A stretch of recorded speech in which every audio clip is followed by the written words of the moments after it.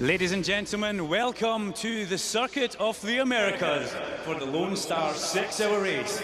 Let's now meet your pole position drivers for today.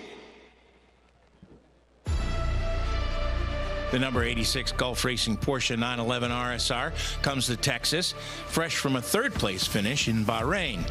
Michael Wainwright, Andrew Watson, and Ben Barker will pilot the Porsche.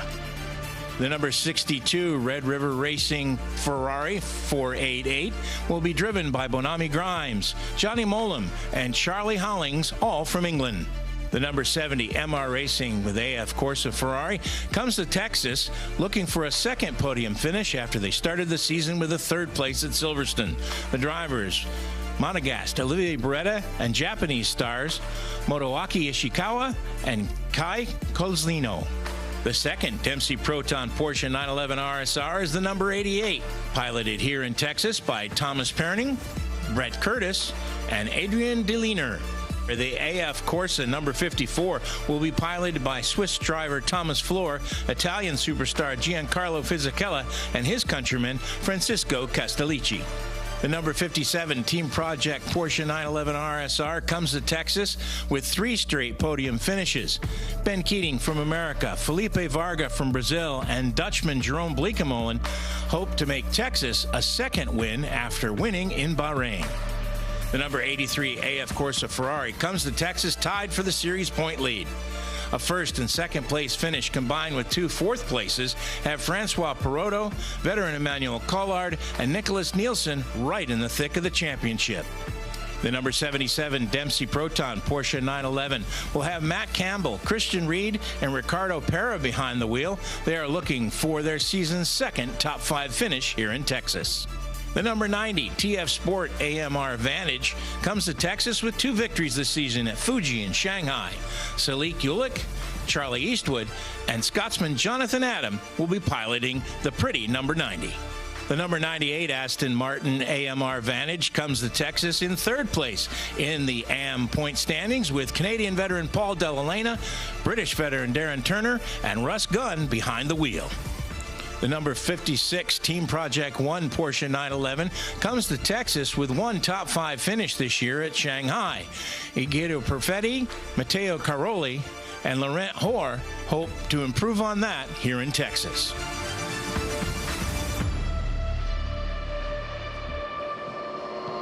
Pole sitter Egidio Perfetti, congratulations. A stunning lap from you guys yesterday. The big question is, can you convert this to a race win?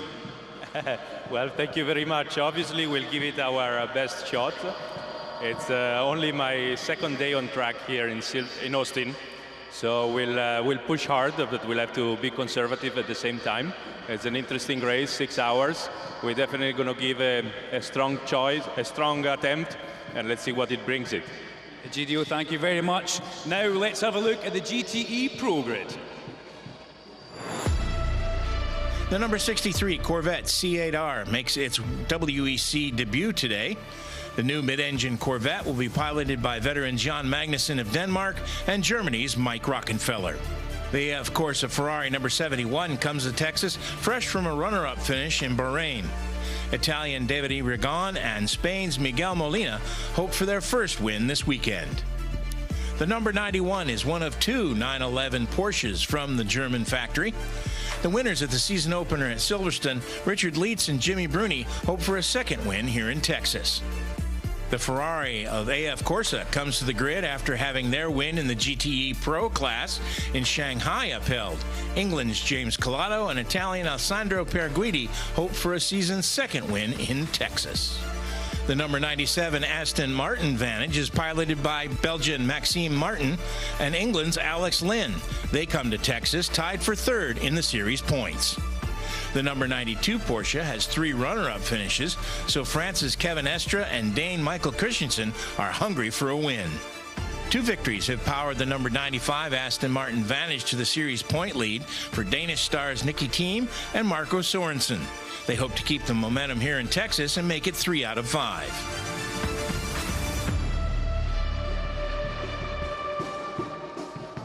Pole position for GTE Pro, Marco Sorensen and Nicky Tim, and what a drive it was for you guys yesterday. 0.03 of a second separating you two guys on the average laps here. Yeah, it's really, really good. And obviously we got 1% job done yesterday, and now we have to finish it today. So yeah, looking forward to it. Nicky, it's going to be very, very tough out there. I can't hear anything, but it's going to be very tough for you on track today. Yeah, sure, it's the same for everyone. Just out here having fun. See the Dutch Mafia already started a party over there, so I hope we can continue later on tonight. Thank you very much. Now let's go and have a look at the LMP2 grid. Cetilar Racing brings the only Dallara to the grid, driven here in Texas by a trio of Italians, Roberto Lacorte, Giorgio Seneghiato, and Andrea Balicchi.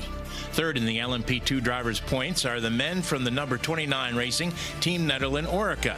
Frits van Aert, Guido van der Garde, and Nick de Vries hope to keep their championship hopes alive here in Texas. The number 21 Dragon Speed Orica Gibson is making its first WEC appearance of the season, with drivers Ben Hanley on loan from Ginetta, Swedish star Henrik Hedman, and American Colin Braun. High-class racing comes to the grid with the number 33 on Michelin tires for the first time this season. Dane Anders Fordbach, American Mark Patterson, and Japan's Kenta Yamashita will pilot the Orica Gibson. The Jota number 38 Orica won in Shanghai, and drivers Roberto Gonzalez, Antonio Felix da Costa hope the team, with Anthony Davidson from England, will get its second win here in Texas. The number 37 Jackie Chan DC Racing Orica is the points leader in the LMP2 category, despite drivers Ho Ping Tung, Gabriel Aubrey, and Will Stevens still looking for their first win of the season. The number 36 Signatec Alpine will be driven by a pair of Frenchmen, Pierre Rags and Thomas Laurent, with Brazilian Andre Negaro rounding out the team. United Autosports comes to the grid with the number 22 Orica Gibson. England's Philip Hansen, Portuguese star Philippe Albuquerque, and Scotsman Paul di Resta are second in the season standings. Cool Racing is led by veteran Nicolas Lapierre, making his 41st start in the WEC, co-driven by series rookies Anton Borgia and Alexandre Goni.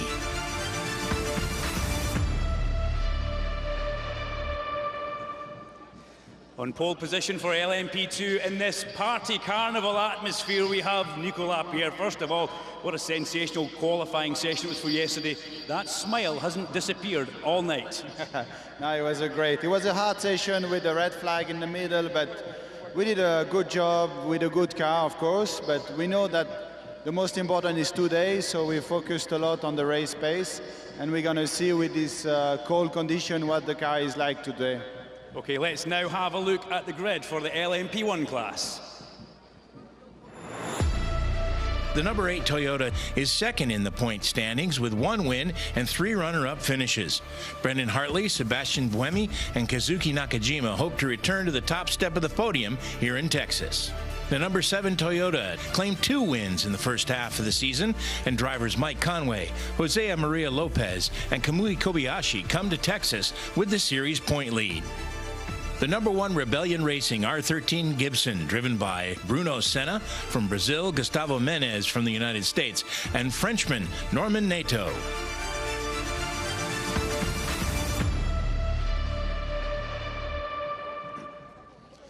Overall pole position for Rebellion, Bruno Senna. It was a tricky day yesterday with an engine swap, but the guys certainly put qualifying together for you.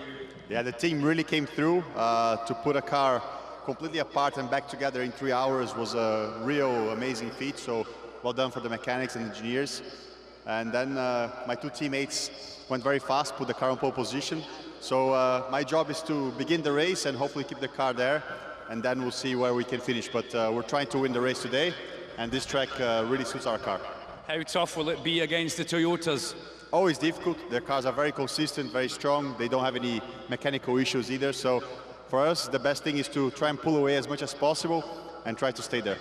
Thank you very much, Bruno Senna. That is your pole position drivers for today's Lone Star 6-hour race. Enjoy the race, fans.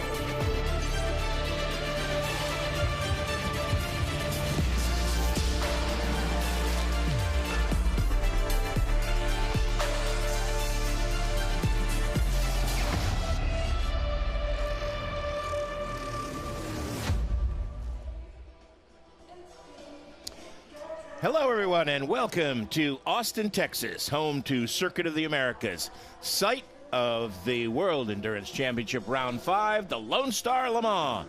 It's the start of the second half of the season, the first World Endurance Championship race of the new decade, and the first of two fantastic races that we're going to see here in America. The first is here at Texas. The next will be in Sebring, part of the Super Sebring weekend. It's round 5 of the championship that has circled the globe and has come to America for these two rounds of the championship. Lone Star Le Mans this weekend, and then the 20th of March will be in Sebring for the 1,000 miles of Sebring. I'm Jim Roller, joined in the booth by Alan McNish. And Alan, these two rounds of this these two American rounds of this World Championship look to be very exciting. Yeah, they are, and it's a very exciting time to be back here at COTA. We haven't been here since 2017 in the World Endurance Championship, and everybody is definitely looking forward to it. One person there is Alex Wirtz, who is involved in the Toyota team, who is not on pole position because it's that Rebellion that's on pole. But the atmosphere is going to ramp up with the Total drummers already in action. And there you see one of the big highlights for the American fans, the first appearance of the Corvette C8R here at the Circuit of the Americas. There you see Nicky Thiem, the man who put the Aston Martin on the pole. Jimmy Bruni from Porsche. A lot of pressure on these GTE drivers as this race for the GTE Pro Championship is nearly a dead heat. And the second half of the season is when this championship will come to fruition. There's the head man of the World Endurance Championship, Gerard Neveu. And you can see the packed grid here at COTA. Alan, this is quite a circuit, 5.5 kilometers, 3.4 miles. Yes, it's one heck of a track. It's 3 sectors.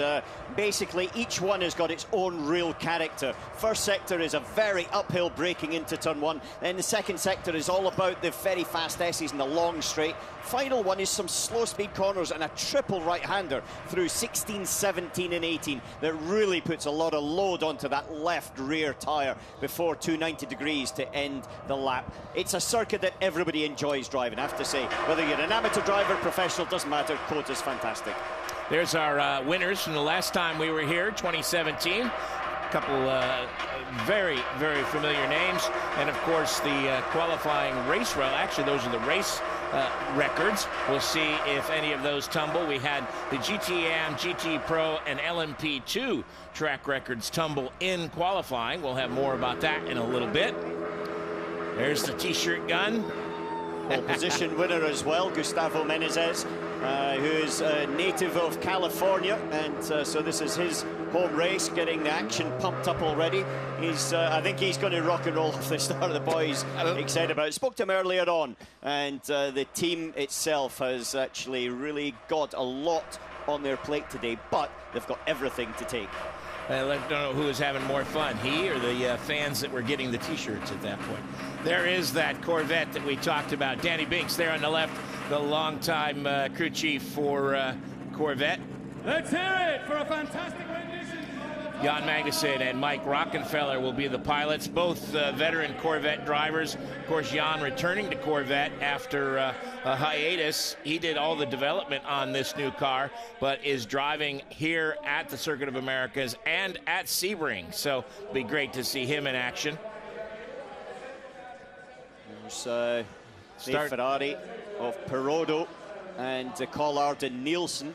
The 488 GT Evo. Now that car was very quick at the first round. It's had a bit of an inconsistent run since then, but it's one heck of a tight battle in GTM, and I think today is going to throw up another curveball of a race. There's Jan Magnussen checking out the car. That 83 car comes here with drivers Francois Perotto, Emmanuel Collard, and Nicholas Nielsen. They were winners at Silverstone and Fuji, and they come here with the GT points lead. That's what they're all fighting for, the trophy. Yeah.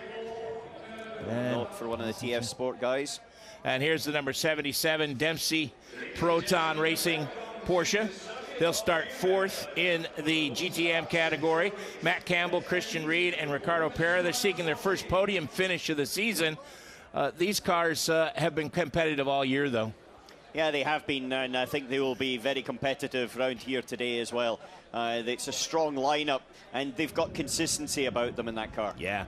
Indeed. There you see the full grid, and there is one of the stars of the season, the TF Sport Aston Martin, the number 90 car. They're starting third. They were the winners at Fuji and Shanghai. Salih Ulick, Charlie Earwood, and Scotsman Johnny Adam in that beautiful number 90. They've had a great season. Yeah, they have, and it was Sally Yolok, the silver driver there, that really delivered in qualifying and put them into a good position for it, third on the grid. It's selfie time. Yeah, Collado there on the left-hand side. Now, it's been a bit of a difficult year for that particular car, but he got a bit of a lift last week when the disqualification from the race in Shanghai was turned over, and that's brought them right back into that championship battle. Little Texas flavor there with the FIA World Endurance Championship flags. And here's the car that will start second in GTEM, the number 98 Aston Martin. After a third-place finish in Shanghai, second in Bahrain, Paul Dell'Elena, Darren Turner, and Russ Gunn are shooting for the top step of the podium here in Texas. They have been quite competitive all season, and they are right up there in the points chase as well. Yeah, they missed out pole position, though, by, guess what, 4/100ths of a second.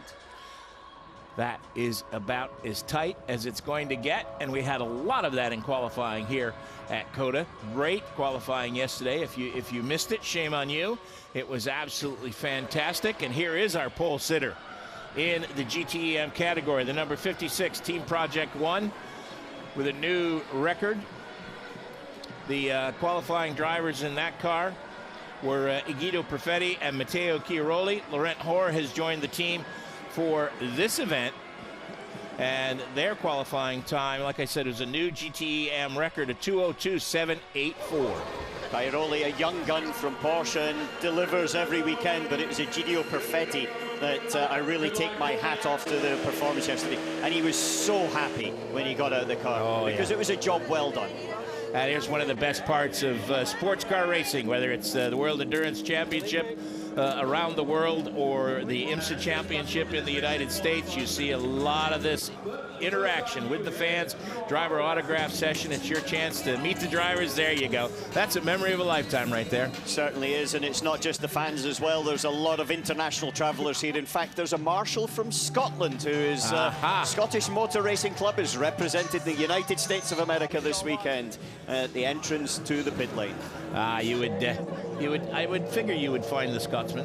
Yeah, well, they find us. We all stick together. But the fans are here in their droves, and it's been actually a fantastic place for the championship to come, and the actual fan interaction's been superb at COTA through the years. Well, you've dragged another one along with you here to COTA, and that is our man in the pits, Duncan Vincent. Duncan, what's the fever like down there? Well, good day, gentlemen, good day. I'm on the grid right now, and you would imagine it's got all the glitz and glamour and razzmatazz of an American event. The band are down here. They're playing monkey songs on a piped band, so it's fabulous. The T-shirts are going into the crowd. It's America, and it's also quite a highly charged grid, though. I must say that. You guys are picking up on everything that's happened, but you know, Guido Perfetti, who I spoke to earlier on, he is really confident. He actually said to me, we can do this today off air, so keep your eyes on that number 56 AM car. We'll see how he gets on. See if he can maybe cut his way in towards some of the pro cars. But the big story on pole position, Rebellion with an engine swap yesterday, Alan. They made it hard for themselves, didn't they? They were kind of compromised a little bit during qualifying with the red flag.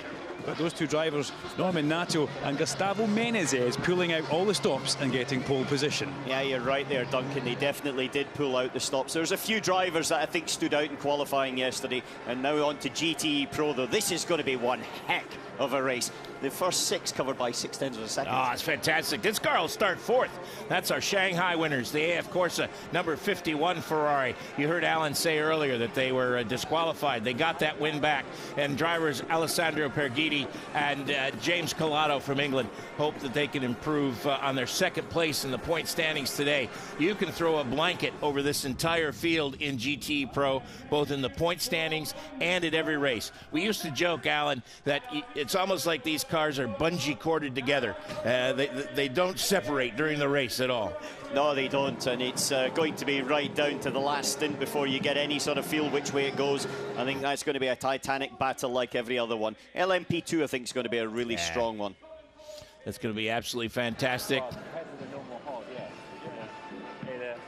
Just coming back to one thing that Duncan was talking about, when you see all the sort of emotion and fan interaction, I saw a group of Dutch fans who were there with their trombones and things, and they were out there singing on. Wonder if the orange flares will be out later. We'll see. Here's our third fastest qualifier in GTE Pro. That's the Aston Martin, number 97. Belgium's Maxime Martin and Englishman Alex Lynn will pilot that car. They're third in the season point standings with four third-place finishes on the season. So they've got threes across the board. They hope to improve here at COTA. Yeah, threes across the board keeps them right in the fight. It's going to be a tough fight today. In fact, there is our Dutch little concert band. Nick de Vries there, Guido van der Garde and Frits van Aert right in the centre. Three drivers for the 29 Racing Team Netherlands organization. They've been quite quick all weekend, as have these guys. The number 92, the second of the Porsche factory entries. We saw the 91 just a little while ago, but Kevin Estra and Michael Christensen have put this car second on the GTE Pro grid. This duo is looking for their first win of the season. They have three runner-up finishes, and there's the man of the hour.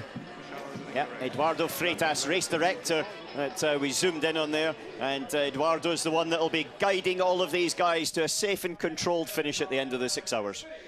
You'll hear his voice this afternoon as he gives the teams countdowns and instructions. It's one of my favorite parts of these broadcasts, is to be able to hear from Eduardo as the event goes on. And there was the car of the hour, the team of the hour yesterday.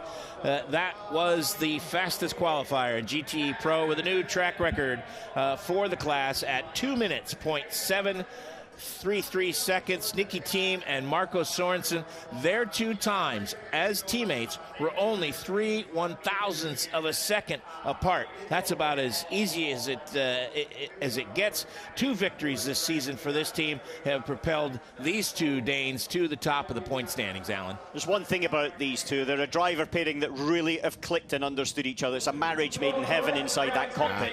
And at the same time, if you give them a sniff of success, they're on it like you would not believe. They seem like they're a couple of happy-go-lucky guys, but in fact, on the racetrack, they're all business, and they're hard men. They're good, strong, hard racers, aren't they? Well, you know what they say about the Vikings and the Danes. You know, there's I think we know that from the past as Scots. Distant cousins of you lot. Yeah. As Tom Christensen, another great Dane friend of mine and teammate for many years, he sort of said we came across for a little visit once in a while.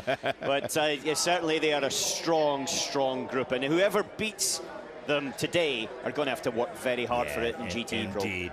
Now we're taking a look at our starting grid for the prototype categories. We saw there the only Dallara in the race, the Cintalar Racing number 47. That car will be piloted by Roberto Lacorte, Giorgio Santagiato, and Andrea Bellicchi, the veteran endurance racer from Italy. And here is that Racing Team Netherlands number 29. This car has been fast all weekend. They'll start 11th overall. There are Silverstone winners, Frits van Aert, Guido van der Garde, and Nick de Vries. Nick de Vries is a star.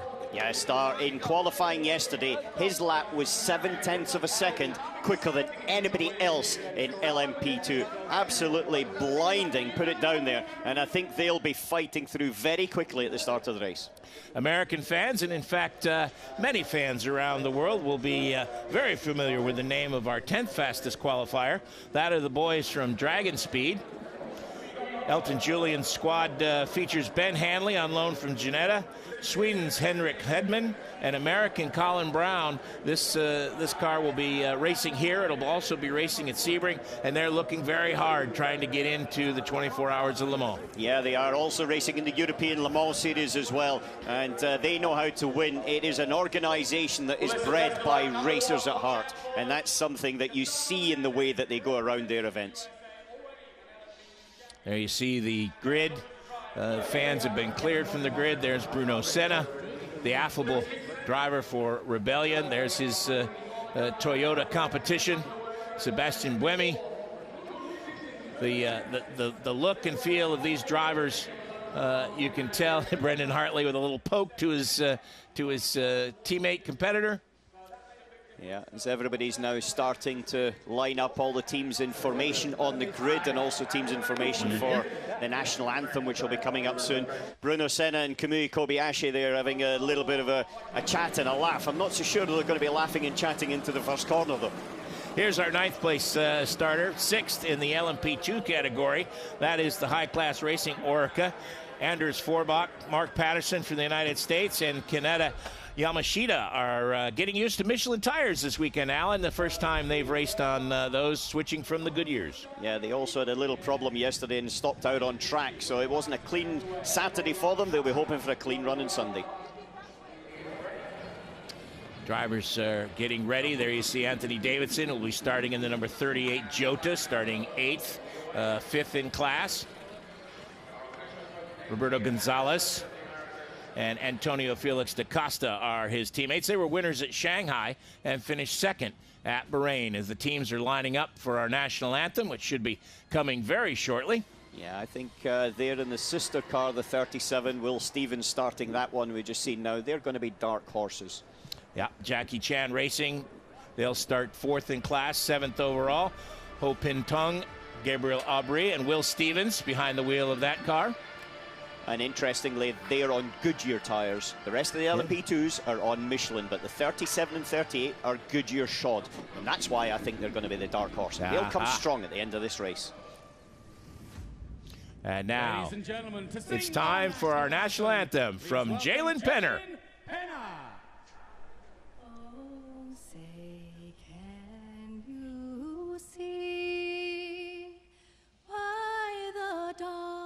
Early light, what so proudly we hailed at the twilight's last gleaming, whose broad stripes and bright stars through the perilous fight o'er the ramparts we watched were so gallantly streaming, and the rocket's red gleam, the bombs bursting in air, give proof through the night that our flag was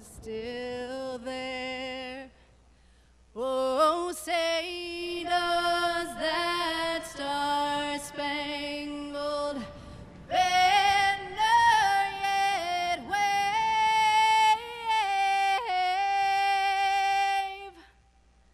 o'er the land of the free, and the home of the brave.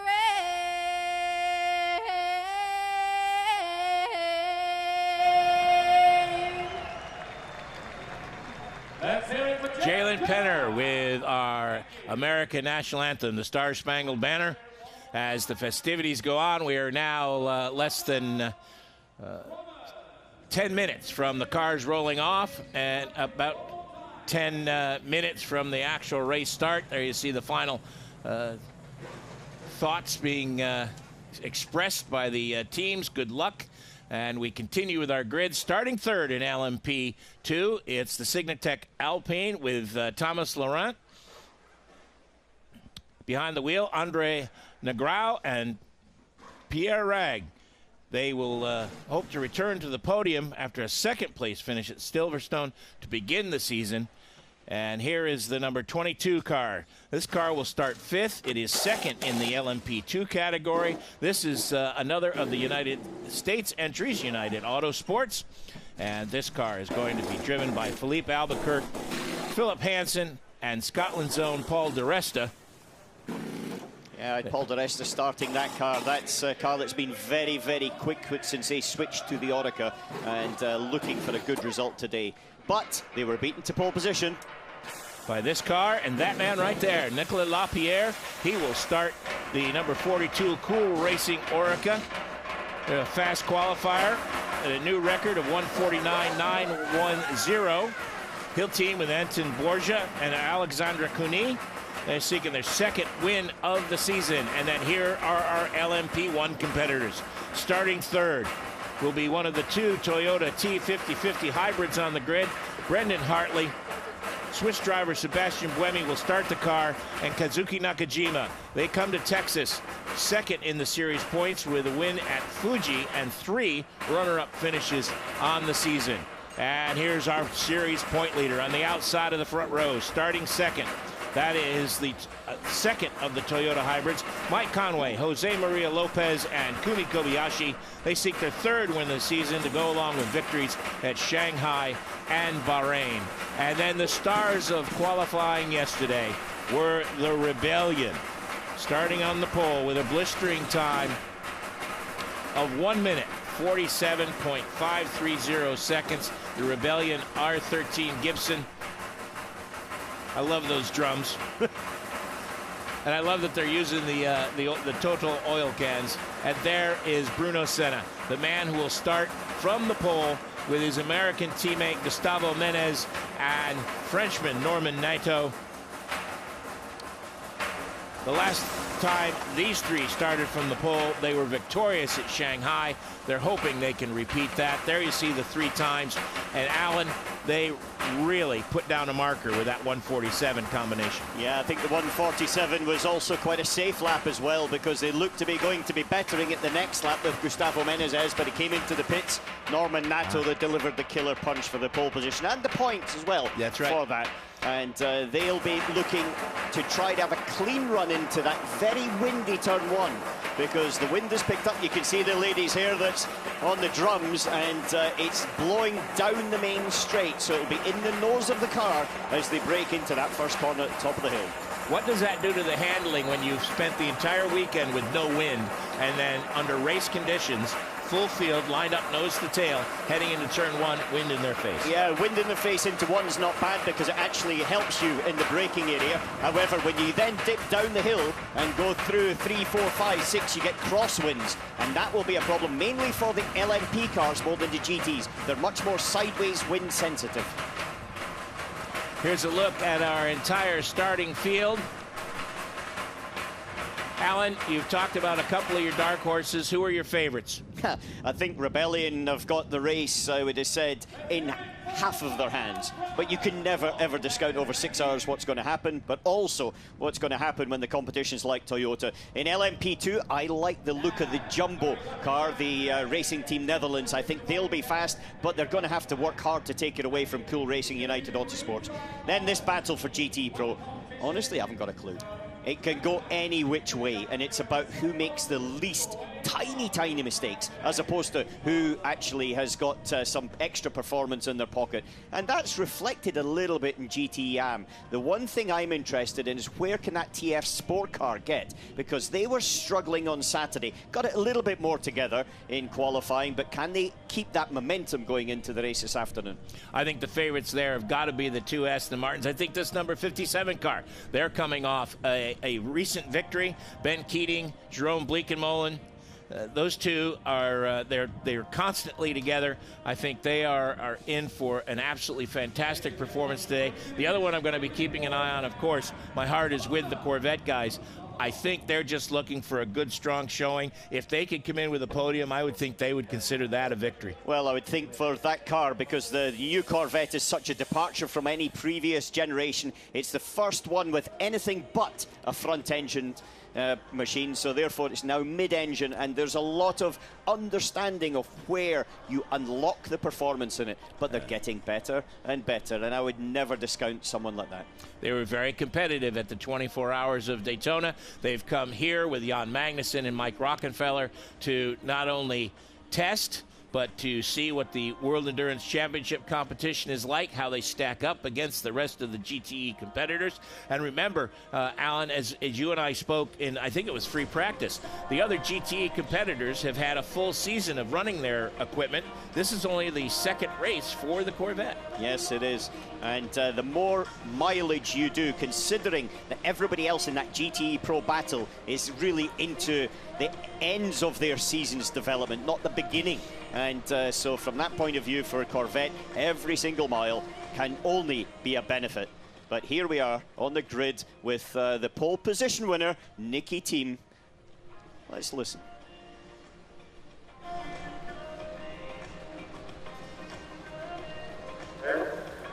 Actually, there's didn't quite hear that. Alex Lynn was on the radio there in the 97. That's the one on third on the grid, just a smidge behind their sister car. But the GTE Pro Battle is one that I think we're going to hear quite a lot of messages from.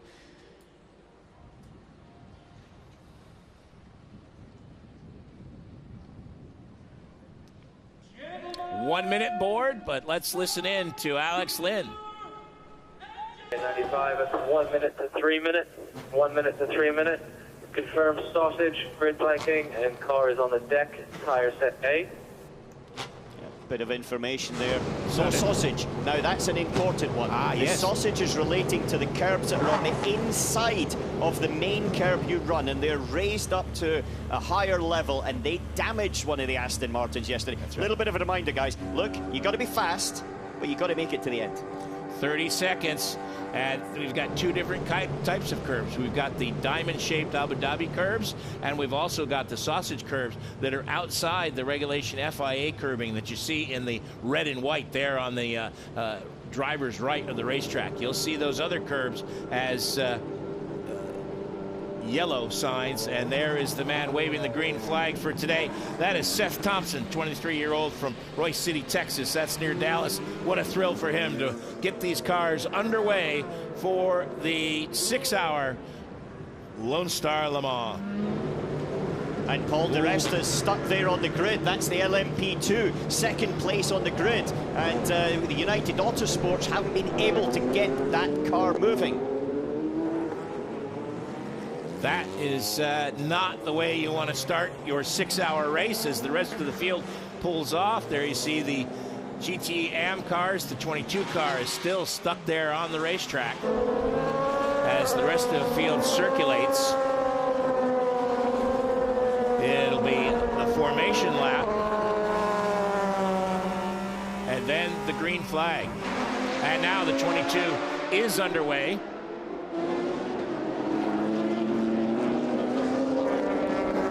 I don't know what the problem was there, but we will hear what's happening to number 8, which is third on the grid, Sébastien Buemi. To info, the Podium is also on the quali tire, and maybe they will struggle a bit with the low tire lap, the first lap. Yeah, that's a little bit of information to Buemi. Look, pounce when you can, because those first laps with the hybrid system and also four-wheel drive on that Toyota, it allows them to generate more tire temperature right at the beginning. And if they can pounce, they can then control the rebellion a little bit. And so this is one of the opportunities for the Toyota to try to steal a little bit of a march on what their competition is going to do. But for Bruno Senna, the important thing is get his elbows out into turn 1 to try to control it through the first sector, and from there they will be able to maybe control the race. But this first lap, I think, is going to be quite interesting. It's going to be very interesting to also see if how quickly the 2029 can come to the front. Let's check in with Duncan about what is going on with the 22 car. Yeah, I just spoke with Richard Dean there in United Autosports, and he said, we don't know, it's a complete mystery. The car was cranking over as it would do, but it just would not fire. So a bit of a disaster for the 22 car, but it's a long race, and these guys have been quick all weekend. Yeah, they have been, Duncan, but one thing is that car, since they got it, is now you can see the car going round the outside. That is Paul di Resta trying to take up his position there and to get back into place.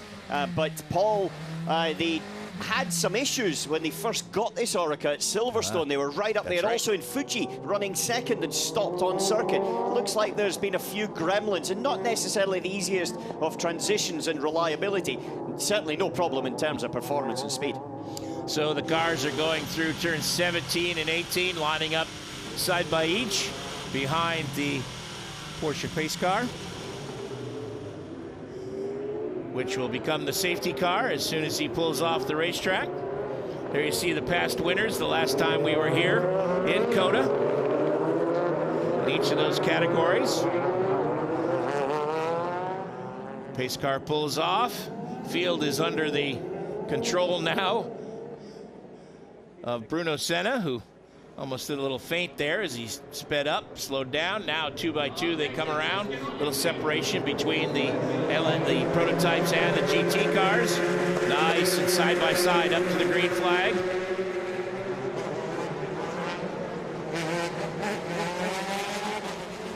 And the Lone Star Le Mans, round 5 of the World Endurance Championship is underway. And boy, the Rebellion, just like you said, Alan, hugging the inside, got the elbows out, and leads through turn 1. Yeah, leads through turn 1, but the Toyota's coming back there. Paul di Resta's been able to jump the Cool Racing car to lead in LMP2 as well. But look at the Toyota right on the back of the Rebellion. But Rebellion is reading another car that's came up through, Racing Team Netherlands. You can see the bright yellow car there in the middle of the LMP2 battle, already shuffling his way through. And that one's easy to spot as he is powering his way up through the field. Also the 21, and now it's Aston Martin, 1-2 in the GTE Pro category. Yeah, Aston Martin there, Porsche, Ferrari, Corvette there as they lead through. So it's been a good jump by Alex Lynn to get ahead of the Porsches, and that defends their sister car that is leading. But now you can see the Rebellion stretched out ahead. The Toyotas with their hybrid Bruce coming out the hairpin will catch up, but then the Rebellion will pull away again. But it's di Resta now having to look in his mirror because the Cool Racing car of Lapierre is coming back at him in 5th place, looking to gain that 4th position.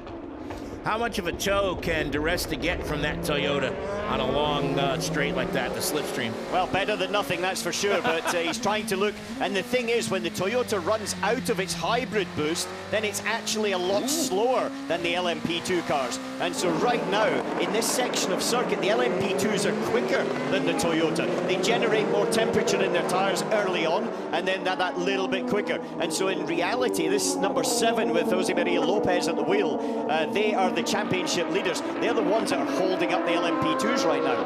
And you can see there's very little rear-end grip on that Toyota going through turns 16, 17, and 18. That car was really dancing around at the back. On board now with Paul di Resta in the number 22 United Autosports. Back to GTE Pro, and the Ferrari has broken up the Noah's Ark Racing 2 by 2 by 2 as he has moved past the number 91 car. So Collado gets by Kevin Estra. Check that, I'm sorry. Collado gets by Ricard Leitz. Get my white Porsches mixed up. And here comes TF Sport. Side by side, the TF Sport Aston Martin and the 57 Project Team 1 Porsche. As they drop down the hill through turn 3, TF Sport, as we said earlier on, they have sort of been not really on it right from the word go, but they've picked up performance through the course of it, now up into 2nd place behind Paul Dall'Anna, who's in the lead. Aston Martin, sorry, 3rd place, because we've still got in the lead Team Project 1 Egidio Perfetti from that pole position. So the Team Project 1 cars 1st and 4th now, with 2 Aston Martins in the battle. There's the 29 car and the Signatech Alpine. It's a high-class racing. Sorry, it's a high-class racing. Yeah, looking to have a dive at Guido van der Garde. Van der Garde just feinting to the inside to block it off, to make him think about it. He's going to have to do it the hard way around the outside. Same blue, just different roof. Yes, exactly. Exactly. The Racing Team Netherlands car there in yellow. The one we were talking about just very, very briefly, Signatech Alpine. That's actually up in 3rd with Negrão just popping through. That's the car right in the centre of the frame shot. Thank you very much, Mr. Cameraman, for pointing him out. And I expect this LMP2 battle to stay nose to tail. It's going to be very reminiscent of what we're used to seeing in GTE Pro. I think the competition here is so tight that we're going to see these 6 cars together for the next 5 hours and 56 minutes. Yes, we are, but we're also going to see a slightly evolving race in LMP2, because in 4th place we've got the Jackie Chan DC racing car with Will Stevens at the wheel, and that car is on those Goodyear tyres, which I suspect will get better as the race progresses. Fastest lap so far has been turned by Bruno Senna at a 1:51.169, as he now has a 2.5-second lead over the Toyota number 8, Sebastian Buemi, behind the wheel. Yeah, he's trying to make hay when the sun shines, even though the sun isn't shining above. He's certainly shining a little bit more in the cockpit of that Rebellion round here. It's got real speed and performance at hand, but he needs to try to just edge away nice and gently and try to break the back of the Toyota as early as they can, because I don't suspect you're going to get many full course yellows or safety cars around here. That's just true. with the nature of the circuit. So it is going to be basically a 6-hour run to the flag for the majority of this one.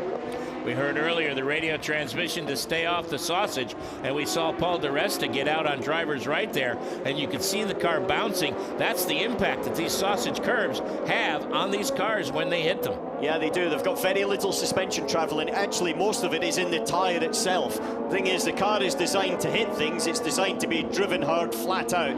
But the force that those sausage curbs, when you hit it at speed, is absolutely incredible. And you can't really design racing cars to do that. That's called a rally car. There you see the 2 Aston Martins at GTE Pro.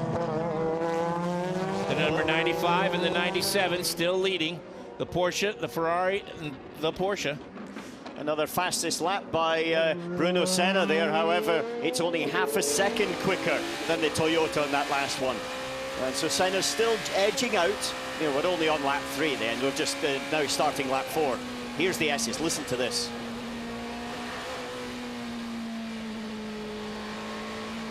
Bit of protection of the tyre there. He could have leaned on the tyre there a little bit harder, but he was nice and gentle. Yeah, just a reminder, we're doing 1 stint on these tires, but let's try to take care of them so they're good at the end. So a little bit of strategy from Danny Binks there to Jan Magnussen to take care of the tires. They're going to use them.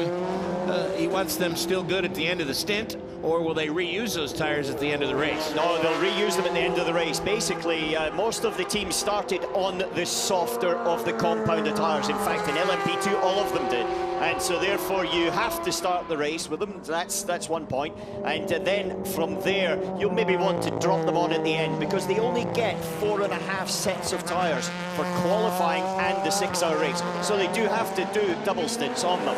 And it just depends when you put it on. And when the most rubber's on the circuit, when the conditions are at their coolest, which logically will be later on this afternoon, 6 o'clock at night, that's when you would have those softer tyres on. That Corvette that we were talking about is currently 7th in class, the number 63 car, the Millennium Yellow. These are your top 5 in the class. Back to LMP2. Everywhere you look on this racetrack, Alan, there's going to be action just like this. Nose to tail. That's the number 22 United Autosports. Paul di Resta behind the wheel, being chased by Nicolas Lapierre, the number 42 Cool Racing Orica. Then comes the Signatech Alpine, number 36. I've got to say, Lapierre looks like the one that's actually got the performance at the moment. I think he's being a little bit held up by Paul di Resta, but actually, with the way that this category is getting past, it's going to be a bit of a fight. And so from Lapierre's point of view, he's quite an old head. I think he'll be keeping it neat and tidy and waiting on the traffic when they come up to lap the first of the GTE AM cars and use the traffic there. And you see as well, he's not actually using quite as much of the curbing going through the S's. And so he's more thinking longer term than anything else right now. So the top 5 in the category, nose to tail. That Signatech Alpine being driven by McGraw. Will Stevens in the Jackie Chan number 37, and then Vandergarde in the 29 car. They are a little bit further back from the front 3, which are literally nose to tail, and these 2 are nose to tail. There's a little gap. And when we're talking a little gap, we're talking 1 second. Yeah. We're talking very small gap. It's half a second, 3/10 of it. As now we're coming down the back straight into that turn 12. Difficult, slightly bumpy, but less bumpy braking area because they've resurfaced a lot of the circuit from last time we were here, from last year as well, from the Formula One. And that's the darker patches of tarmac. That's been the resurfaced, and that's much smoother, but much grippier than the other light grey areas of tarmac that we're on now with the GT Am. And battle for second place. Two Aston Martins, veteran Canadian Paul Dell'Alana and the Turkish Star Ulik in that red TF Sport Aston Martin. Yeah, but up ahead, Egidio Perfetti's the car that's leading.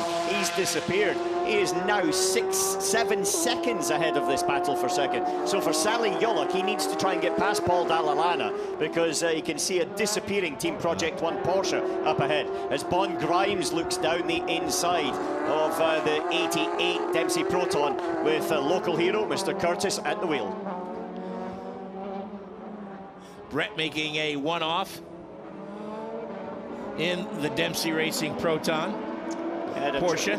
He had a very tricky start in FP2, got done for track limits and a constant abuse. Regulations are a bit different in the World Endurance Championship, and he had a 5-minute stop and hold. That was a welcome to the regulations here by Eduardo Freitas. Oh, and Guido van der Garde slips on his side. They touch and spins, and that spun Will Stevens round there at turn 8 and 9. God, it looked a little bit like Guido stuck it up the inside. Now he's under attack by the 33 high-class racing car going into the hairpin. But it was just the lightest of touches, but because Will Stevens was actually already a little bit laterally loaded into the corner, then that was enough to spin him around. Need to see that again, really, to see how far alongside Guido was. And it was just the barest of touches. He barely breathed on him, but that was enough. As you say, you get that car loaded through those corners, and here's another look at it. He's fast around the outside, dive down. Yeah, I've got to say it was right rear of Will Stevens and the left front of Guido van der Garde. Yeah. Yep. I wouldn't be surprised if that was an investigation by the stewards to have a little look. They have got much wider view and camera angles than we have, but right now I would be thinking that it's more than likely going to be winging its way to the stewards for a little bit of a wider understanding. Yes, exactly. Exactly. Go see the headmaster for a little conversation. And now we have a change of position. Nicolas Lapierre has taken over top spot in the LMP2 category. Paul DeResta has dropped to second and has now got his hands full of that number 36 Signatech Alpine with Negrão behind the wheel. He goes side by side. What a great pass. That was all fortitude, I'll say. Yeah, I'll tell you what, that was a brave maneuver by Negrão, but it also meant that there was a lot of heads-up thinking by DeResta, because he could have kept it in there, and then there was no question the two of them would have had a side-by-side. But he's going slow, DeResta. Let's listen to the radio, because he's lost a lot of pace in the last 2 laps. Jerry, oversteer the slow speed. Okay, copy that. Remember, he has new tyres, so it's fine, it'll go back to us. Yeah, a little bit oversteering, low speed for Paul DeResta, struggling to get the power down, bit of shake of the head there. Yeah, you can see it, but you know, it's a case of, look, think about the long time. That's information back to the engineer. It's not complaints. It's just, look, that's where we are. Can you think for the next driver about maybe a tyre pressure drop or something else? Look at putting a bigger wicker on the rear wing. Is there something you can do? Information build up as the race progresses. But then there's also the calming words of, look, we've got new tyres at the end. That's right. So therefore, big picture, 5 hours 47 to go. That's exactly right. This is the long view. The race isn't going to be won here in the next 10 minutes. Yeah, but I must say that it can be lost. Lapierre has launched off and now is 2 seconds up the road in comparison to the Signatech Alpine, and another 1.5, so 3.5 seconds he's pulled on DeResta there as DeResta got shuffled down the inside. That's the old switchback. Let him go in underneath you, way too hot, lock up the front left, and retake the position. Yeah, dive down the inside, and yeah, that was a little bit too late on the brakes there as Perodo launched up the inside. of the Dempsey Proton car, but didn't quite get it done in the end. Sally Yolok there, now trying to line up Paul Dallalana, trying to get a good exit out the corner. These two cars are identical Aston Martins. Even though one is red, doesn't mean to say it's faster on the straights than the one in green. Privateer entry versus factory effort. And then chasing them is the number 57 with Ben Keating. Oh, he's going to dive down the inside. Gets it done. Gets it done, but look at that. You've got also now the race leader trying to make his way round the outside. I tell you what, that was very, very impressive. But look at that. Paul Dallalana sniffing his way back into this one as well. But Yolok's closed it off. Yolok, I think, did a really good manoeuvre there. It's very wide, and it would have been very easy to try to sneak down the inside. He didn't. He went straight to the apex, and that meant Dallalana had plenty of time to see him, but also meant that Dallalana didn't have really anywhere to go. And so it was like a block pass in motocross there. And the 22 car, Paul di Resta, continues to fall back a little bit, as now a drive-through penalty for the 70 car, overtaking the 54 car before the starting line. Oh, that's Ishikawa, MR Racing. Now, there's a different start line and finish line here in Kota. It's a little bit further apart.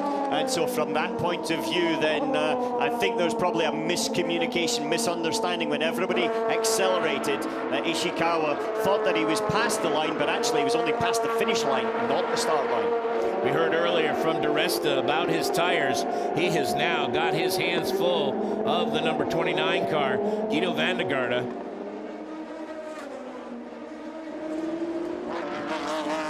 Van der Garde has come up through the field very quickly and is now gunning for third position. There he is. That's a very quick car. It's run by TDS Racing, who are extremely experienced, but they do have a fast car. It's quite edgy to drive, as you can see, bouncing around a lot, but it tends to switch on the tires very, very quickly, fast at the start of the races, and that's something that I have said the United Autosport says, as he's done it again. Guido van der Garde slid down the inside. This one was a clean pass, though. Last time he tagged Will Stevens, and this time he had a clean pass. Now slipped down the inside of the Ferrari and made a bit of a break of it in traffic. That was an absolutely fantastic move, and as you said, much like Lewitt earlier, he went right for the apex. There was nothing di Resta could do, but he also gave di Resta enough time to react. It was excellent. It was very, very neat. He practiced it the first time, didn't quite get it right, I have to say, with Will Stevens, but the second time delivered it. As well, at the same time, he was further alongside, and di Resta was very aware of where he was coming. Di Resta is aware as well that this race is going to be won towards the end. Now van der Garde trying to sniff his way through the GTE AM runners as well. This is looks as if it's probably not gone in di Resta's favour, as now Guido van der Garde has been able to get past both of them. Two AMs just touching, a bit of rub in there, as now they come into the 16, 17 and 18. It's bad enough when you're concerned about the handling of your car and the cars in your class are going by you. How much harder is it to get through traffic when you're not happy with the handling on that race car? Well, if its rear end is unstable when you're crossing the actual wake of the car, so the air that's coming off the car ahead of you, then that makes the rear very, very unstable. This is high speed, and then it can switch ends on you like that, so you have to have real confidence in it, and you've got to be very clever how you actually cross that wake. Think of it very similar. If you're in an aeroplane and you cross, or it gets a bit of turbulence, that is exactly what you feel in the race car, except multiplied. And now, as you predicted, Alan, the stewards are taking a look at that contact between van der Garde and the number 37 car, Will Stevens. Stevens has dropped all the way down to 8th in the category. And that incident at turn 8 is now under investigation. So van der Garde better get the move on, because he's going to have to make up for that mistake, I suspect. Yeah, I kind of agree with you. The stewards do have a variety of penalties they can dish out if they feel it appropriate. And it can be a hold at the pit stop, or it can be as much as a drive-through, as the Rebellion has to go off the circuit to try to get past the Porsche there. Bruno Senna in a very compromised position there. got it done. Now he's 7 seconds up the road to second place, Sebastian Buemi. So he doesn't have to take the biggest of risks, but he also doesn't want to lose too much time and have Buemi come back into the fight after the hard work that he's done so far. 10 laps complete. Senna with the fastest lap of the race on lap 4 at 1 minute 49.5. So he is still keeping up the pace, increasing his lead ever so slightly lap after lap. Now 6.8 seconds ahead of the Toyota. And he was 9 one-thousandths of a second faster the last time. Yeah, that's a quick car, Senna around the outside at turn 8 to the inside. Oh, that was a little bit too tight. Now, that was something that if the Aston Martin, the leader in GTE Pro, had moved across, then it was the middle of that Rebellion that was going to hit one of those sausage curbs, and that would have not only have damaged the car, it would probably have broken the chassis. Yeah. And so therefore that is a real critical point. I've seen that from my teammate when I was racing here, getting caught in that exact same position. It's a tight area where you lose a lot of time, but I tell you, you lose a lot more time if the chassis is broken. Well, exactly. Here's the number 8 car. Second place, the Toyota, Sebastian Buemi, trying to keep pace with the Rebellion. I think it's a case of trying to look at his own race as much as keep pace here, Jim. He's just got to try to maximize the speed. But the Rebellion has had a busy weekend of it. They're fast. Bart Hayden, his team principal. Let's listen to what he's got to say. So we're into the race now, 20 minutes into the race, and our race-leading team is Rebellion. Bart Hayden, it hasn't been an easy weekend for you guys, but Bruno right now is making it look pretty easy out there. He's having to push, actually, and he's got to make quite a gap, because in the first stop, you'll see that the two Toyotas have a little trick where they can actually go a bit shorter on the fuel. So their pit stop in the first stops will be very short. So we need to make a bit of a cushion on this first stint just to try and stay ahead on the road for the first stop. What sort of a cushion do you need? We need at least 10 seconds, so we've got a bit of work to do at the minute. And the weather today is very different from yesterday. It's quite windy out there and it's cool. It's cool, but that's actually helping our car at the minute. We've got quite a good car underneath us at the minute. Bruno's got a bit of clear air, so he's able to push on, so we're okay. Thanks, Bart. Thanks. Interesting, Alan. Little peek into the strategy, why they're pushing so hard this quickly. Yeah, they are. Well, look, they're looking to do 25 laps. It'll be a bit less on this first stint as we've got to replay the start going up the hill. This is Paul Di Resta's car that was second on the grid in LMP2. It wasn't quite the fast start that everybody expected. Bruno Senna trying to make sure that the Toyotas didn't have a chance at that first corner and created a little bit of confusion. Di Resta took advantage of it, but now then he needed to get away. He needed that 10-second gap, partly because the Toyotas have got a much smaller fuel tank. Now, in theory, it's all about trying to refuel, and that's restricted as well to try to balance it out. But therefore, if you're putting less fuel in, then you need less time in basic principle. And here's how the number 97 car got by the Porsche. I think also Lapierre got caught out a little bit in the prototype start. He threw a block on the 37 car, which looked like it was trying to go up the outside, and that really opened the door for Di Resta when you combine it with what the Toyota was playing at. You certainly can. Dragon Speed local heroes got the 38 Jota Sport car directly behind it now. This is the battle for 6th in LMP2. A couple of English stalwarts there, Ben Hanley, Anthony Davidson. Of course, Anthony late of Toyota and Peugeot fame. Yeah. Now racing for Jota. And smiling like I haven't seen him for such a long time. Anthony is a tremendous talent. Won a lot of races. The one that, I think they probably got away was the big one at Le Mans.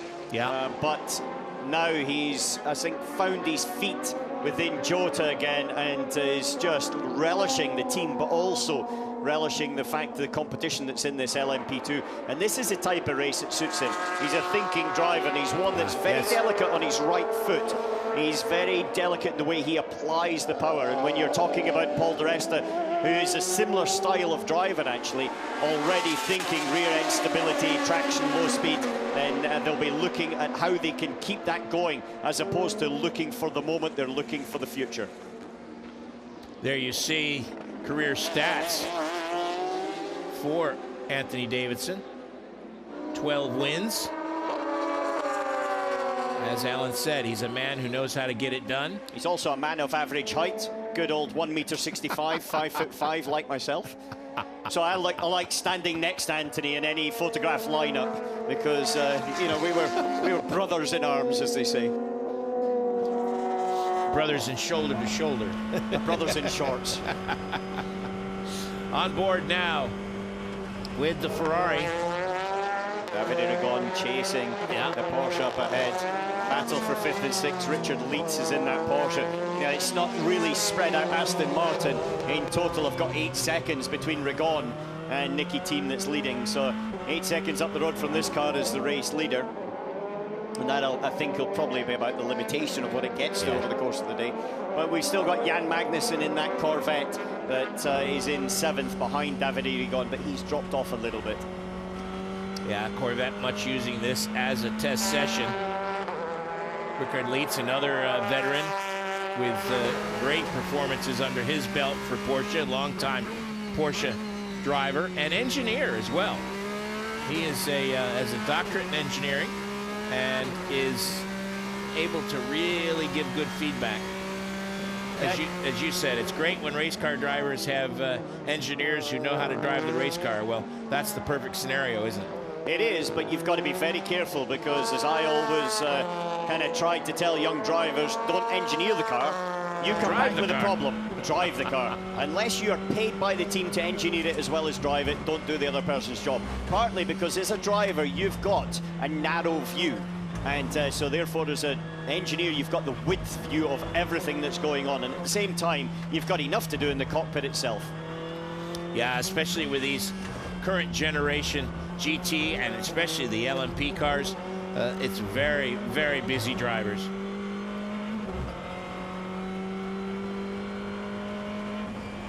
So this is a fantastic battle that we're watching in GT Pro, but at the front of LMP2 is the Cool Racing car with Nicolas Lapierre behind the wheel. Duncan can give us more on that. Yes, Alexander Quinney, thank you very much for this interview. Cool Racing car is very much on form today, and Nico Lapierre setting extremely fast lap times. However, the rest of the guys are all lying in the garage relaxing here.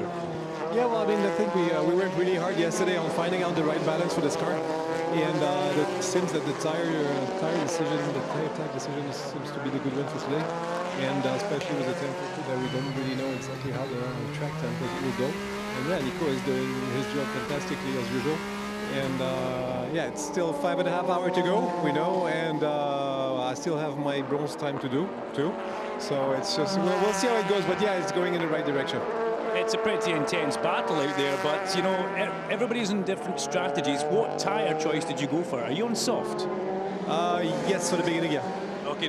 Good luck, and when are you in the car? I'm going on 3rd and 4th. Okay, thank you, Alexander.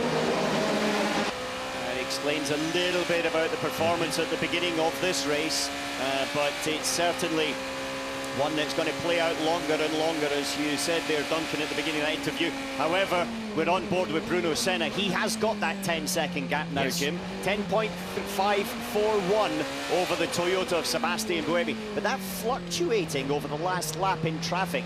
But as we see right now, he's got probably another 15 seconds before he gets up to the next car.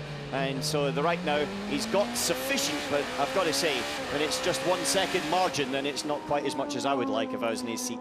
Yeah, he'll keep pushing on here. What is their pit stop window for this? They'll be looking at probably 22 laps for the first stint, because you've got the lap to the grid, and you've also got that formation lap as well. And so you'll probably be around about there. However, with the Toyota, they can maybe stretch that a little bit longer.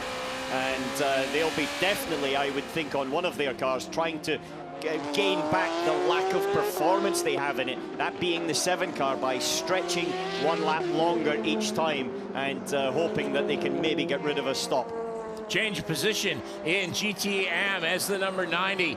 Sally Ulick has gotten by Paul Della Lena in the number 98 car and taken over 2nd position in the category. Got it, but up ahead of him It's a little bit of a gap now. It's actually Yolok and Dalla Lana have pulled in on Egidio Perfetti.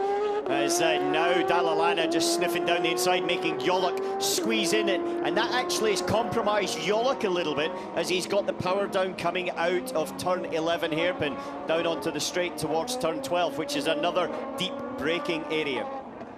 But still, look at the horsepower matching out, but Yolok was able to get to his terminal velocity a little bit quicker than Dalla Lana was, and that's why he was able to hold the position and, in fact, build the position a little bit down the front straightaway, even though they were both at the same miles per hour. Yeah, when we look at it, Charlie Eastwood on the left-hand side there. He's the other driver that'll be in after Sally Yolok.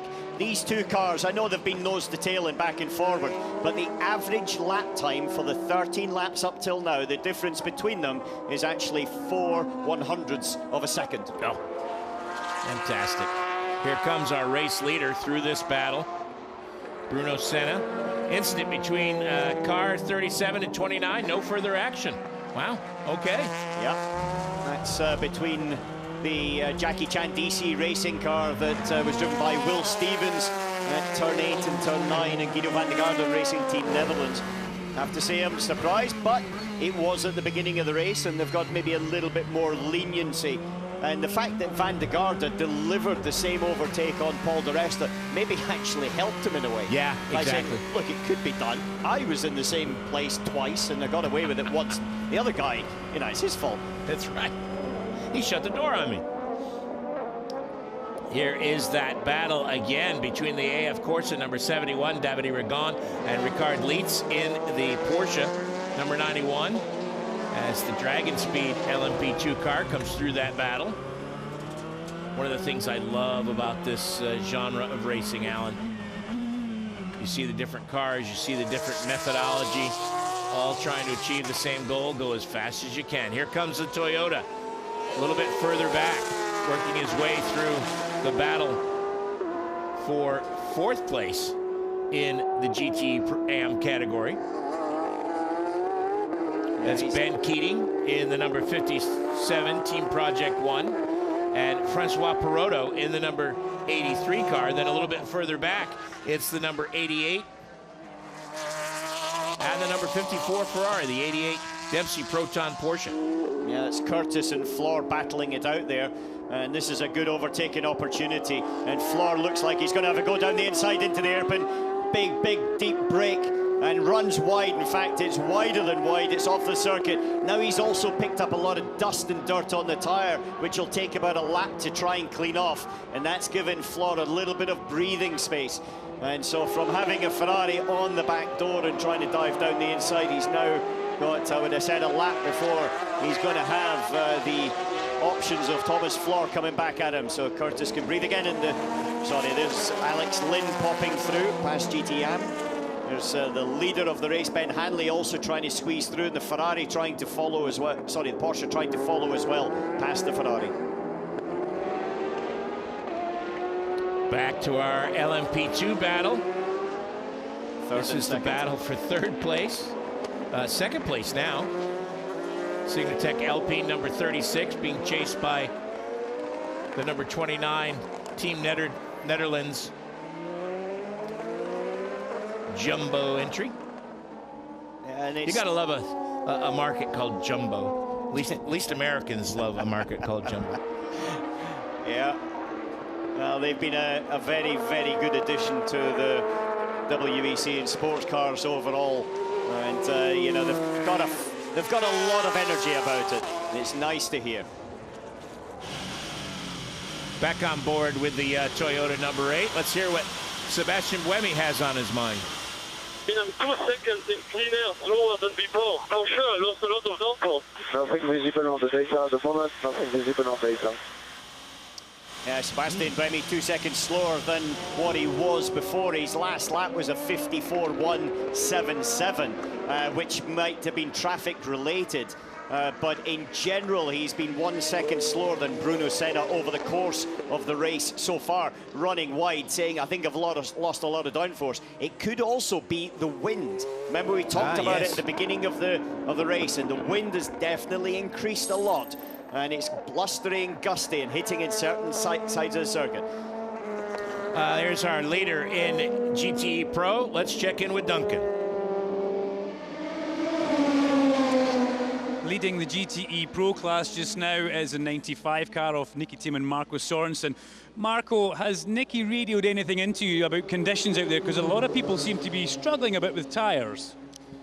Well, yeah, it's obviously we have less practice session here, so we've been trying in these sessions to get the tires to last quite as good as we can, and it seems to be working out quite good right now. So hopefully we can get the tires to last longer, and the double stint will be easier, but we'll have to see about that. He's managed to put 3 seconds into the fields. He's clearly pushing very hard, but is there a little bit of concern in the garage about any curb strikes with what happened yesterday? Yeah, well, we've talked about that in the team, and that should be cleared. So now we're fully focused on the race, and there's nothing else we can do than hope the car is gonna last, which it normally should do. So yeah, we'll push on. Thank you very much. That's your leader in GT Pro. And side by side now for second place in the LMP2 category. Try for the switchback. Love to see the black tire marks as he puts the power down. 29 trying to go around the outside. Now he's got the inside position. Side by side, they touch, a little waggle, and now he's going to go off the racetrack. He'll have to give the, whoa, he comes out. He'll have to give that position back. But wow, that's absolutely fantastic, Alan. That was fantastic, but that was the move that Negrão put on Paul de Rest earlier on, and I said it needed the other guy to give a little bit for it, allow it to happen. In this case, Negrão didn't. He squeezed through, and then Guido van de Garde had to sort of take over. I do think I agree with you. He should give that place back and live to fight another day. But you got to admire the stones of a guy who never lifted as he was off the racetrack and just went through that area just flat out. He never lifted. Yeah, car was all 4 wheels off the ground. But we've Here's also another look. Here he comes in, they're side by side. Look how close they are, and how Guido with the curb. Oh, they touched, because Guido had a little bit of a bounce as he got on that curb at the beginning of it, and then just kept his toe in it, came straight back on. I'm sure Negrão's on the radio shouting and complaining, because to be honest, I would be. And I'm sure Guido van de Garde saying, I've got nothing I could do. It pushed me off the racetrack. It's more a case of just the car bouncing from the actual initial curb strike and trying to get it back under control from there.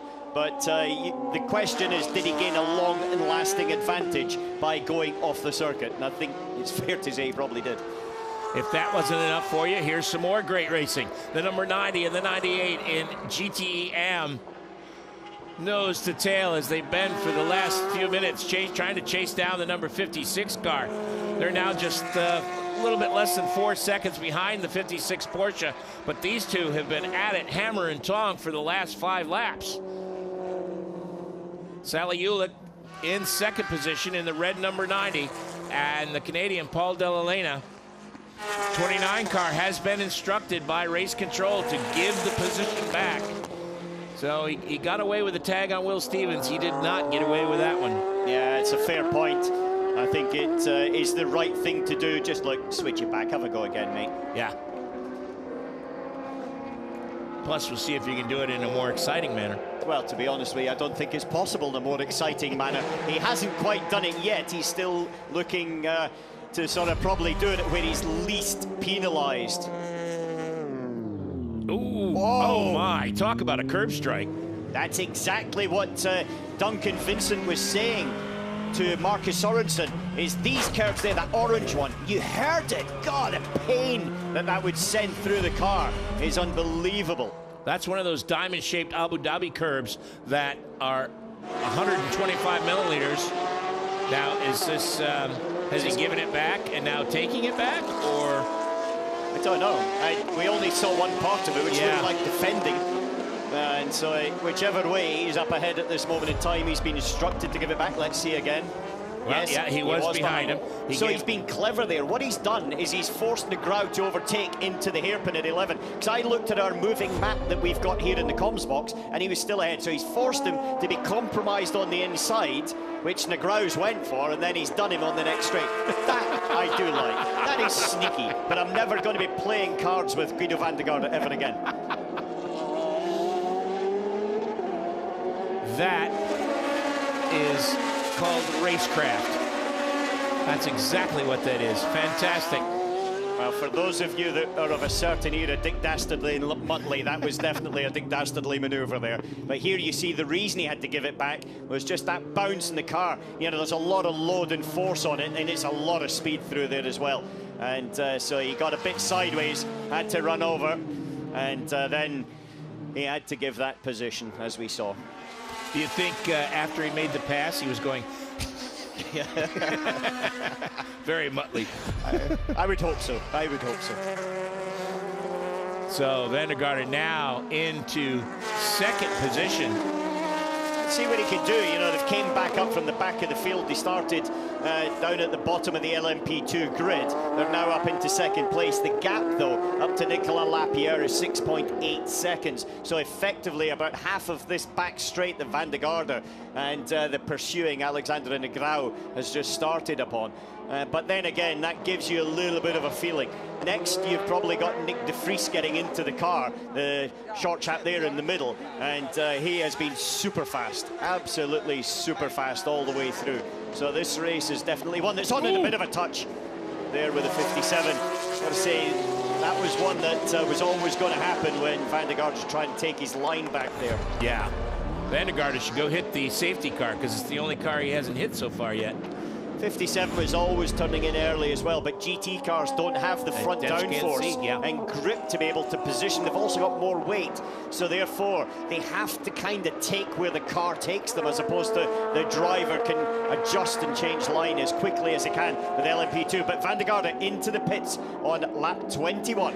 Now, we've already had one car into the pits from the category. That was the number 21 Dragon Speed. Let's check in with Duncan for this pit stop.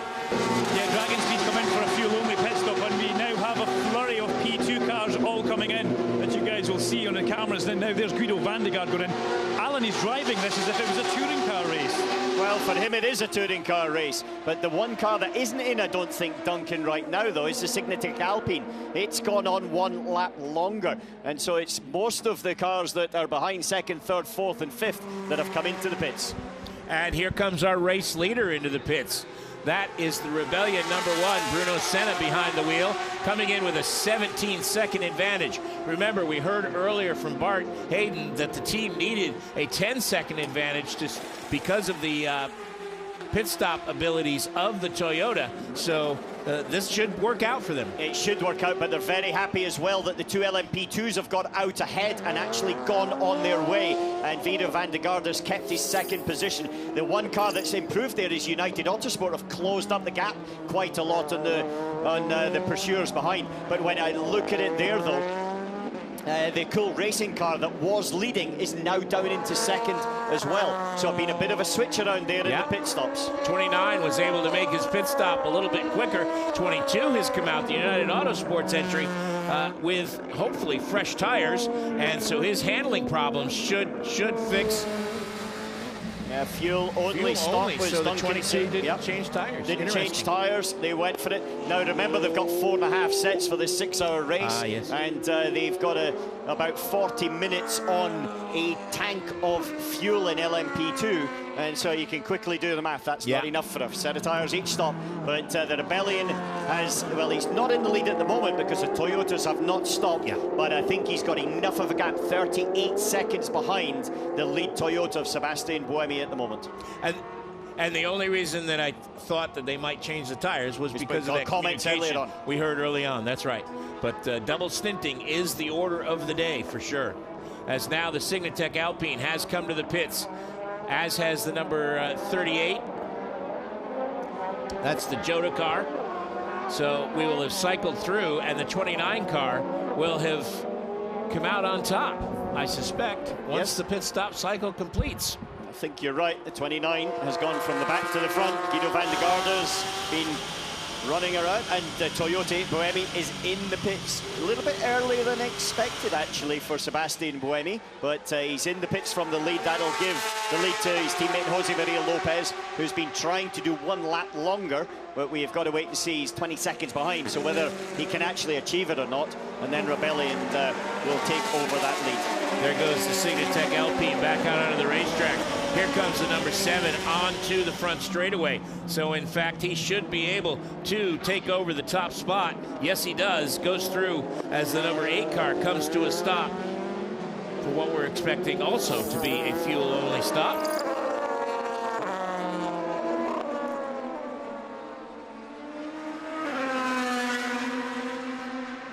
Tires at the ready, but that's just precautionary normally. Yes, it is, just in case there's some problem that the tyre engineer sees when he does the check around, or they have a slow puncture on the in-lap. You always have a set of tyres available just in case. For our American audience, don't forget, if you've forgotten the rules during the winter break for the World Endurance Championship, unlike IMSA, no tire changing while the car is being fueled. It's fueling, then the tire change. And also the other thing is that you've got heated tyres as well in this championship, unlike in IMSA, where they are cold. So the outlaps are absolutely on it, whereas in IMSA, outlaps are actually tricky little beasts. Absolutely treacherous. There you see the leaders in LMP2. Guido van der Garde sliding it in to turn 12 there. Saw a tire change happening for the Cintalar number 47, the only Dallara in the race, currently 9th in the class. Yeah, bit of a struggle for them. I think tires for them from, thank you, Duncan.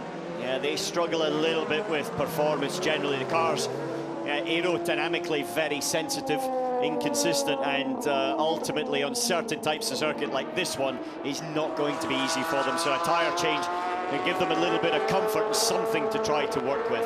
But the big winners out of the pit stops for me is one race leader here, Guido van der Garde, but also United Autosports, Paul de Resta, is now 1.5 seconds off the lead in 3rd place. He's closed up a lot. Big loser, Signatech Alpine, though, dropped down to 4th. He was right on van der Garde's tail, but now he's a good 3.5 seconds off the lead. Here comes the number 7. Our race leader into the pits. That's going to put the Rebellion with Bruno Senna behind the wheel. Jose Maria Lopez comes to a stop. Fuel apparatus goes into the fuel filler port. Quick clean of the windshield. Some sort of toxic chemical, I'm sure. It's actually a cleaner that is very specific. We used to have a fluid that was specific for Le Mans, believe it or not. Yeah, because of the requirements and the flies and the various other oil and things that you got. But it's better just to clean it. Then they have a tear-off on there, like a tear-off on an open-wheeler, single-seater racing helmet visor. And that peels off the screen, and then it's just like daylight once more. However, with all those pit stops, it's put the Rebellion there we see coming through the LMP2 back in the lead. Do you ever use Coca-Cola? Seriously? No, I've never used Coca-Cola there. Oh, yeah. In a pinch, Coca-Cola will clean anything off your windshield. All right, I'll remember that for the future. Imagine what it does to your stomach. Yeah, we see a bit of oversteer from Bruno Senna, double stinting on the tyre. Part of that as well, Jim, is now they've refueled the car, then it's got a lot more weight in it as well, so it doesn't change direction quite as well. You get onto the power, and it's much heavier to control. So you got to wait for a little bit, be patient until probably 10 or 15 litres come out of the tank, and then you can start to lean on it again. Still holding after the pit stops, a 17-second advantage over the Toyota. So he does, at this point, have the cushion to be careful.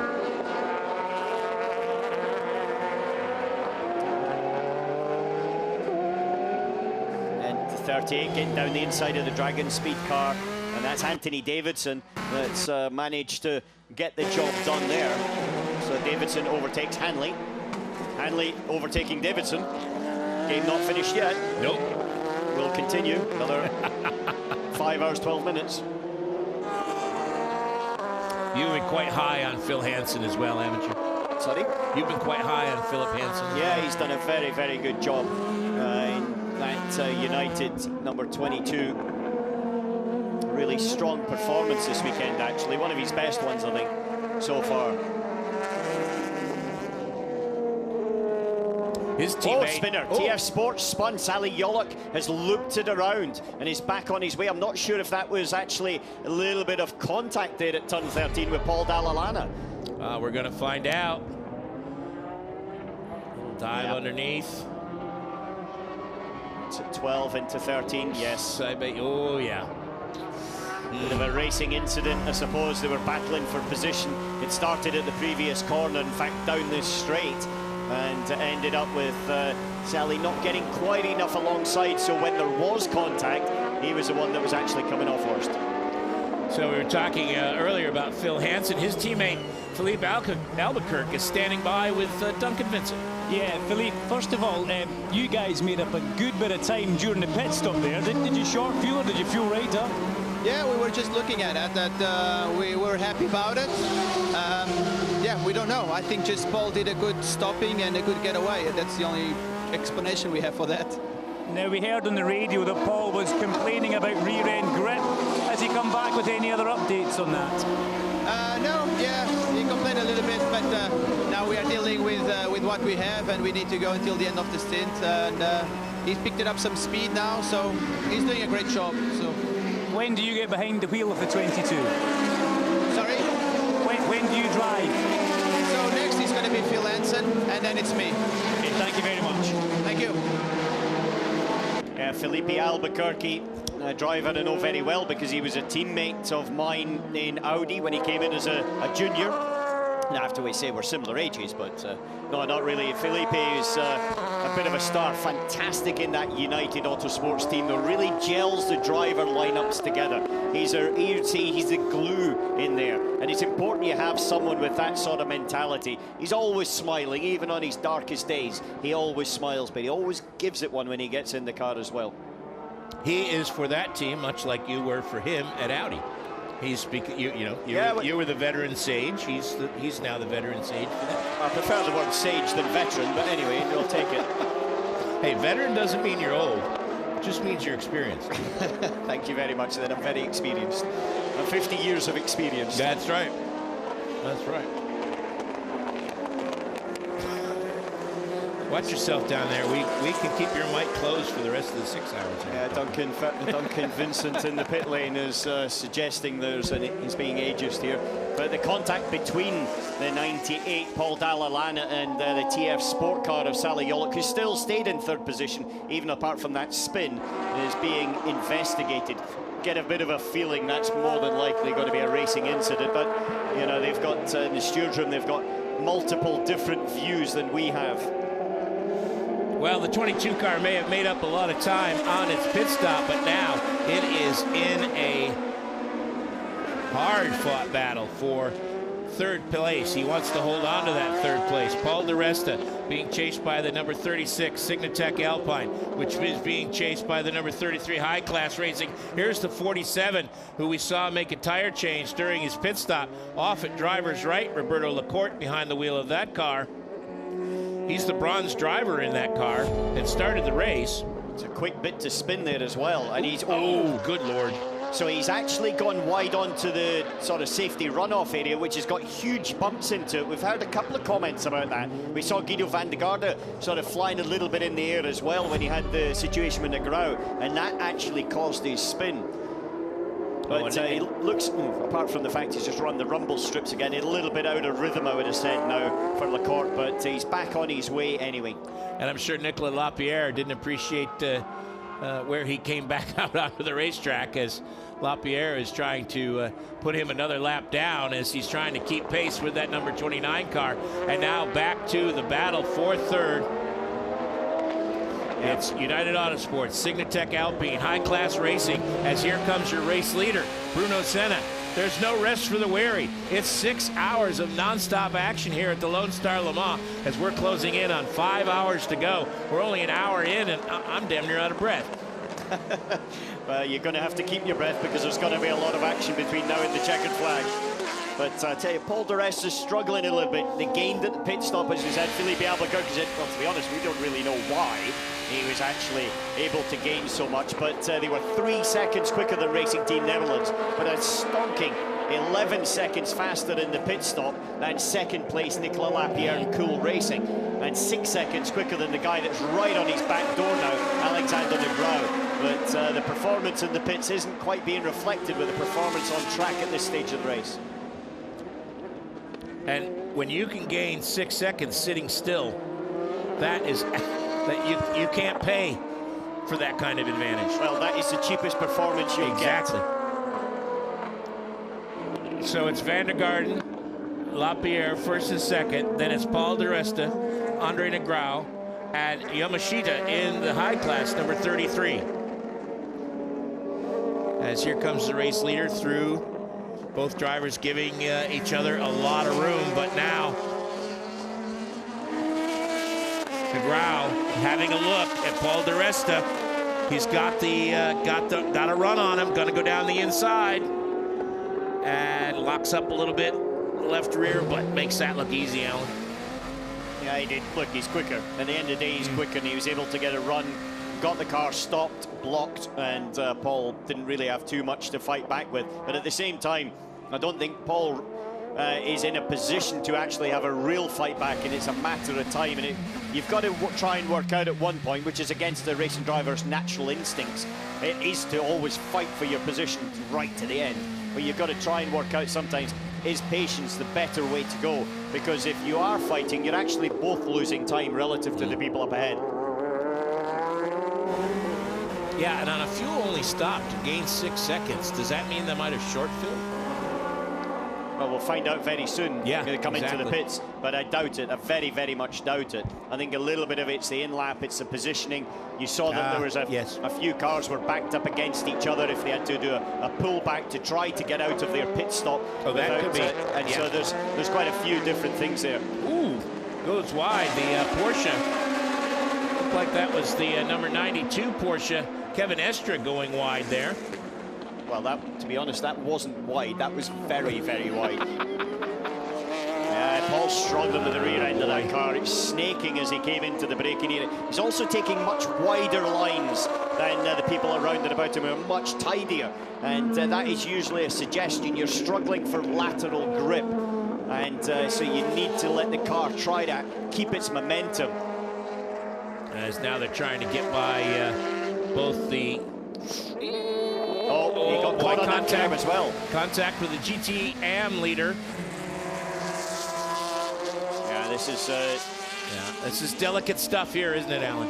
It is, but the other thing is you can tend to tell if a driver has got confidence in the car underneath him, he will run round the outside in these positions. He'll commit and make it happen. If he doesn't, then you're kind of tippy-toeing, and tippy-toeing ends up in situations like this where you're kind of halfway through, but not 100% able to get the job done in time. You see it working through turns 3, 4, 5, and 6, trying to get around the outside of the number 47. Now the high-class racing car dives underneath di Resta. So Yamashita now takes over the fourth position as we have the first of our GTE Pro cars into the pits. Second place, Alex Lynn. Left-hand side tyres only changed on that car, and Alex Lynn, who was in second, is back on his way. You said earlier that the left-hand rear tire is the one that takes all the weight. It's got long, long, fast corners like this one here, 16, 17, and 18. And then you as well, in the middle of the very first sector, you've got turn 2, you've got turn 6, which gives it a bit of a pounding as well. Never mind the traction sections through 13 and 14. That left tire does take a bit of a beating.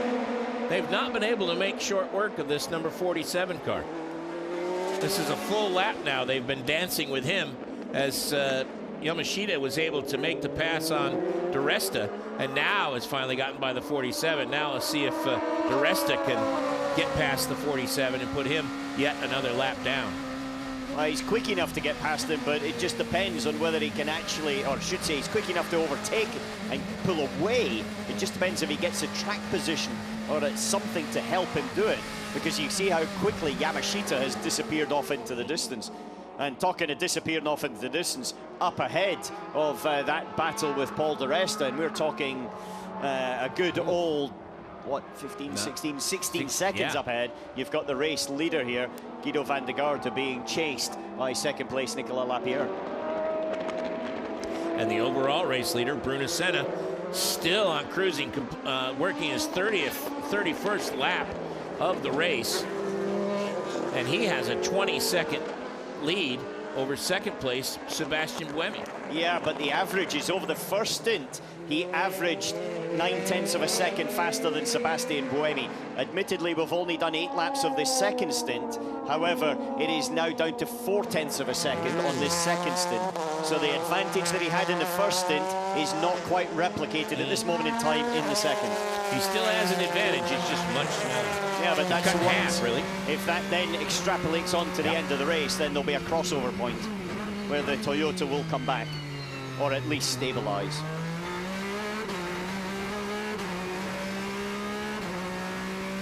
On board with a Porsche number 91.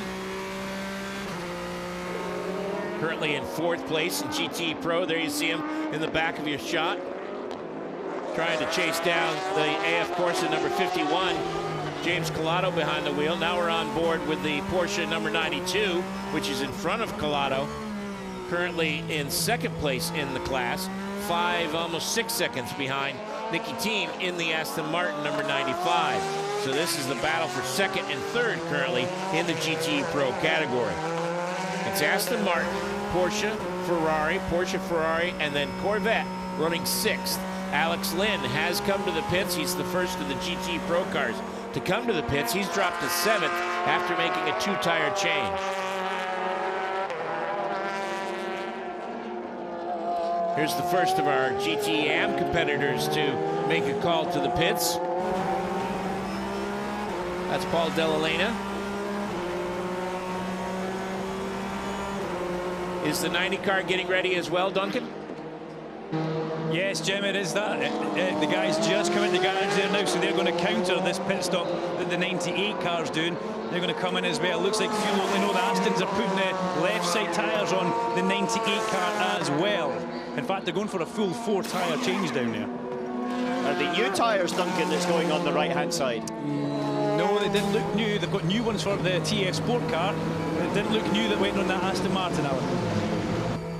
Talking a TS Sport car and Aston Martin, Paul Dall'Elena and Sally Yolok, the incident we saw where they had a bit of a dive at each other and Yolok spun around. No further action confirmed by the stewards. That's what you thought, Alan. You said that just looked like a racing incident. Well, I've got one right and one wrong today. I thought that Guido van der Garde would probably get a penalty for the Will Stevens incident, and he didn't. And this one I did score correctly, so maybe my rolling average is getting better as well. You could be a weatherman. It's the only person in the world who'd be right 50% of the time and keep his job. Thanks. There you see the top 3 in graphically in the GT Pro category as we are on board that kind of silver white, pearl white Porsche number 92 as it's being chased by James Collado in the number 51 Ferrari as they work their way past the 5th place car, Christian Reed in the GT-AM category. I love these low onboard looks. Especially when the racing's tight and they're right up against each other. Absolutely fantastic. Fantastic visuals that show you what these drivers are up against. 92 car makes his call to the pits. Out of 2nd place. It's a 30-lap stint for Kevin Estra as he's popped it into the pits. Nicky Team is also race leader in the pits as well. Let's check in with Duncan as we also see the 90 car in the pits as he predicted. And between these two cars right now, TS Sport still fueling that car. The wheels are ready and poised to go on. Further down the pit lane, we can see the Aston Martin and the other Team Project 1 car. Kevin Estra getting out of this car. I'm going to try and grab him after this pit stop. He's not feeling well, guys, and he's just on a 30-lap stint. That's pretty heroic stuff, to tell you the truth. No tyres as yet for Porsche, although, Alan, they are in the pit lane and they've just put down the airline which will put the pneumatic jacks up, so it looks like they will be doing tyres on this car. Sally Yolik's car hits the ground. Look at this, 3 cars all lead together. That's a bit tight. It is a little bit, but Sally Yolik has kept to the inside the TF Sport car, but he's actually moved into position. Ooh. And there's a Porsche there in GTE AM that's trying to get through. A little bit of rubbing there. I think that's something that, you know, at the end of the day, you want to try to control your position, but you don't necessarily have to have a bit of a bump in the way that it was there with someone that actually is going to be racing for the overall victory in GTE Pro, not even in your category. I think Ben Keating was trying to stay in touch with the number 90 car.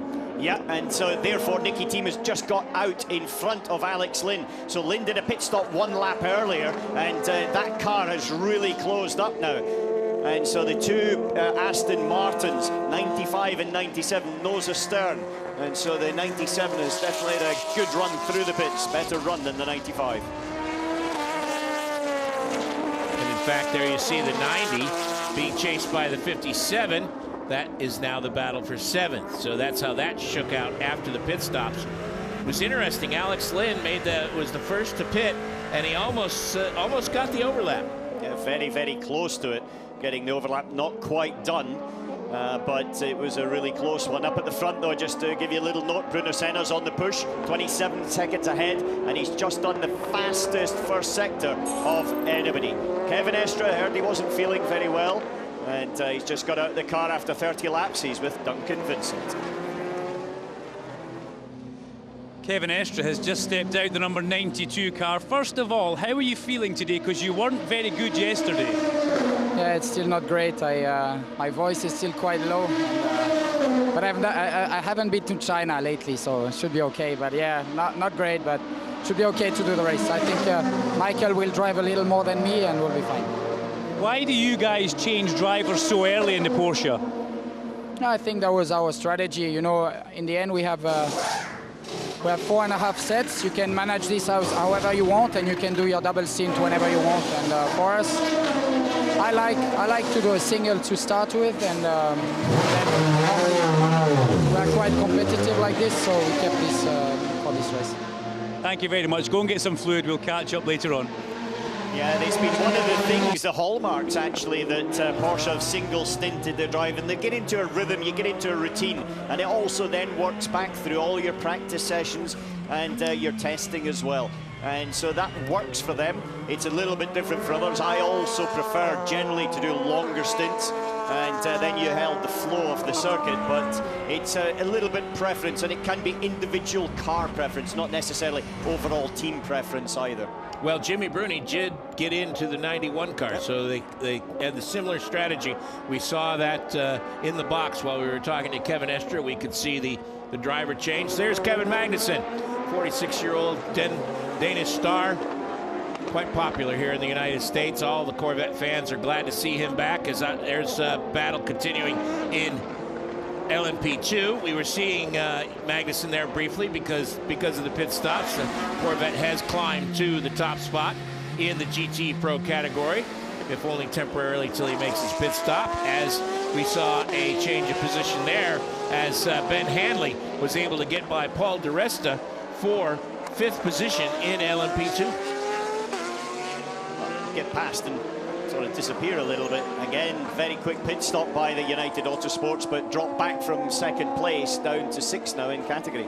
We really need to get these drivers to come to the production meeting so they know to let us finish our thought before they start making all this action on the racetrack. This is just really rude of them. 31 lap stint there by Jan Magnussen, though 32 laps. They're going very, very long in that Corvette, leading the category right now. They've always much longer than anybody else in GTE Pro. That could be their calling card if they can get rid of an extra stop at the end of the race. That's what they're hoping to do. That's one of their little strategy points.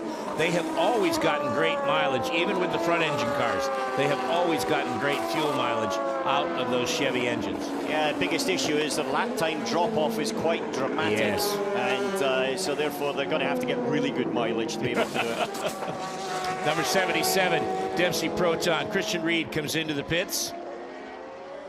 Wemmy has gotten a black and white flag for track limits. So here we go. It's taken a while, but our first track limits warning.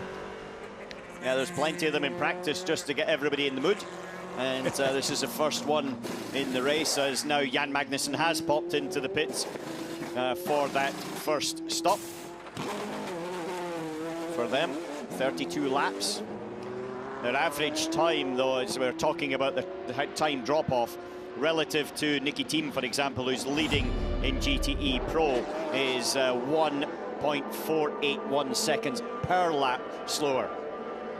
Yeah, so multiply 1.481 by 32 and you get what the loss is over a stint, which is getting over the course of multiple of these, so 4 of those, then you're actually more than the extra pit stop. Oh yeah, exactly. None of that adds up to victory.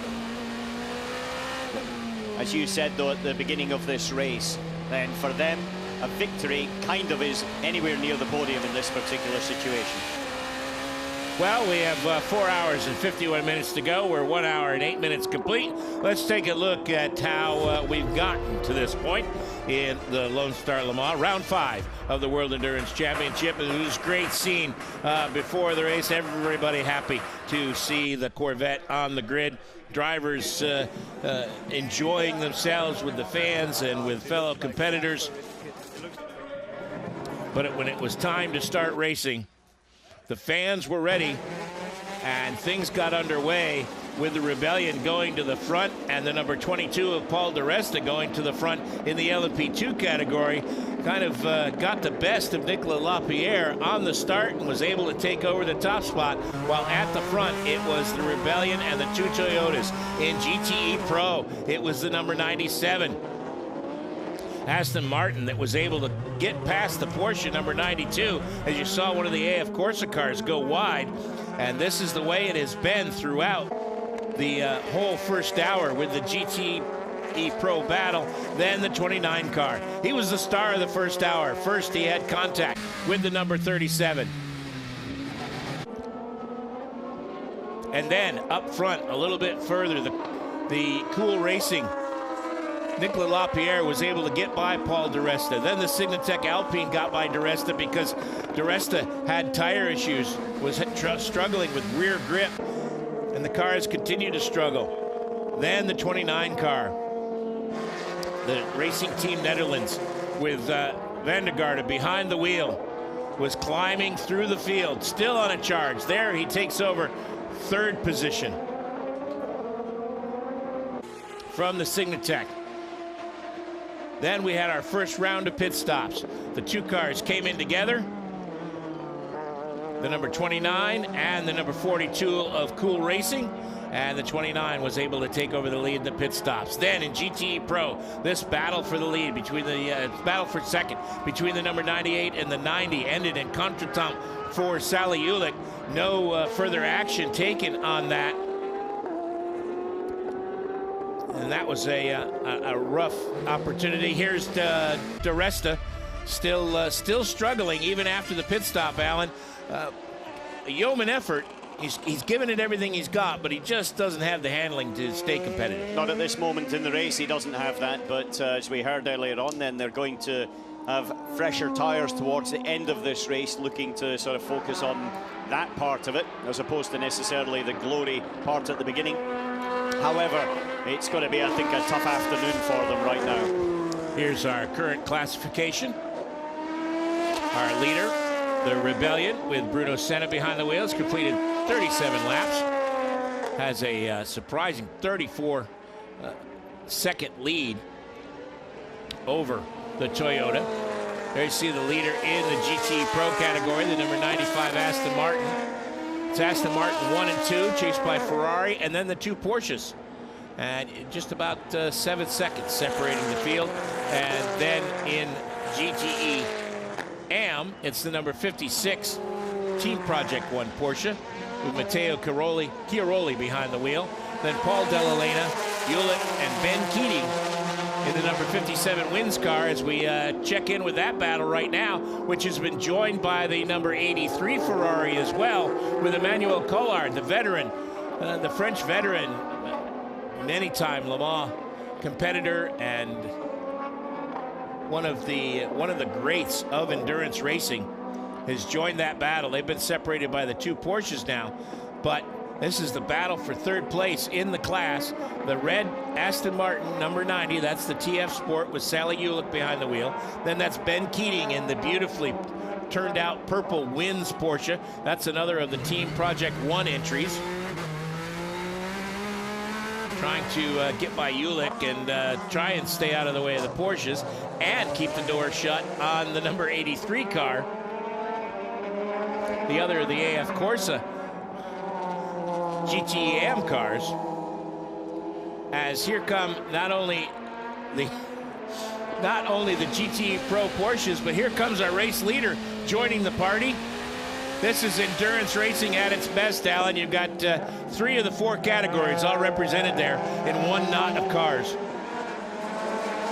bit of traffic there as Phil Hansen is in the United Autosports car. Paul Di Resta getting out, and definitely tyre change there, no question about it. Right front goes on, and it looks like a fresh tyre for Hansen. Looks like brand new ones. Yeah, and a bit of pickup as well that was on the tyre that came off. Didn't look very nice, to be honest with you. Brand new tyres, not a scrub set or a set used in qualifying, but fresh ones for Hansen. On his way, just to give you a bit of an idea, he talked about the traffic there for Bruno Senna coming through this gaggle of cars, and he actually lost 5 seconds on that last lap to his previous one. He is 34.5 seconds up the road though, so he's got the ability to, you know, be a bit cautious on these one-off lap incidents. But you can just see how 5 seconds can make or break, just because of the where the cars actually are and what they're doing with each other as well. There's the number 71 AF Corsa in the GT Pro category, currently 6th in the class, trying to get by Ben Keating. He's got a run on him on the straightaway now. He should be able to make it happen. And a bit of side draft in there, actually. Yeah. How frustrating is that? When what? Well, for 71 he's quicker over the lap, but in certain parts of the racetrack, these annoying. AM cars are right with them. Yeah, really annoying, but it's what it is. And now this is a man you know, Doug Feehan, coming up, the head of Corvette Racing. I got to say, Corvette leads in Texas. Let's hear from Doug Feehan. Doug Feehan, welcome back to the World Endurance Championship. It's great to have Corvette here. And that was a stellar 31-lap stint the drivers just did there. Yes, we're quite pleased, obviously, to be back. We're challenged right now, trying to maximize the performance we've been given. So we're focusing on durability, reliability, fuel economy, tire wear, and hopes that we'll be allowed to be a little bit more competitive at Sebring. Yeah, that was the next question. Sebring is just around the corner. A track Corvette know very well, but this new C8R, completely different animal, isn't it? Yes, indeed it is. And as we write the book on this vehicle, as it you know, kind of catalog its performance at each individual racetrack, I think we can look for improved performance going forward. Doug, it's great to see you back here. Thank you. It's always a pleasure to be here. We enjoy your company. We enjoy competing in WEC. Thank you. One of the coolest team principals, I would have said, in the pit lane. Not just as a personality, but also visually. Yes. He does. He is resplendent. He is resplendent. He is a bit of a clothes horse. And he'll also give you a straight answer. Well, I was actually in a press conference with Doug Feehan. I was asked a tricky question by an American journalist, and he spoke in, I would have said, a little bit of rhymes and over to the left and over to the right, never kind of came back. And the journalist said, "You didn't answer my question." I went, "Yeah, I know, I'm good, aren't I?" And that was it, just didn't go any further. But he's got a personality, and that personality comes through in the team as well. Perodo now looking to try to get down the inside here. Oh, he's got it done. He's gone wide. Yeah, I think it almost looked like Ben just gave him the opportunity there, didn't it? He did, but it was one that I think Ben could have probably have forced the issue. Whether he wanted to ultimately force the issue, Ben Keating in the 57 Porsche just behind. Francois Perodo is now leapfrogged up into 4th position and is now chasing down Sally Yollick in the TF Sport. Aston, the red car, just up ahead. Maybe that was a discretion, the better part of valor, as now side by side is a 7th and 8th position as a swap for the position. The 86 Gulf Racing Porsche gets by the Red River Sport Ferrari. That's Bonnie Grimes and Ben Barker having at it there. Grimes in the number 62 and Barker in the 86 Gulf entry. There's Jerome Bleekenmolen, the teammate of Ben Keating, with a quick look on. Didn't look very happy with his teammate. I've got to say that Bon Grimes is a driver that has really developed very well in the last little while. He had some stunning races at the end of last year and is growing in stature. He's definitely silver driver, no question, and this is not his day job, but he's one that's progressing really well under the tutelage of Johnny Molam, a very good friend of mine for many years, who has got a real feel and understanding for drivers and how they develop as well. Johnny's made a career out of being a yeoman driver, and I don't mean that in any way, in a pejorative way, but he has made a career of coaching other drivers and really helping them come along. And to do that, you have to be very talented yourself. Yeah, he's a very intelligent character, and he understands how the system works and also the driver's mind and mentality. He didn't come through the usual routes of karting and things like that, like myself or Jose Maria Lopez that we're looking at now, and so therefore it's sort of self-made in that respect. But one person that has came through all of these things is Thomas Laurent, who's been a stunning young talent. And if we remember back to Le Mans a couple of years ago, very close in an LMP2 car to beating this car, the Toyota, to overall victory. Didn't quite happen in the end, but ultimately he finished second, and I think Duncan's with him down in the pits. I am that, Alan, and we're actually discussing hair colouring right now. I'm pointing out my grey and he's fixing his hair, but there's no camera here, so. Thomas Laurent, it's great to see here in Austin. The car's running in the top 3. How are the emotions in the garage? How is everything going? Yeah, first of all, it's really nice to come back here. The track is amazing. And yeah, for the moment, we are third. So for the championship, it's really good. Pierre is the next in the car for one stint, then me straight away. So yeah, we will push. The plan is working well for the moment. So wait and see. How did you manage to go a lap longer than everybody in that first pit stop window? Well, maybe we have a secret. No, I don't know. Will you tell me the secret? Yeah, well, Andre managed well to do the outlap to go on the grid. So yeah, maybe he managed to save more fuel than others. So yeah, we have one lap of advantage. So if there is something happen during the race, then we have an advantage. So that's great. Thank you very much. I love the hair, by the way. I love the hair. Thank you.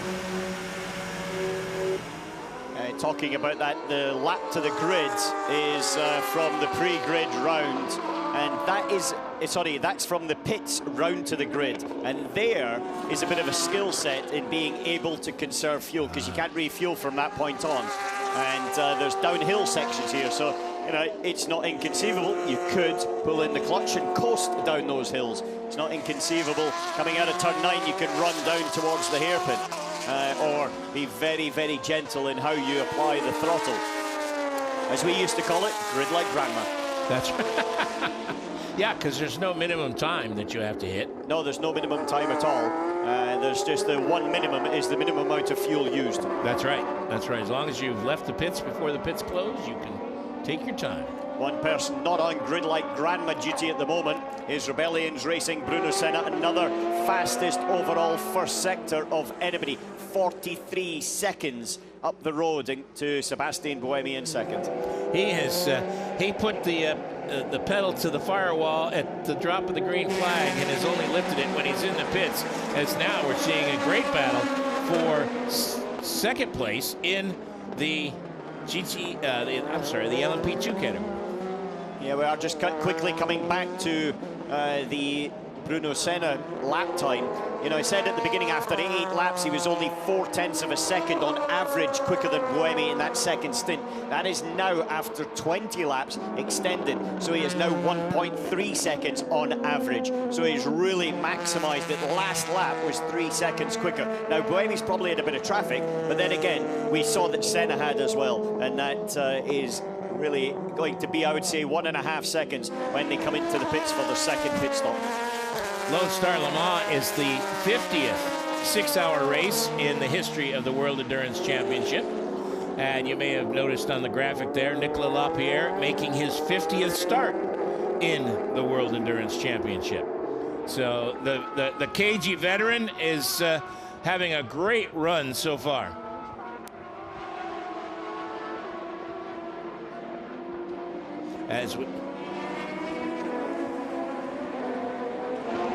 So we see the 21 car into the pits. This is kind of the signal for the LMP2 cars. Tire change going on. This was the car that pitted first on our first round of pit stops, Alan. So we should start seeing the rest of the field coming to the pits shortly in the LMP2 category. 22 lap stint for Ben Hanley. He did a 20 lap stint in the beginning. And remember the lap to the grid and then the formation. Now it's a new set of tires that are going on that Dragon Speed car. But you're right, about 22 laps for the LMP2s across the board is going to be the average, as now Cool Racing drops itself into the pits. Nicolas Lapierre has pulled in from second place. There is Thomas Laurent, who Duncan Vincent was waxing enthusiastic about his coiffure. Can't be anything as good as Nicky Teams. No, that still is haircut beyond belief. That's right, beyond belief. I don't know if it's a cut at all. Suddenly Yolok got a bit of attention behind him now. Emmanuel Collard at the wheel. In fact, Collard has slipped down the inside. Apologies, I said earlier on that it was his teammate that was driving, but it was actually Emmanuel Collard, very, very, very experienced, and he's been around for a long time. Cogny has gotten behind the wheel of that number 42. Collard is another one with 50+ starts in the World Endurance Championship. So another wily veteran. See, it's okay to be a wily veteran. It's just you can't be an old veteran. Thank you. Bruno Senna out the car. Race leader out. Gustavo Menezes getting back in. Stars and stripes there on his driving suit, the California-born driver. 25 years of age. How is he still a gold driver? Because platinum driver, I think it's got to be a factory and entrant or contracted. And with regard to Rebellion, they're still officially seen, even though they're fighting factories, they're seen as a privateer entrant. I would presume that's the reason behind it. And there goes the number 8 car back into the lead. He did 1 lap longer on the first stint. Sebastian Buemi did 23, so I'd expect 24 laps from that car in this stint. And then the sister car of Lopez to maybe go a little bit longer again. Here comes more of the LMP2 competitors into the pits, including the number 29, Guido van der Garde, and Andre Negrão in the Signatech Alpine number 36. They both come to the pits. Fritz van Oord was standing by, suited and booted, ready to go to get into the 29. Fritz is the bronze driver. Let's check in with Duncan. Yeah, there was a bit of concern there with that pit stop though, Jim, because Rebellion are in the pit box right before, and Rebellion were still there as the Racing Team Netherlands car started to come down pit lane. So the mechanics from Racing Team Netherlands were frantically trying to wave Gustavo Menezes forward to get out of the way. Thankfully, that wasn't too much of an issue, but yeah, Fritz van Oord in the car. You can hear in the background the air guns going off. The fields are now done. He's getting a brand new set of sticker tyres, Jim, which just in Europe means new tyres. It's now the Jackie Jan DC Racing 37 pops into the pits. Fuel on, driver out. The 36 Signatech is out, but still Ahead is the Racing Team Netherlands with now Frits van Aert at the wheel. Pierre Rags comes out in the Signatech Alpine, replacing de Grauw. Car 22 has been, team manager has been summoned to race control. Yeah, they've had a problem. Guido van de Garde dragged it from the back to the front. A few incidents on the way, looking a bit hot and sweaty. Arm gestures, but to the 22 has to go to the race control because their communication system with the pits and race control doesn't seem to be working correctly. And so it's just to make sure that the pits and race control can communicate effectively. So it hasn't necessarily done anything that has to go to the headmaster's office. That's what I would hope at this stage. There could be something a little bit more behind it, but at this stage, that seems to be the case, Jim. Well, we won't speculate. We'll stick with the facts. So, pit stops for the LMP2 cars are almost complete. We're still waiting for the Jota. Number 38, Anthony Davison behind the wheel. He's the last of the LMP2 cars to make a call to the pits. Looks like they're getting ready as here he comes. Right on cue. That Goodyear, almost a Goodyear paint scheme on that car. The blue and yellow, the longtime corporate colors of Goodyear. You can One see of two cars in the field with the Goodyear tires. Yeah, the sister car of this in the same team has also got the Goodyear tires. That's Jackie Chan DC Racing entered. It's run, both of the cars are run by Jota Sport. Jota Sport have been around a long time, ELMS champions, Le Mans 24-hour winners, won in the WEC. Haven't won the WEC Championship, if I remember correctly. However, they've won pretty much everything else. And now dragging that car back right up to the front. And Alan said earlier that Guido van der Garde dragged that 29 car to the front just to get to talk to Duncan Vincent. Guido van der Garde gave us a lot of action during that stint there, and from inside the car, I mentioned to Alan McNish it was like you were driving a touring car race, but from your point of view, Guido, how was that stint? No, it was, you know, I think we had the car ready from the beginning. It was handling really, really well, and I was a bit conservative the few laps because the last few races we struggling a bit with the tires. But I have to say, it was absolutely two nice stints. I was fighting a lot, and I came in on third, so it was a perfect job. It's a very difficult fight you're in. You've got cool racing, but also the number 36 Signatech Alpine is biting at you a lot. Yeah, for sure. I mean, we had a nice battle during the high speed. It was a very close one, but I had to give it back, and then I could pass him again. But the pace was there. The team did a very, very good job. So hopefully, finger crossed, and we can keep on fighting. Alpine 37 have just taken the lead, unfortunately. But did you say anything on the radio, any intel for Fritz before he got in? Yeah, of course. You know, we try to give as much information for him, and that he can do the best job as possible. Unfortunately, yeah, we were a bit unlucky in FP1, so we didn't do a lot of running. But it's like this. Hopefully, he can keep it on the track. He's leading again, I'm seeing now, so that's good. And we'll see. The race is still long. Guido, thank you very much. Well, just there, you saw that actually 36, and it's got a problem as well. There's some problem with the left front of that 36 as now it's coming back towards the pitch. Looks like the tyres are inflated, Jim, but he's got Pierre Rag, who got into the lead by going round the outside in turn 6, and has now dropped back, and that's given Frits van Aert. I wouldn't be surprised if this car came, well, he will, he'll come straight to the pits. It almost looked like it might be a brake issue because there was a big black cloud of dust that came out of the front of the car. I'd be surprised at this stage, honestly, if it was, but it could be. But certainly it's an unexpected pit stop by the Signatech Alpine car, and I'm sure Duncan will be beavering himself down there to try and find out what is going on. And he's standing by as here comes one of the Toyotas into the pits. Drama in the Signatech pit. Here's Duncan. Yeah, the car rolls to a stop there. I saw what you said about the big puff, Jim. Just wondering if maybe they've had a brake disc issue in the front of that car, but right now they're going to put it straight into the garage. The dollies are already out. Oh, what a great shame. It's a right front. You can see there's carbon from the brake disc. It's a right front disc explosion. So have a look at that right front wheel as they pull it off. It looks like the bell has come off from the actual disc there, Alan. There's nothing left of it. You can see it on the pit lane. The camera might have picked up some of the carbon debris which is there. But what a disaster for the number 36 car. Yeah, it is. Just taking the lead of the race as well. That's given Frits van Aert back, and Alexander Coigny in the cool racing car that started on pole position, 13 seconds behind. But there you see it coming down into turn 12, heavy braking, and the lock-up of the rear was the thing that really sent it. This is the overtake, because the front didn't have any grip, and then it pushed everything onto the rear brakes. If you look at it on the left-hand side, there. Yeah, normally there's a brake disc there. The pads are still in place. And good Lord. The bell damaged as well.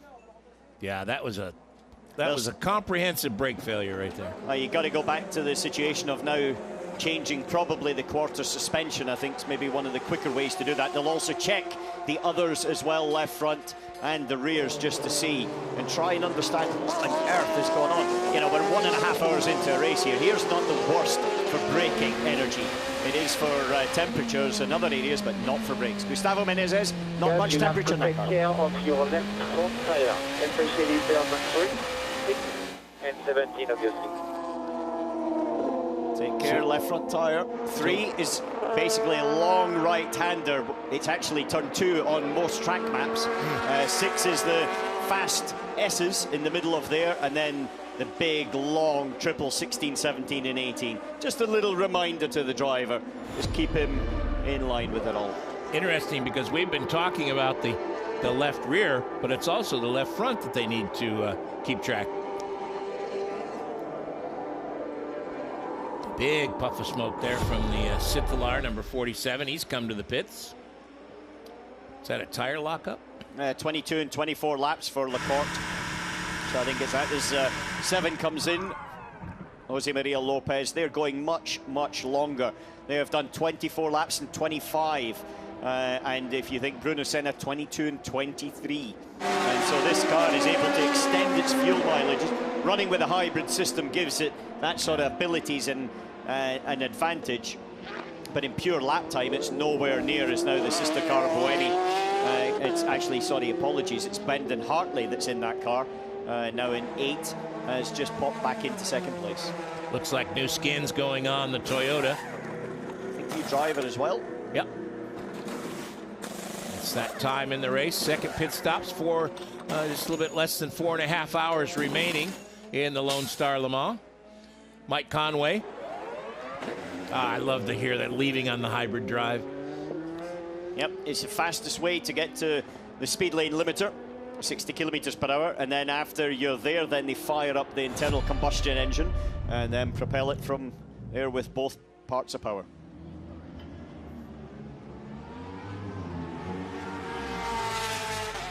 It's one thing that the actual nut is attached to the wheel rim, not a loose singular item. In NASCAR, they actually take a little, because they use the 5 little lugs, they actually take a little bit of epoxy. It's more like a, oh, what's the term I'm looking for? Like bathroom. It's elastic. Yeah, around, and that holds the nut. And then when the car goes on there, the nut's there so they can go around. There you see the high-class racing car getting up into second place in the class. A Ford Bach going by Pony. And here is Fritz Van Aert. And now the 36 car back. That was pretty quick brake change. That was a very impressive brake change, I've got to say. If you folks could see the look on Alan McNish's face, he was impressed. I didn't expect. Oh my goodness. Good heavens. That is high-class racing. Fjordbach. Earlier on, you see the wiper has popped up with it going sideways. That's over one of those triangle curves.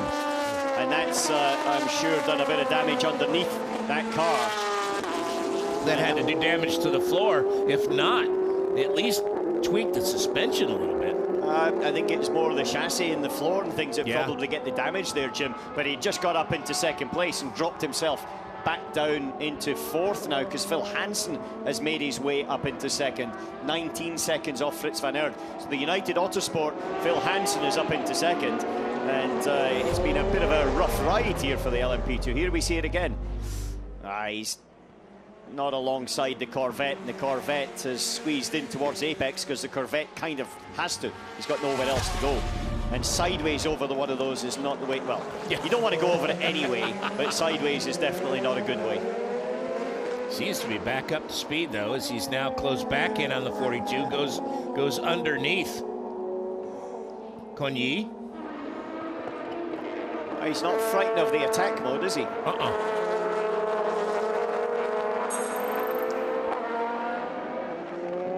Well, with 4 hours and 22 minutes to go, the Rebellion #1 continues to lead. The man who put it there was Bruno Senna. After a meteoric stint at the start of the race, Bruno Senna managed to get the 10-second lead, which you needed as the buffer for the pit stop. But ultimately, it's not a plain sailing race. You're driving absolutely flat out around there. Yeah, I was pushing as hard as I could. Today, since we have the pace, we might as well push as hard as we can to, if we can build a gap and then try to be safe from any things that can happen later in the race. So definitely, I was pushing hard, not taking any prisoners. Traffic was very difficult to manage today. The LMP2s are hard to overtake for us. I'm sure they are also for the Toyota. So that part was pretty tricky, but it was fun. The car is behaving well. Now, there's quite a wind out there. Is it pushing you down the back straight? Are you close to hitting the limiter? No, we're okay with top speed. We have a long 6th gear in the car. It's actually tricky on the first sector because the wind is a crosswind. So if it gusts, sometimes you're committed and then sometimes you just run wide. So tricky conditions with the windy and it's a bit gusty, but our car is liking the conditions at the moment. Thank you very much, Bruno. Good luck. Thank you. Thank you. Alan, for the average person, they know what it's like to be driving down the highway and be hit by a gust of wind and the car kind of moves around. That has just got to be very unnerving at 100 and however many miles per hour. It's true. The issue is that these cars are much lighter, so they're more susceptible to side wind. They've got a big sort of fin down the middle which protects them in certain areas, but it means that they're more affected again. And then the other part about it is that you're, on the highway, you can move a foot, a meter, whatever it is, to the side. You're kind of okay. On this, you're actually looking for a millimeter from the curb, and if you get blown off there, then you're off the driving line, and then it becomes a bit of an issue. Or blown onto the curb. Yeah, but it's even worse. Whichever way, the reality is you've got to work it out, and that's the same as everybody else. And there you see the Aston Martin twins. Contact between the 33 and 63 car at turn 3, which we saw was now under investigation. So let's see Alex Lynn trying to catch Nicky Team. Let's see what's going on with the car. Copy. A lot of debris, a lot of tire debris in sector 3. Maybe just pick up. Now worrying about tire pick. Oh, you can see the you can see as he was going around the right-hander all the marbles that are now. This is that new pavement combined with the old, and the new pavement is it's not rough like sandpaper, but it actually it just rolls off the rubber from the tire in a very similar way to if you're to take an eraser and rub it onto the desk. And it's just these small bits, and then that picks up onto the tire if you have to overtake or go there, and then you get vibrations, and other problems can come from that as well. But it's just a bit of guidance. But Alex Lynn has actually held on to the back of Nicky Team very, very well in this stint. Better than anybody else did in the first couple of stints. In the first stint, just said Team had stretched the legs a little bit, but in this particular one, then he's been about 2.5 seconds all the way through. So it's now an Aston 1-2, Collado in the Ferrari 3rd, and then you've got this car here, Christensen in the Porsche in 4th, but the gap back to that is 10 seconds. When you get the marbles on the tires like that, how long does it take to scrub them off? Well, it depends how big they are. And sure. Also, generally, you need to make them come off. They don't just necessarily come off on their own. And so you got to work it to try to get rid of it. But you also, ideally, should try and work it so they don't come on in the first place. Yeah, that's right. Prevention is a pound of cure. Isn't it? Yeah, best ounce form of prevention. Medicine.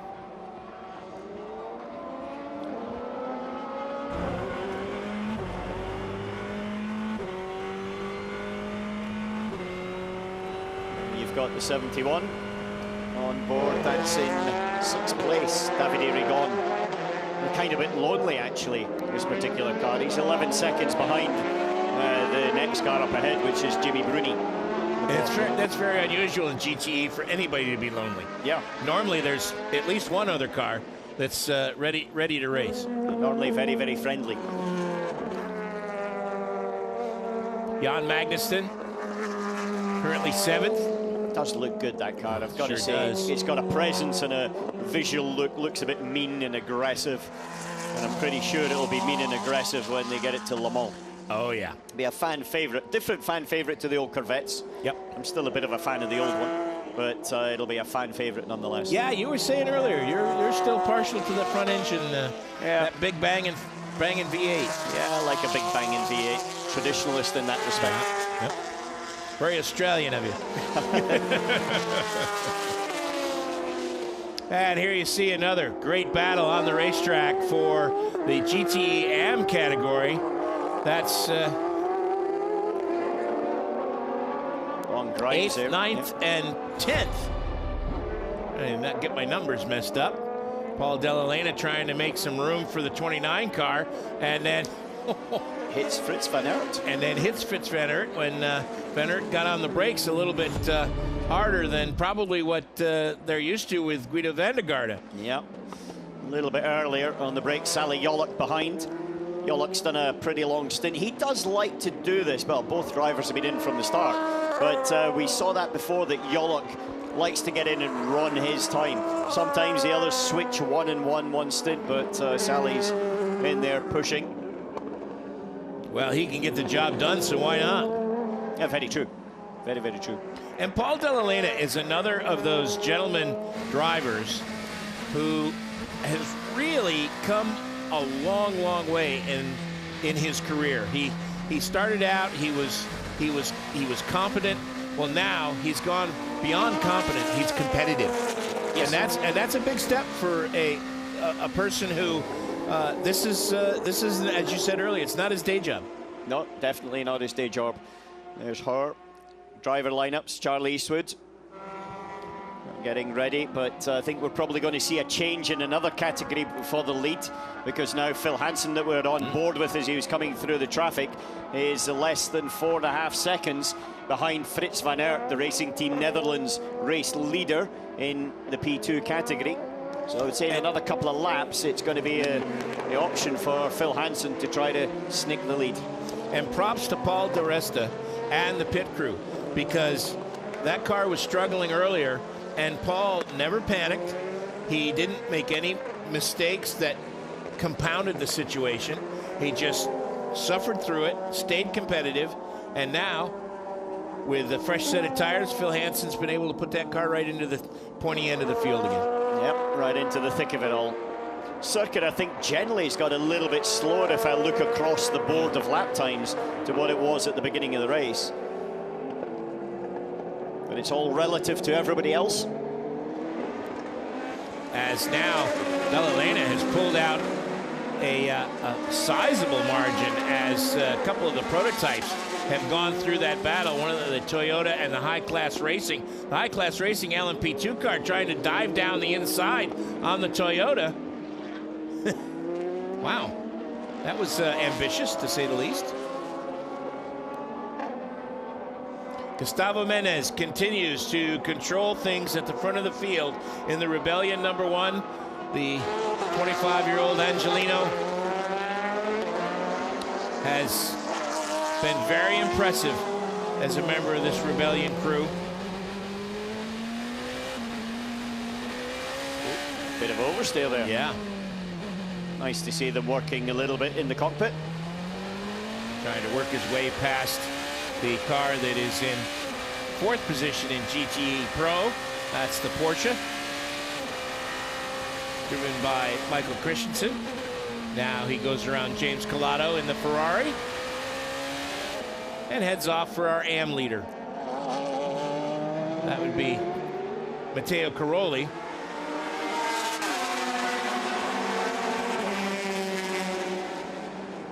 So we might see Sally Jolok come to the pits here shortly. Word from Duncan Vincent is that his countryman Johnny Adam is suited and booted, ready to go. Yeah, they're probably about 4 or 5 laps away from the pit Scots stop. are everywhere, aren't you? We try to be. We try to be. Try to spread our love. as they say, so to speak. Big battle there in P1 is a bit spread out. 40 seconds between Gustavo Menezes and Brendan Hartley. Here we are on board with right now. But if you look a little bit further back, Racing Team Netherlands have got a 1 second gap now back to Phil Hansen. So that battle has really, really closed down. A couple of laps ago, it was 4 seconds. So Phil Hansen has the bit between his teeth, and he is closing in on Fritz van Aert. Now again, you've got van Aert is the bronze driver in that car. So Phil Hansen, when he finally catches him, should be able to make short work of that. You would think, as the 37 and the 42, that looked a little odd. Yeah, they're up at the hairpin for that battle. Here's another look. Did they touch? No, they just... this is 37 went a little wide, that's all it was. Here we have, as they came out to the hairpin at 11, and now you've got Guido van de Garde, Fritz van Aert being overtaken. Phil Hansen's in the lead as they go down the straight and breaking into 12. And Hansen having a little bit of a sniff for a second, I think, looking back at Brendan Hartley. So, as predicted, he was able to make short work of the 29 car. So it's United Autosports Orica to the front.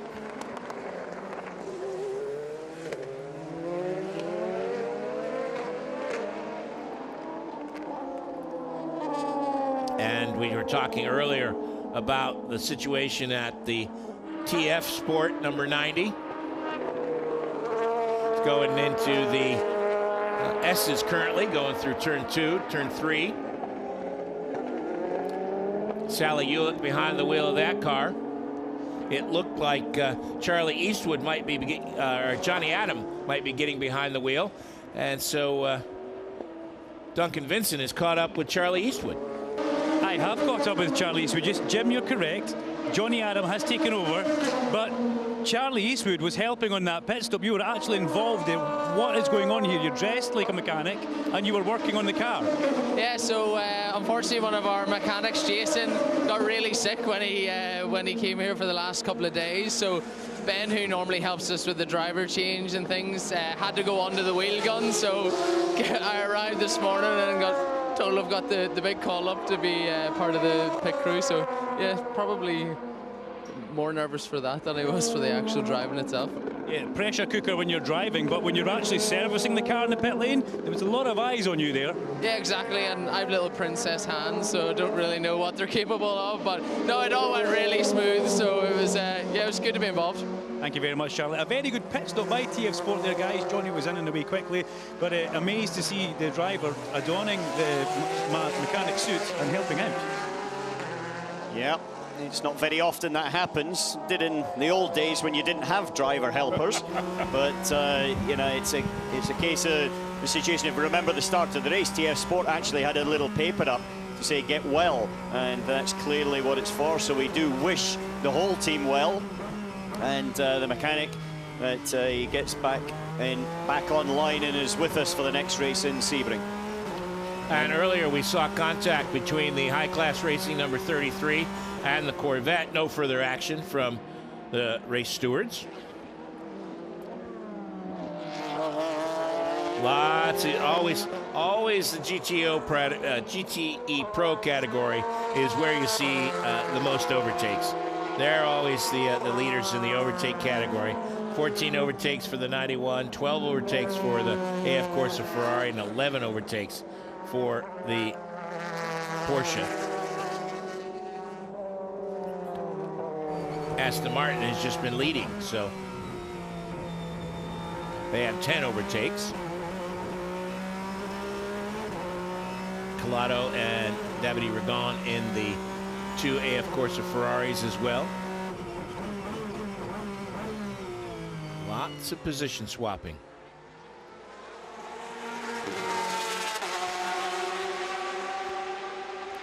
Now we've got a battle for third position. Paul Dell'Elena, Ben Barker. Dell'Elena in the number 98 Aston Martin that you see there leading the way through turn 1. and that black and orange Porsche, the 86 Gulf Racing 911 RSR. Ben Barker behind the wheel.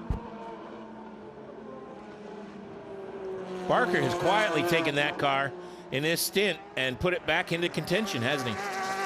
Yeah, he has. He's sort of been just creeping up the lap charts there. Oh. Apart from that particular corner. Yeah. He's been quick in this last stint as well. There. And he took over from Mike Wainwright after the first stint. And on this particular stint itself, apart from the leader, Cairoli, then he's been second quickest of everybody, actually, in GTE AM. Earlier we gave props to Paul di Resta for a fantastic performance in his first two stints, keeping a car he didn't like competitive. Here's Duncan. Well, Paul di Resta had a very difficult start to the race when the car wouldn't fire up. And then during your first stint, Paul, you were complaining about rear end stability and grip. Yeah, I mean, we're not pointing any fingers at anybody, but we know what the problem was. We were way out the window on something, and I think you can kind of get an idea. Unfortunately, I had to cut the stint short because we were just blowing lap time away too much.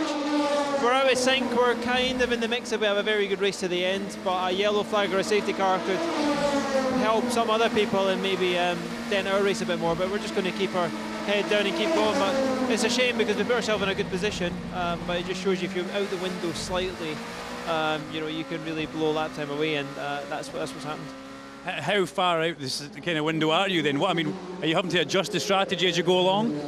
I think we'll go back to what the normal strategy is, but we had to cut the stint very short, way shorter than we'd want to. And what that does is it makes you probably do a splash and dash at the end, and maybe others can stretch it out. So you just got to keep your fingers crossed, and depends how Philippe goes and what happens with the other guys. Thank you for your time, Paul. Cheers. Yeah, it was actually 6-7 laps short for Paul di Resta in that second stint. His average over 16 of those laps was a 158.6, with his average over 21 from the start of the race, admittedly with slightly less traffic, was a 55.72. Wow. Huge difference there for Paul di Resta. So it was a horrific second stint for him, and as he said there, the impact is not necessarily now, it's later on if they have got to do an extra splash and dash at the end of the race to make it to the end of the 6 hours. Now, he said they knew what the problem was. Any speculation from you as to what it might have been? Well, usually tire related, one from another.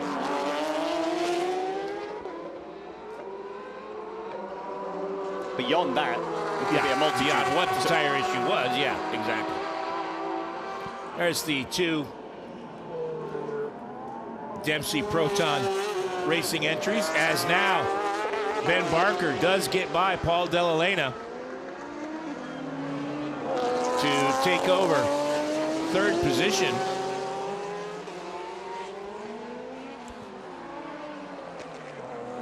With just about 4 hours, just a little bit more than 4 hours. Oh, definitely understeer for Della Lana there. Wow, the car just wouldn't turn in, Alan. Yeah, it's quite late in the stint now for that car.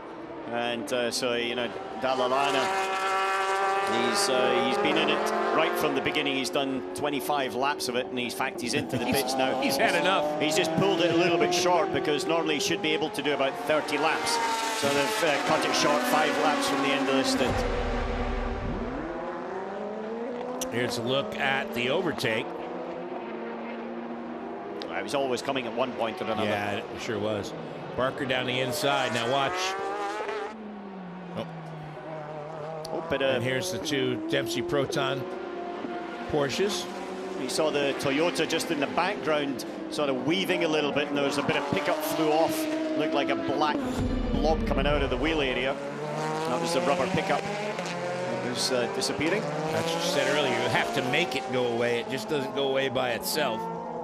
It sometimes does, but it's then a very big ball of rubber by this point, which you want to try and get rid of it as you're going along. Those hurt. I've been hit by those. That's not fun. On board the number 92 Porsche as we see Paul Della Lana's car in the pits. There's a driver change there. See who takes over. This is the battle for third place in GTE Pro.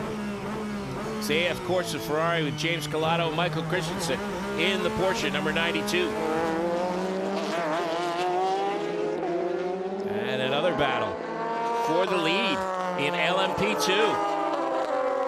Fritz van Aert, Jordbach, the high-class racing entry. Yeah, Jordbach who had the big spin there, if we remember, just at that particular corner, trying to do exactly what he did to Fritz van Aert.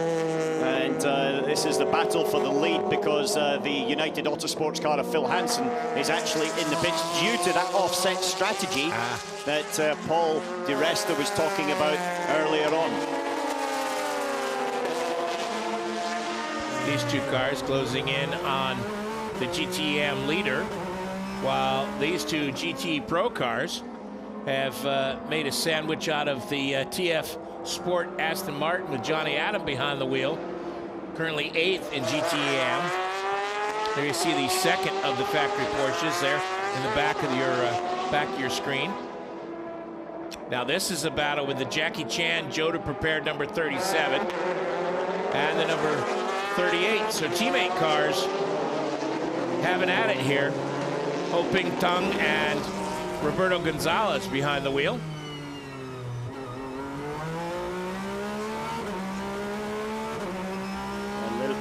A little bit of a fight going on here. The Ferrari, the Porsche looks to be sort of getting a little bit quicker.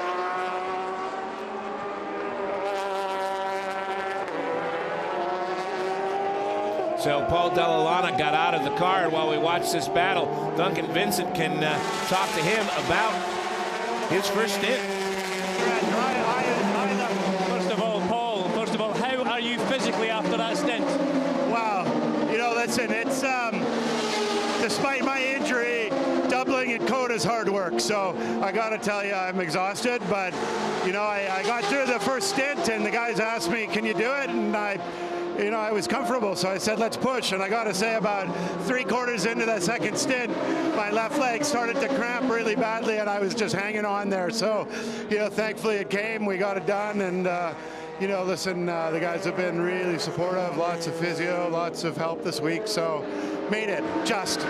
I take it you're not left foot braking, you're just having the foot resting on the foot rest? Yeah, exactly, but funnily enough, you find out that you use it more than you'd imagine, so you're just pushing on it the whole time and bracing yourself, so it's more work than I thought. Anyways, survived. Thank you, Paul. Hey, thank you. And 33, high-class racing, Fjordbach has got into the lead. He's got overtaken Fritz van Aert into the hairpin, so LMP2 has had a bit of a change around of positions.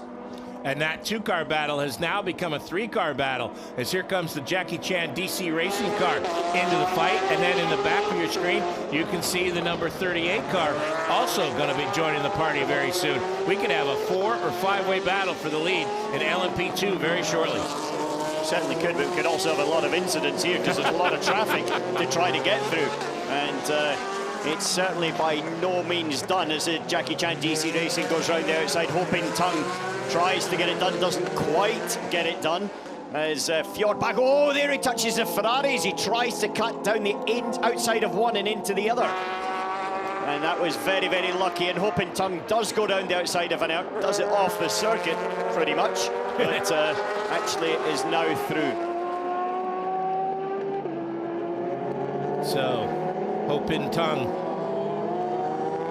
literally with the bit between his teeth at this point, trying to keep up with the high-class racing as they work their way through the GTE Pro battle. That is, again, the 3rd place battle in GTE Pro. Fritz van Aert there, just sort of stopping at the apex a bit too much. These situations are difficult. You've got to commit or not at all. You can't sort of half commit, because if you half commit, the other car doesn't know where you're going, and you tend to come off worst out of these. You're the party that's not got the energy in the car to move the other one effectively if there is a side-to-side contact. That caused Roberto Gonzalez in the 38 car to have to had to stand on the brakes, and that means that the Signatech Alpine which is a lap down. Pierre Rags has now gotten him in his sights as he tries to go underneath. Oh, and you knew that was coming. Yeah, unfortunately, Fritz van Aert's just spun around there. Roberto Gonzalez went down the inside, stopped a little bit at the apex, tried to get out of it, but that spun him around. The only question for me is whether that has actually caused any puncture to that left rear tyre, because it was bodywork to tyre to spin him around there. At the same time, there's going to be a battle for the lead of LMP2. It's half a second between Fjordbach and Hopin Tung up there. And just heard from Duncan in the pit lane that actually High Class Racing have lost radio contact to Fjordbach, so they can't actually even give him any guidance of where it is. He'll just have to do it on his own and look in the mirror. Here we've got... They can't even do it old school with a pit board, can they? Well, yeah, that's what they're having to do it with a pit board. So there is that battle for the lead that my partner Alan McNish just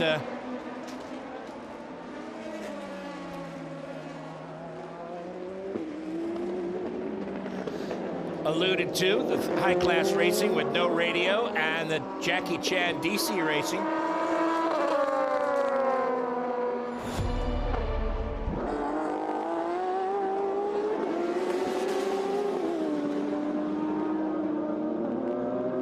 And there's another look at the contact between the 29 and the 38. Yeah, that's what happened, boys. Battle for the lead. Now just 0.4 of a second.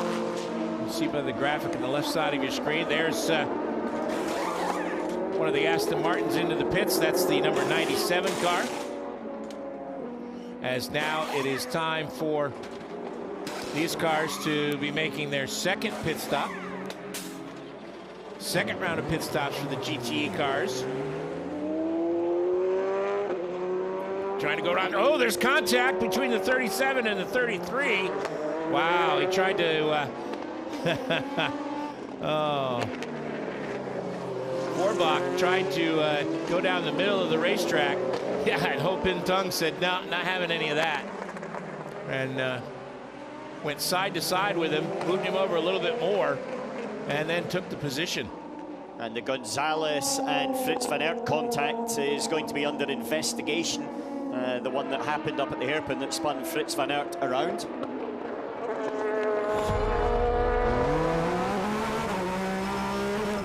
Replay of the 51 and the 92. Oh, 51 with really bad oversteer. Understeer, rather. Sliding wide. It was actually oversteer at the beginning.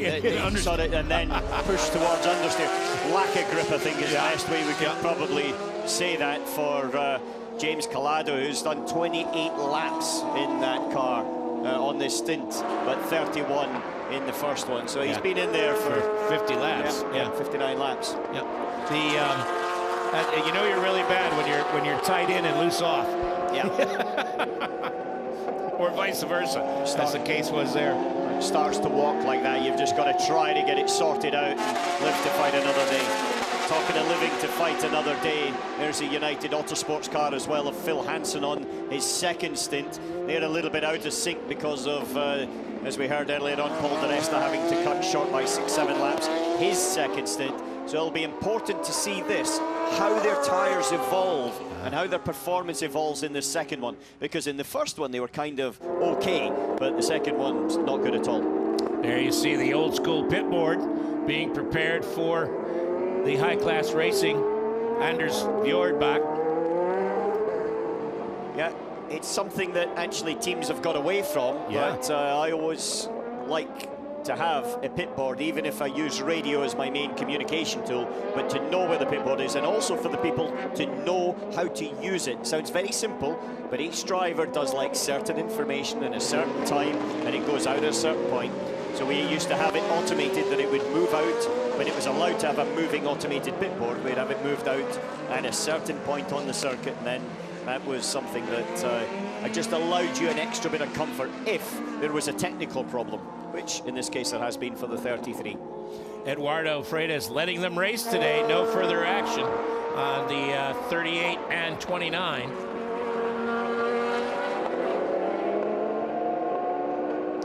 As we have now gone under 4 hours remaining in this race, 3 hours, 52 minutes.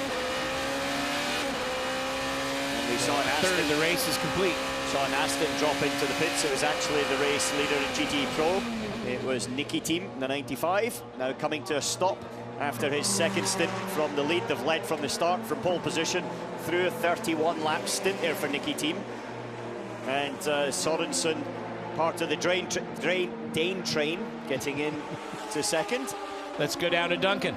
Yeah, the car, as ever, on its marks immaculately there. And the Aston Martin AMR team go about their work very quickly, but very smoothly in a methodical way. This car has really been the pace set in the field. Taking a long time to fuel it up.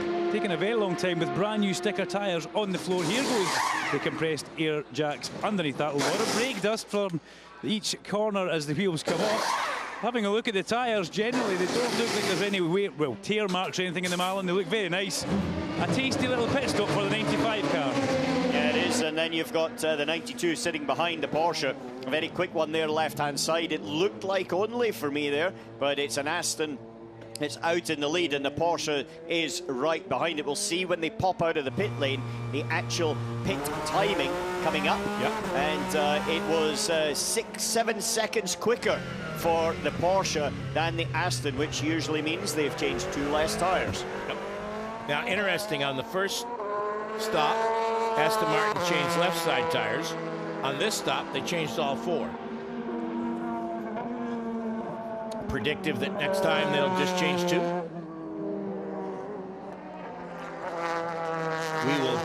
We will have to wait and see. This could end up being the virtual battle for the lead on the racetrack. All 4 tires there inside the white line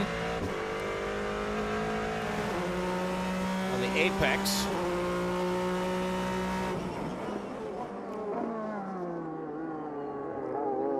Currently the battle for 4th, but when the 51, 91, and 71 make their pit stops, this should be the virtual battle for the lead. Here comes the Cool Racing number 42 and the number 22. Coigny and Hansen, the battle for 5th in LMP2, as Phil Hansen tries to work his way back to the front after his pit stop. As Alan said, and we heard from Paul Di Resta, the number 22 United Autosports car is off sequence with the rest of the field. Now, if there's a caution, Alan, full course caution, which I think you rightly predicted earlier is probably a long shot in this race, would they use that opportunity to get back on sequence with everybody, or are they committed to just stay on this plan? It depends. It depends on everybody else and how they play it, where it is in the stint length as well. Yeah. And so it's a case of how long it is, where it is in the stint, whether it can pull them back on sequence or not. Right now, Phil Hansen is looking at performance and speed as he's trying to get through the traffic and also overtake the Cool Racing Coigny. As Toyota blast past them all. You may have noticed from the onboard in the upper right-hand side, there was a little thing that flashed on that said blue. Well, that's the electronic digital blue flag warning Hansen that the Toyota was coming through, and now Hansen is able to go through and take over 5th position from the Cool Racing number 42. That is, it's actually a system that's been introduced a few years ago, and it's a safety item system, and it's direct information from race control to the cars, and it can be to all cars or it can be to individual cars. And as the leader pops into the pits, it's been something that I think has been a very, very positive addition to our series here. The T-Ferry has arrived. Martin Pass from United Autosports has delivered a wonderful beverage to Mr. McNish and I. Thank you, sir. You're a gentleman and a scholar, as always. Yeah, it's very good to be up here in the box, and like down in the pit lane, we've got you didn't get your lobster earlier, Duncan.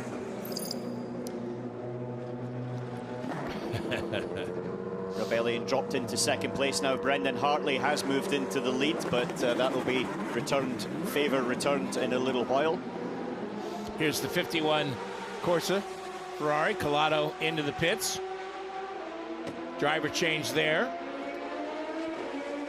Just coming back to that that actual stop there by Rebelli, and that was a 24-lap stint, so they eked out another lap on that stint to what Bruno Senna was able to do on the previous one, with just a very slightly slower average lap time. So let's see if the Ferrari can get the pit stop done before the 95 car comes past. I don't think it's going to happen. Here comes the 95 car in the background at full speed, goes through. You can just see the top of the car go through, and you can see it on the GPS map there. There he is. There's the proof. Here comes the Porsche as well. Here comes the Ferrari, and the cool racing LMP2 car will slot in behind. That was politely done. That's kind of the way it should. And then out comes out the Ricard Leitz in the number 91 car as well.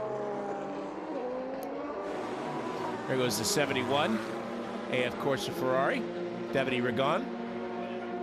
And we will be having some stops. In fact, already having stops for LMP2 as well. They're on 22 laps at the moment. Fritz van Aert is on 22, and I would expect that when he comes in, it'll be a single stint for that Racing Team Netherlands car in third place right now. And then you will see Nick de Vries popping into the car. And just as a wee quick reminder, Nick de Vries is called Quick Nick because he was 7/10 quicker than anybody else in qualifying. But with the averages with him and Fritz van Aert, then they didn't start at the front of the grid. Well, I'm sure that he will light this place on fire when he gets behind the wheel of that car. There is the 29 car into the pits, and the driver change as predicted taking place. Let's check in with Duncan Vincent. Yeah, I'm here. I was actually looking at the car to see if there's any damage from that previous accident when Fritz got turned around at the hairpin, but it doesn't look like it. It's quite interesting as well. Big, tall, I'm not going to say lanky, Fritz gets out, and pint-sized McNish gets in. There's young Nick there, very quick Nick. A good stop by the Jumbo team here, the Racing Team Netherlands, effectively. Yes. And there he goes. Yes, he did say pint-sized. Yeah. Likes living on the edge, doesn't he? Yeah, well, yeah, it will be. Living on the edge is also 38 Jota Sport car, which is Roberto Gonzalez, that's leading in LMP2 at the moment. He'll drop into the pits as well. But just for note, Duncan Vincent will be looking for a lift back from this racetrack today. If anyone's out there and looking to try to help him.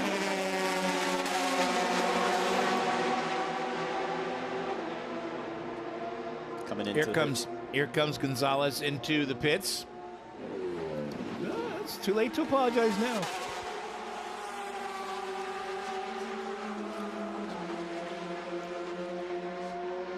Routine stop, fuel. Engineers checking the car over. Thumbs up for, and now you see trying to take some of what you see the mechanics doing there is trying to get some of those rubber bits, some of that rubber debris off those wheel arches and louvers. Well, rubber sticks to rubber. Yeah, that's right. And you want to try and clean it every possible point. And you can see the amount of debris that's around the circuit, the rubber debris. Fritz van Aert there, hot and sweaty. Frustrated. Big, yeah, and actually frustrated. And he wears his heart on his sleeve. When it's good, he tells you. When it's bad, God, he tells you. And one of the best things I've seen in the emotion and love and passion of someone that wants to do well is when it all went wrong for him in one race. And it just boiled over, and it was fantastic to see someone that actually, this is not their job. This is his enjoyment and his passion. And he, like I say, he lives it and breathes it like we all do. Nick de Vries, the youngster, making his 10th World Endurance Championship start. And now, let's see what kind of times he can put down. He's got a clear track ahead of him as well. There's one GTE AM that is now dropping down turn 2 as de Vries comes out of turn 1. And so he should get that car once they get through to the end of the S's somewhere. So it could be a very, very clean first run.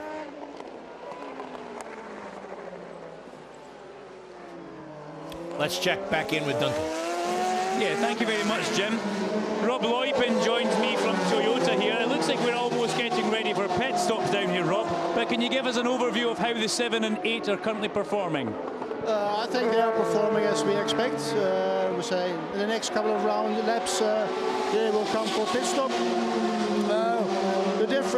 The distance between us and car number 1, the Rebellion, is what we expected based on the succession handicap.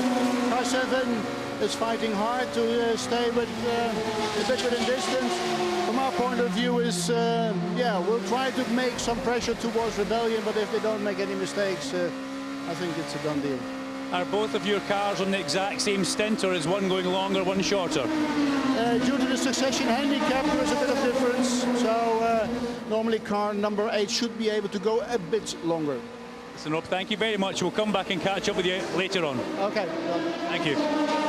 Brendan Hartley in that car number 8, currently leader just due to the pit stop cycle coming through, as the Rebellion behind with Gustavo Menezes starting his second stint is 34 seconds, but that will obviously switch as soon as Brendan does come into the pits, which I expect on the next lap.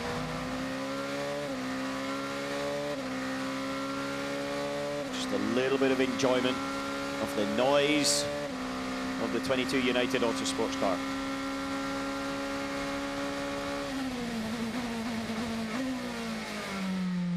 Fantastic.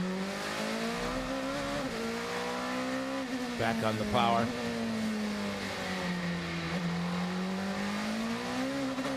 Interestingly, using first gear a lot. Now, if you've got traction problems, one alternative is to actually keep it a gear higher and let it roll through, put less torque through the tyre, which puts less energy in the tyre, less heat, and then you can maybe guide the tyre that little bit longer through the stint. But they were still pulling that first gear and putting maximum power through it, and you saw a bit of a snick of oversteer coming out of it as well. Toyota in the pits. Hartley is in for his, this will be his first stop, but the car's third stop of the race. Thomas Laurent has just got into the 36 car as well. He's replacing Pierre Rag.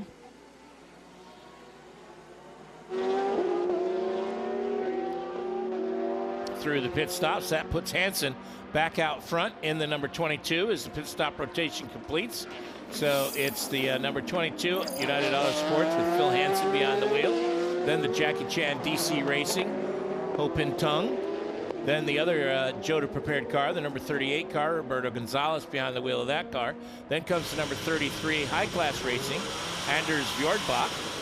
Then Nick De Vries. 38 seconds, actually 6 seconds behind Bjordbach, and he just turned a 1:54.5, but has just done a personal best 24.1 for the first sector. So Nick's coming to grips with that car, and we should start to see some times dropping for him. I think you will. Also times dropping. Brendan Hartley's pit stop was only 59 seconds in that one, whereas Gustavo Menezes was 1 minute and 7 seconds. And so therefore there's a little bit of time to be gained in the pits, and I think the more the circuit rubbers up, the more that Toyota will be able to actually push that as well. Okay. That's what we heard earlier, that we were expecting them to be 8 to 10 seconds a pit stop faster. If I'm honest, I have to say I didn't see whether Rebellion did any tyre change or anything else. I don't think so by the time, but they may have done 2 tyres, which could have been the difference. And we'll have to monitor that as we continue along.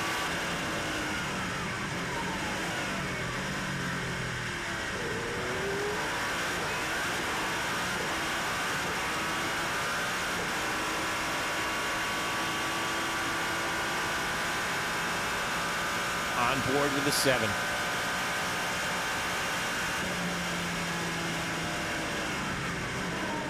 Absolutely fantastic. Love those sounds. Here comes the Corvette. Speaking of loving a sound,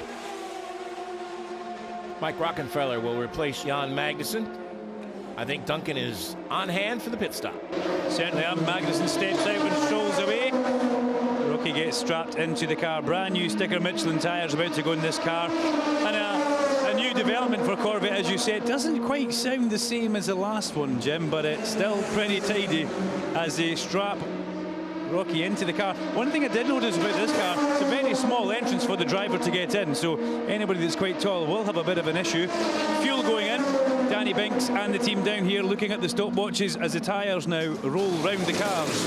Not a lot of brake disc dust coming out from these cars as they roll round to the front now. A very, very well-oiled team. The Pratt & Miller establishment know exactly what they're doing when it comes to pit stops down at Lewis. And away. And meantime, you see the number 7 Toyota coming into the pits. Just we'll stay with Duncan.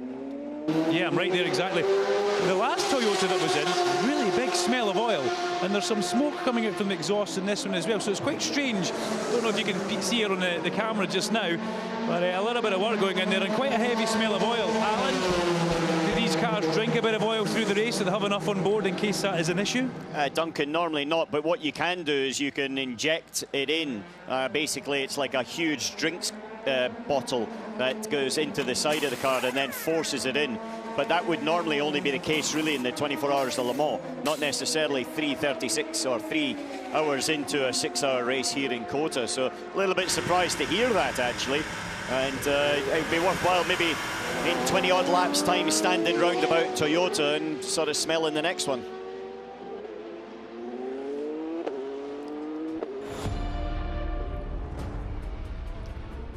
Darren Turner looking on.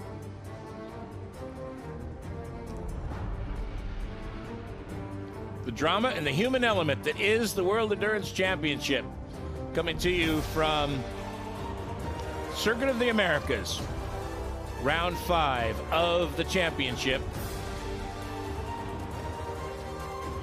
First of 2 stops for the World Endurance Championship in America.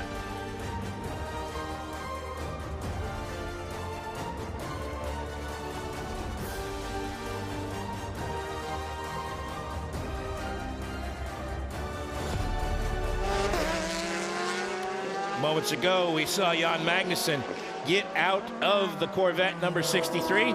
Duncan Vincent has pinned him up against the back of the garage area for this interview. I would hardly say I've pinned him against the garage. He's, you know, you don't think you want to mess with this man. Jan Magnussen, I know that it's a new car to you guys, it's a new circuit. Have you been working on a simulator setup with this car when you come to COTA?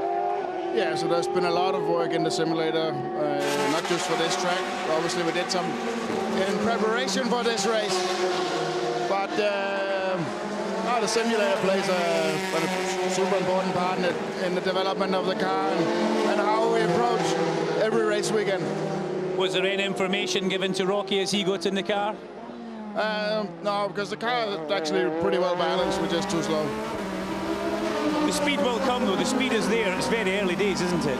Yeah, I'm sure this car will be a fantastic race car. It already is, but we need to extract more speed. But it's well behaved and you know, it's ran problem free. Do you know where you're slow about and where you can get more speed from? Right now we're giving it all the way on the straights. Super slow. Very acceleration and all the way down straight. Thank you very much, Jan. Thank you. I first remember seeing him, Alan, in British F3, and my goodness, he was something special. Yeah, he was. He still is. I think Jan won more races than anybody else in one season in British F3, certainly at the time, which beat Ayrton Senna's record at the time. And then went on to deliver. Very, very skilled driver, very forceful, as you say. And I can tell you from personal experience that he does come out swinging when it's a wheel-to-wheel battle. There's no question about it. Jan, I am talking about Las Vegas 2000, just for information, if you're still online. And yes, I still remember it. But he's... that, of course, is when Jan was driving the earth-moving Panos. Yeah.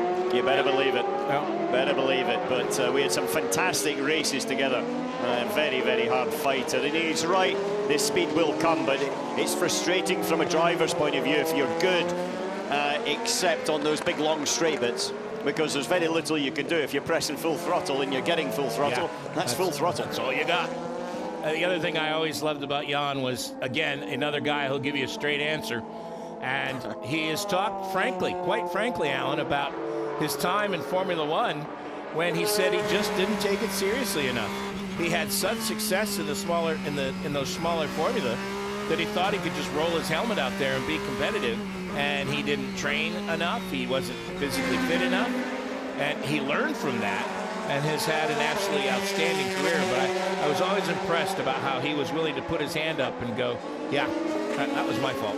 Yeah, he is. He's a straight shooter, and he's given all of that experience and advice to his son, Kevin Magnussen, who's driving for Haas in Formula One, who definitely does put in the effort and also is definitely a very straight talker, much to, I think, the frustration of a few maybe press officers in that team, one of which I know extremely well. But he's they're a fantastic racing bred family. And also, Kevin was quite instrumental in helping Corvette with their simulator setups for this new car, because Kevin has, as most of these young guys do, unbelievable simulator experience. So he was able to be very, very helpful in that setup. As now we have seen, as Alan predicted, Quick Nick has started his move. He is now fourth. He's gotten by Bjordbach and has moved into fourth position in the LMP2 category. There's Bjordbach in the number 33 high-class racing entry. If you just joined us, that car's working without radios, so they're having to do it old school with a pit board. Right there, Nick DeVries is doing it new school. Stick your foot in it, son. Stick your foot in it. Well, so far, admittedly, it's 7 laps into this stint, but it's a quicker stint than anybody else so far in that 29 car during this race. Traffic's a little bit leaner as well. He's got a couple of gaggles of traffic coming up, which will knock his lap time a touch, but he's in a pretty good position in the zone. First time here at COTA as well. Thoroughly enjoying the track, but then again, I think everybody does. Yeah. This is what they like to call a driver's track, I think. You've got a rhythm section, you've got a balance section, you've got some straightaways where you can stretch your feet. Word from Duncan Vincent: only fuel on the last pit stop for Rebellion, no tires. 8 seconds was the difference. The Rebellion was 8 seconds slower in the pit stop than the Toyota of Brendan Hartley. And so if the Toyota, for whatever reason, safety cars or problems or whatever, is within 8 seconds at the last full fill, then it's going to be close. Got a bit to go before that. That's the thing I love about endurance racing. You can go off in one direction with your strategy. I can go off in another direction with my strategy. And at the end of 6 hours, the two of us converge, and we're a second apart. Yep. Yeah, that's... The only thing is, I always want my second to be ahead of yours. I would expect nothing less. Here's our battle for fourth. Francois Perotto still in the number 83 car, or back in the number 83 car, as the case may be. Jeroen Bleekenmolen in the Team Project One took over for Ben Keating in that wins liveried number 57. You can't miss that one on the racetrack. Much like the jumbo LMP2 yellow car. See him coming through the field. Yeah, there's good and bad to that. If we can see them, and it's good for us in the comms box here, talking about the race. That means the race director and the stewards can see them as well. Not that they do anything untoward.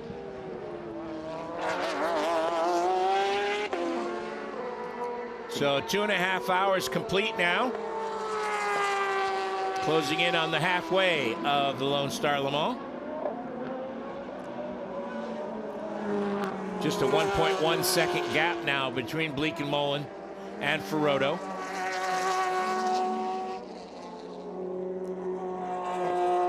Bleekenmolen is another one of those drivers. He's found a home with Ben Keating. The two of them get along great, and I think he's been instrumental in the improvements that Ben has shown in the last couple of seasons, and especially probably in the last 9 months. Yes, I would agree with that. I would agree. Ben Keating's taking to it very well, and also in multi-cars. It's not as if he's been sort of sitting in a Porsche all of the time, and a Porsche specialist in that respect. Because if we remember, on the road he won in a Ford GT at the Le Mans 24 Hours. Subsequently had a problem that meant that wasn't a trophy that he kept in his trophy cabinet, but he was there on the road, and from a driving perspective was very, very impressive. And then now he's switched over in the World Endurance Championship and into the Porsche. He's driven Mercedes in IMSA. He's driven for Murphy prototypes at Le Mans. So he has experience in many, many different kinds of cars.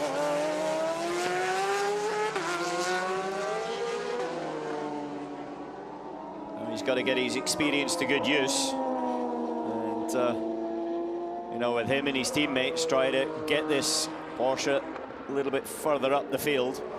And it looks like Blinkermolen is closing in on Perotto, now just half a second behind. Had a personal best in the first sector. As now we're back on board in GTE Pro, number 91 Porsche. Very different lines through the slow section there at 13, 14 and 15. As the Porsche was letting it sort of, it was a more straight-lined type of driving style in the way that he was attacking the corner. He's chasing the number 51 AF Corsa. Perguidi behind the wheel of that car. Yeah, well, make sure Duncan gets down to AF Corsa pit afterwards and speaks to Pierre Guidi, how he's got on and all the action that was going on. Always a very good interview with Alessandro Pierre Guidi.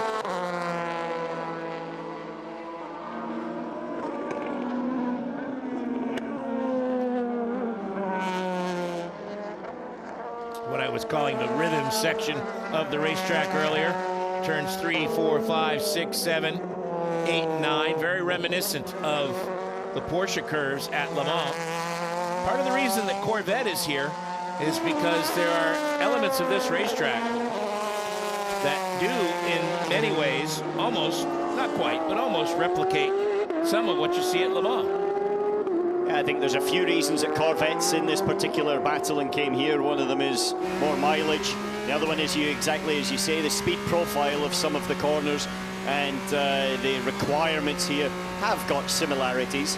But then again, they've got probably more similarities than most other places. Corvette do a lot of their testing in the US for the Le Mans 24 Hours anyway.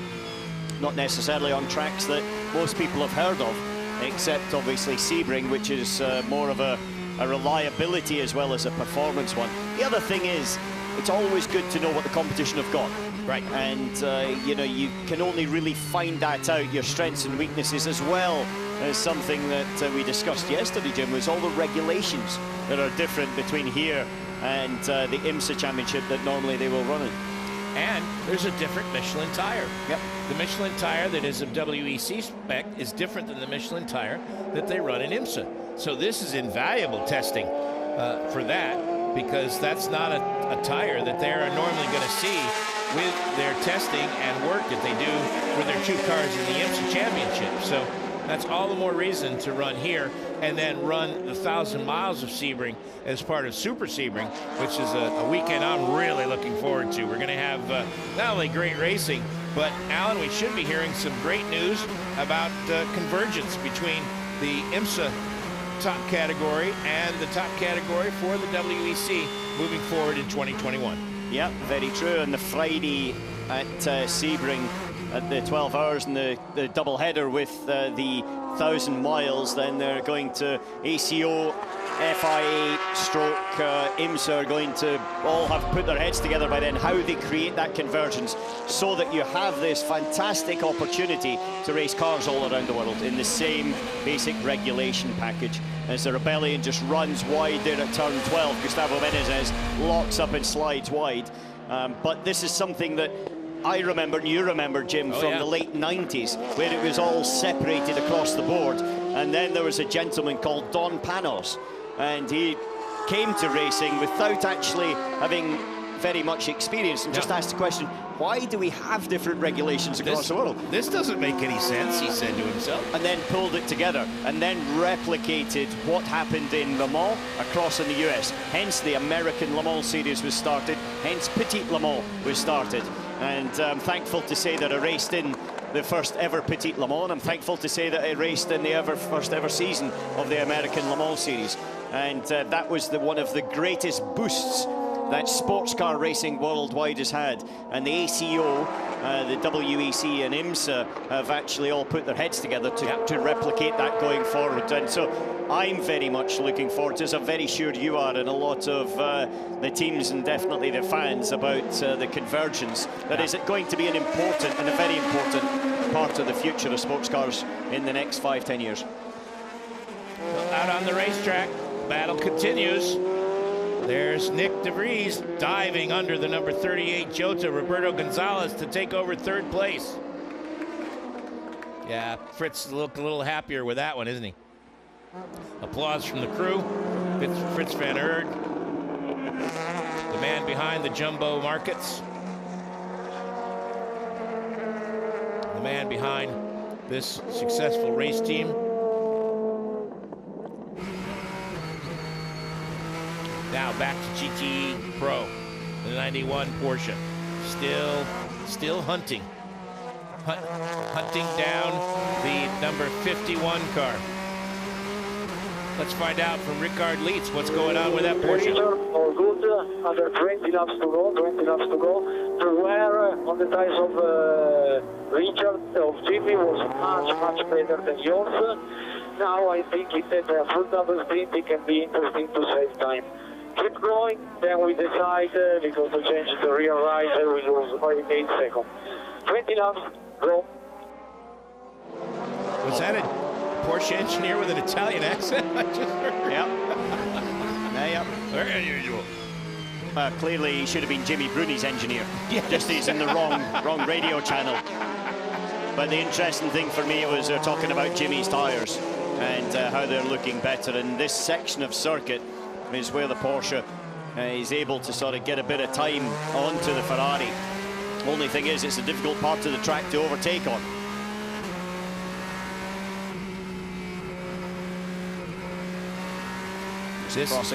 Sorry, I was just about to say, just crossed the wash there, and you heard him going on the throttle and having to lift out there as he suddenly lost a bit of front grip. Got it back again as the Ferrari just moved out 1 or 2 meters further ahead, and the angle of attack at the nose of the car in the air was slightly different. So you're the driver of the Porsche. You've been working many laps to try and decrease this gap, take over the position for fourth place. The engineers come on and start telling you tire wear stories. What does that do to you mentally? I mean, does it help you, or does it make you become concerned about the tires? No, he's giving him guidance. You want to have the truth. You know, we need to live in truth land here, and if we've got a problem, we need to know the problem, and we need to know how we can maybe do something about it. And afterwards, then you have the discussion of why on earth did that happen. But right now, it's all about solving lots of small problems, because it's never a perfect race. When you talk about a perfect race, it just happens to be more perfect than anybody else. Yeah. And so you're always trying to solve that. Right now, Leitz is, he was in the car at the start, if we remember, and he's 13 laps into this particular stint, so he'll come in with probably 32 laps on the board, and then they'll, I'm sure, try and do something with the tyre strategy, because if I look at it, Christensen actually was 8 seconds quicker on the previous stop than the Aston Martins around him, which then allowed him to jump into second place overall. And that sounds very much like with a little bit of tyre strategy of not changing one of the sides there. You live in Truth World. What's that like? We haven't had Truth World in America in 3 or 4 years. I think that's the second time. Yes. Yeah, the second time that Gustavo Menezes has run wide down at 12, and this time bounced over those sausage curves. You don't want to be doing that, and you've got 25 seconds of a gap, but that's came down a lot. Gustavo Menezes was a lot further up the road at one point. And so, you know, the Toyota's slowly eking back into the game for whatever reason. Here's the United Autosports number 22. Looks like those are scrubs going on. in for his pit stop. Again, if you're just joining us, he's a little bit off sequence. Just got a note from Fiona Miller. Thanks, Fee. That was Luca Massa, the engineer. He was at Ferrari for years with Jimmy Bruni, and actually moved over to Porsche with Bruni. And then went to the... And is now working on the other car. Or he may be tuning Bruni's car and just helping the other team. No, but anyway, you're separated off. Separated off, okay. All right. But just coming back... I like cooperation. Very... yeah, your teammates, you cooperate until the green flag comes. drops. And then after that, there's zero cooperation until the checker flag drops again. But just coming back a little bit to Gustavo Menezes, since he got in the car and Brendan Hartley got in the car, Hartley's actually matched Menezes through the stint so far. It's been pretty much toe-to-toe. And so I think there's a little bit of a pressure on and a push on there for Rebellion. Last lap, in fact, was a 152.4 for Jimenez and 152.8 for Hartley. So, yeah, they're staying right together. Speaking of right together, here's Alessandro Perguidi and Ricard Lietz. Nose to tail again in the Ferrari and the Porsche. Lietz is going to look down the inside at the hairpin. He'll come underneath, but doesn't have enough to get it done.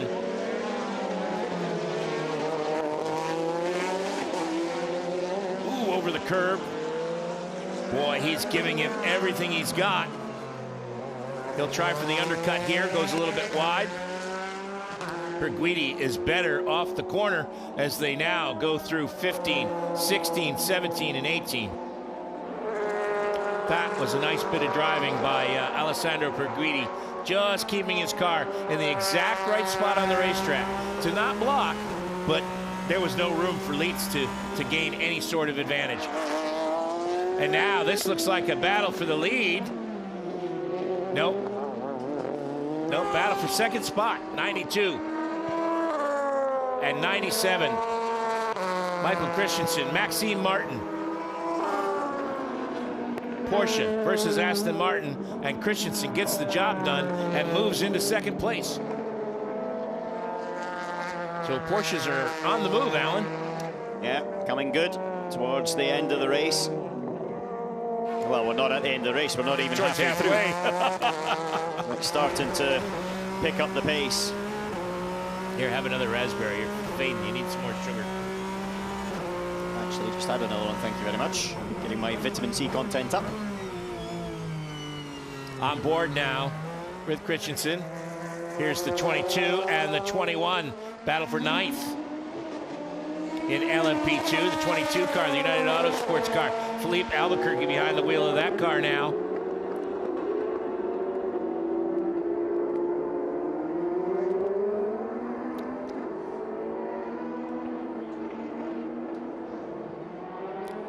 So we've just one thing we're talking about as we see this battle here was what exactly was happening. Hartley being able to match Gustavo Menezes toe for toe, but I think Duncan's been able to find out a bit of information about it. Let's find out from Duncan Vincent. Thank you very much, guys. I hope you're enjoying the cups of tea that you're getting to hold. And of course, but Rebellion are looking after me. But things are starting to get a bit frantic in the garage now. Norman Nato is dressed and ready to go. Bart Hayden told me he is on the qualifying tyres as Gustavo Menezes, and he's also been told to drive to a fuel number. So they are really trying to save as much as they can. They're not true out-and-out pace right now, guys. Qualifying tyres and a fuel number to drive to. Interesting you say that, Duncan, because Gustavo Menezes' first stint was a 24-lap stint, whereas Bruno Senna had done a 23-lap stint the one before, so that fuel mileage really does link in there. And then when you talk about the tyre, then it does actually back everything up. So Bart Hayden playing a strategic game, but they have to be a little bit careful because it's now down to 23 seconds, the gap with Brendan Hartley.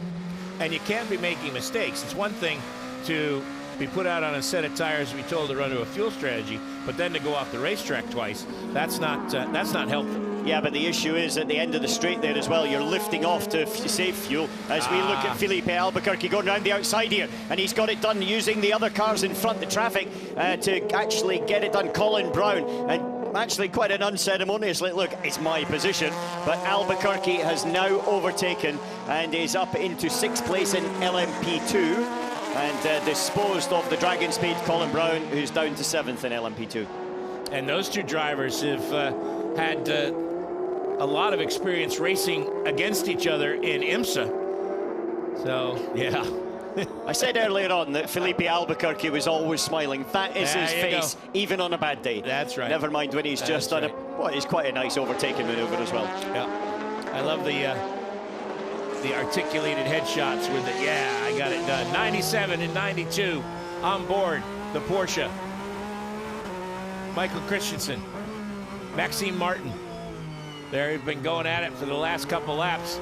A couple laps ago, we saw Christensen get by Martin. Now Martin has repaid the favor and gotten back by Christensen. So it's back to Aston Martin 1 and 2, followed by the Porsche and the AF Corsa Ferrari. This has been a great battle.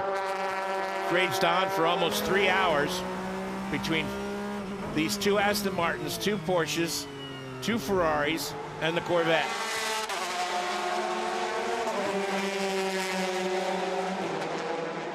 It's what we've come to expect from GTE Pro competition, whether it be in the World Endurance Championship or in IMSA. You'll get to see lots of it at Super Sebring with the 1,000 kilometers, 1,000 miles actually, I'm sorry, 1,000 miles for the WEC cars, and then the classic 12 hours for the IMSA cars. Back-to-back days. It's quite a weekend of endurance racing. Ticket sales are way up, so don't miss out.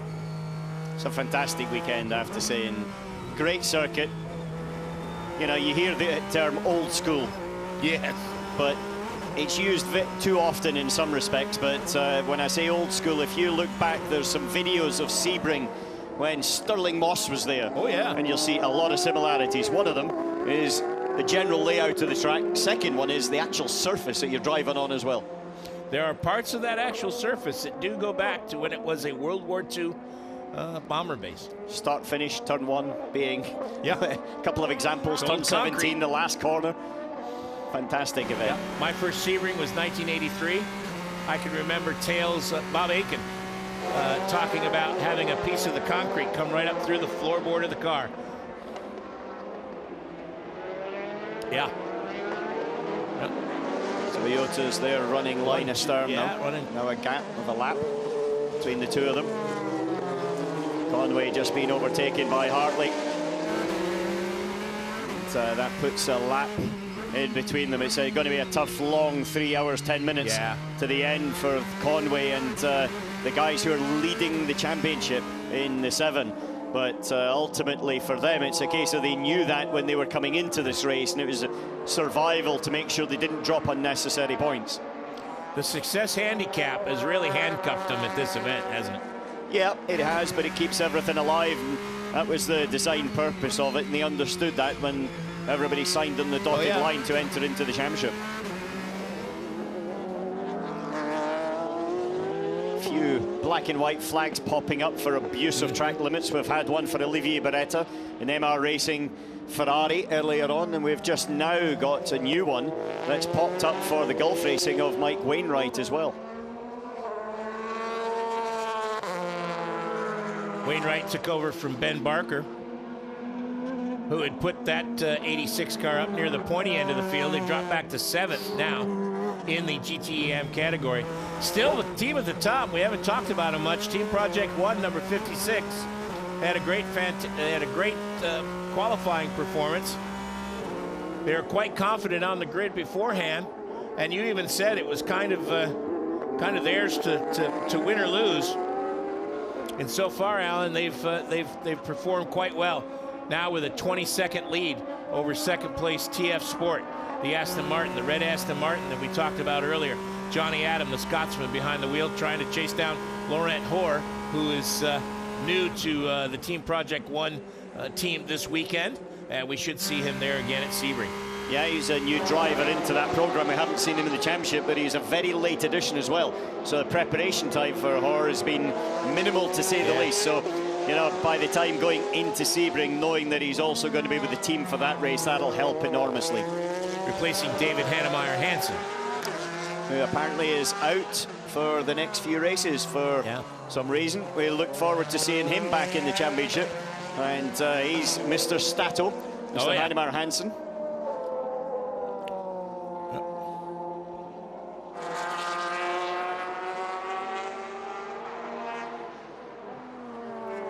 This Porsche-Ferrari battle continues to rage.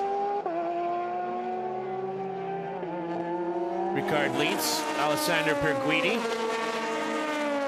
Here's Gustavo Menez continuing to put laps on the field as he goes by the... Look at the right-hand side of the wheel arch there as the Jota guys are limbering up for a pit stop. You could see all the rubber pickup that had sort of flown up, but then also glued to the top of the wheel arch area.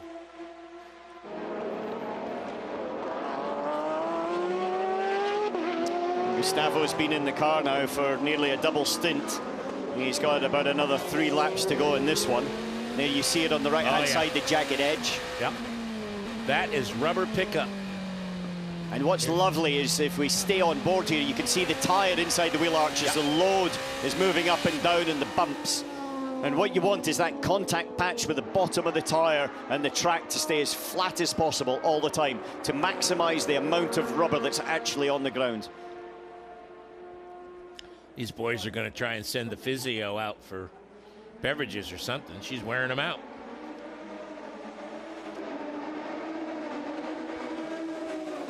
Lots of teams getting ready for pit stops, including TF Sport. Look like Nicolas Lapierre getting ready there. Here is the TF Sport into the pits. Duncan Vincent. Yeah, thanks, Jim. TF Sport, again, another well-oiled machine with a driver suited and booted to help out the mechanics. Alan, I was quite interested in asking you, the amount of pickup we saw in that Rebelli wheel arch, will the mechanics just drag that off with their hand? Or at one point during a 6-hour race, would they replace the nose with a new nose? Yes, you can replace the nose with a new nose. It depends, you know, you should be practicing these things anyway, just in case you have an incident at turn 1 or something at the beginning of the race. And it depends on your time loss. What is your minimum time loss? And if you can hang on, if it's not a big thing, and wait for maybe a full course yellow or a safety car to be able to do the bigger jobs. But we've seen Toyota in the past actually changing noses and tails during the race purely to balance cars. And if they've had understeer or oversteer, so it's now a tuning tool as opposed to being something that would be required to go back into the pit box itself to change. The high-class racing number 33 comes in. Here's the number 57, Team Project 1, Porsche with Jerome Bleekemolen behind the wheel. Johnny Adams is back out in the TF Sport number 90. Mark Patterson behind the wheel now of the high-class racing. Interesting, Alan, because the Dragon Speed has always been the first of the LMP2 cars to come to the pits. This time, the 33 car joined the Dragon Speed car, and it looks like the Dragon Speed has actually been in there a while. Colin Braun, I wonder if they have a problem. No, there's the, just got the center. Heinrich Heidmann is now behind the wheel of that car. Here comes the number 42 Cool Racing car into the pits. We should see Nicolas Lapierre get behind the wheel of that car. Yeah, it was a full set of tyres and driver change there for Dragon Speed. A 1:27.367 was their total pit time. Cool Racing in, as you say. They should be a little bit faster. Their previous full service time was actually 4 seconds faster than that. The number 54 AF Corsa Ferrari has come into the pits. Thomas Floor behind the wheel of that car. Oh, that wasn't Lapierre. Thank you, Duncan. Oh, Coigny has gotten back in. Interesting.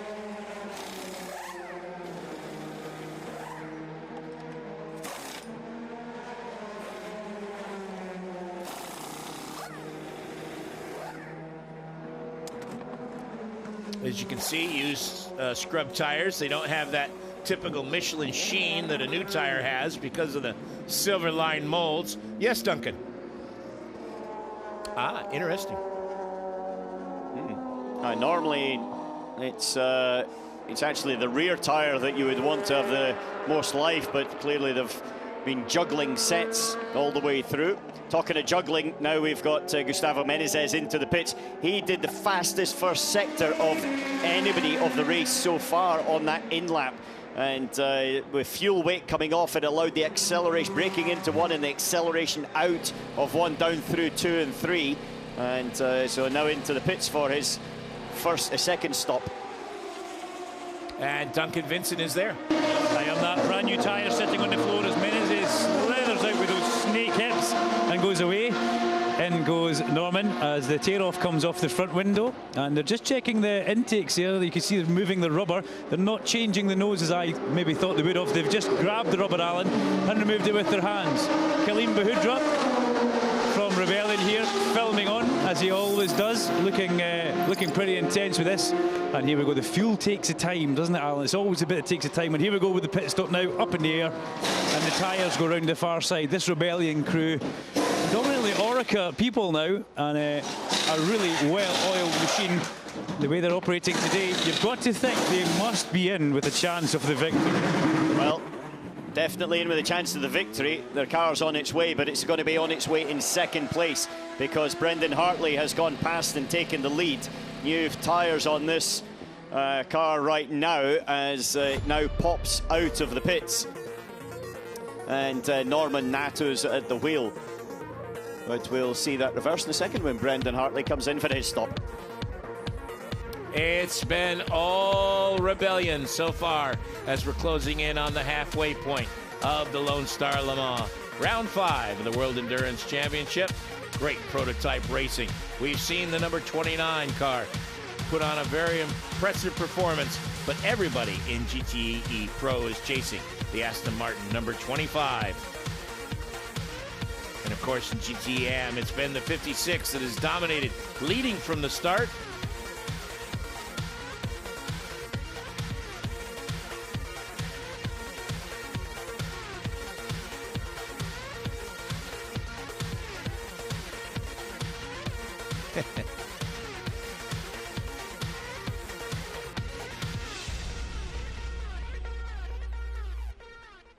Nothing like a little house music to get the blood rushing, right, Alan?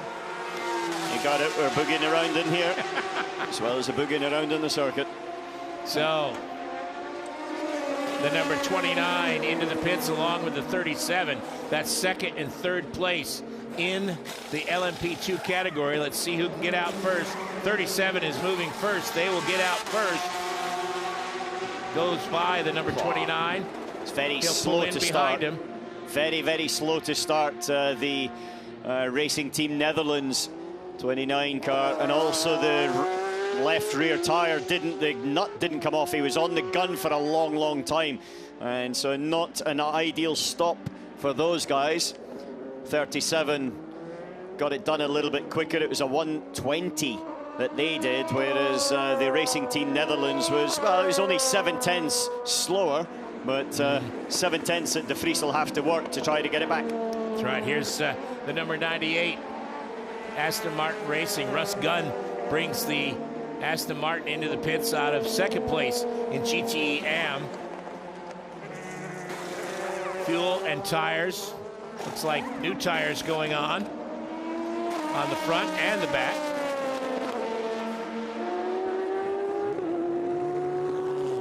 He's back underway. Meanwhile, the Jackie Chan number 37 and the Jumbo 29. Team Racing Netherlands.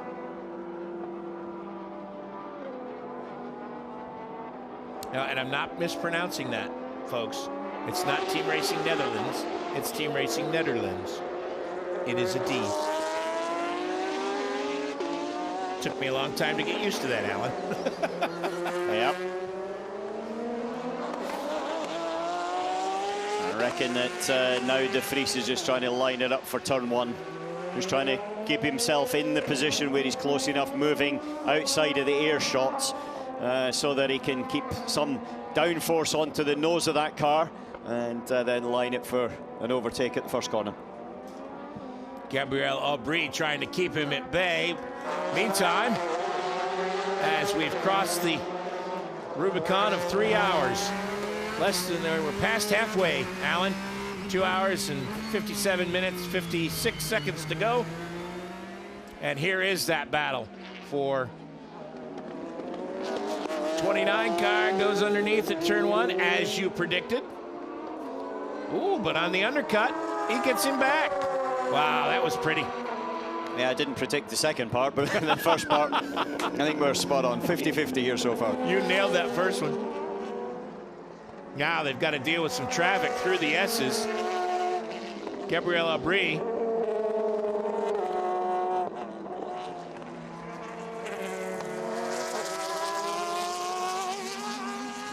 Got a mirror full of Nick DeVries. Both guys doing an excellent job in traffic, aren't they? Down into turn 12, DeVries will have a go. Oh, no, he won't now. Oh, boy, got tagged there. Or actually tagged the Ferrari. Did he misjudge that, or did he get a little understeer? I think he thought that Charlie Hollings wasn't going to come back towards the apex, which he did, which squeezed a little bit. Yeah, it's just one of these things. Yeah. Slight miscommunication. Software glitch between the two cars as Charlie goes very wide at 12 runs off the circuit. De Vries lives to fight another day. Moving around, trying to set up to get the undercut. Here's the 36 car, Signatech, into the pits.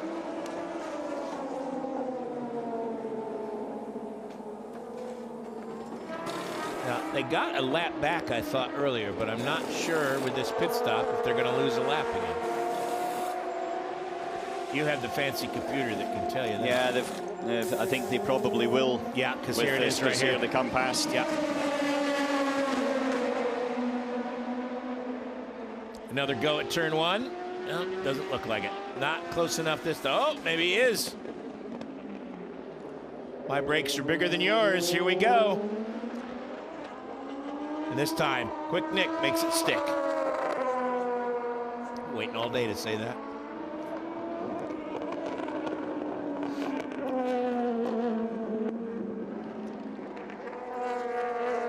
So Nick DeVries now takes over second spot. Sets its sights on Philippe Albuquerque, who's 24 seconds up the road.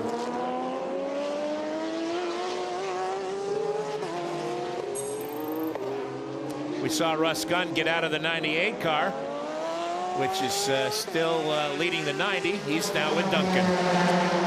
Ross Gunn has just stepped out from the number 98 Aston Martin. Darren Turner has taken over. It looks like it's pretty hot work in that car. You're absolutely saturated with sweat. Yeah, so basically the usual, to be honest, but yeah, I had a really good stint. I could see Johnny was 10-15 seconds ahead and was just trying my best to try and chip into that lead. It's great to have two Astons running quite competitively in the top 3, and hopefully we can both finish there. Any strategy changes, or is it flat out for you guys, or do you have to watch what you're doing? Yeah, at the moment we're flat out trying to win this race. We've got 20 kilos of success ballast from the previous events, but so far the car feels really, really good, and Darren's a very experienced guy, and I have full trust in him that he's going to do a mega job. I have to say, Paul has done an awesome job as well. You know, he's been obviously out for a couple of months, but his stint was phenomenal, and yeah, I'm really happy. Thanks, Ross. Cheers, thank you. I think we had that much meat at the Brazilian Steakhouse the other night, didn't we? Success ballast there for him. Now, success ballast in the GT cars should not be confused with the success formula handicap that happens with the prototypes, because they don't just put weight on in the prototype. No, that's very true. It's a very complex way of actually trying to balance out the various differences between them. With the GT, it's a little bit more simple in the actual fact that they're all quite similar cars. But at this moment in time, you've got Pierre Guidi that has actually got his mirrors absolutely full of Richard Leeds. And he's got to be careful as well, because he's just had a warning for track limits. Pierre Guidi, in his defense of Leeds, has got his first sort of yellow card, so to speak. So any more of that, and he could be coming in for a little bit more of retribution. some of the tire pickup there getting thrown back onto the onboard camera lens. This battle's been brewing for a while, and it's the closest that it's been in a while.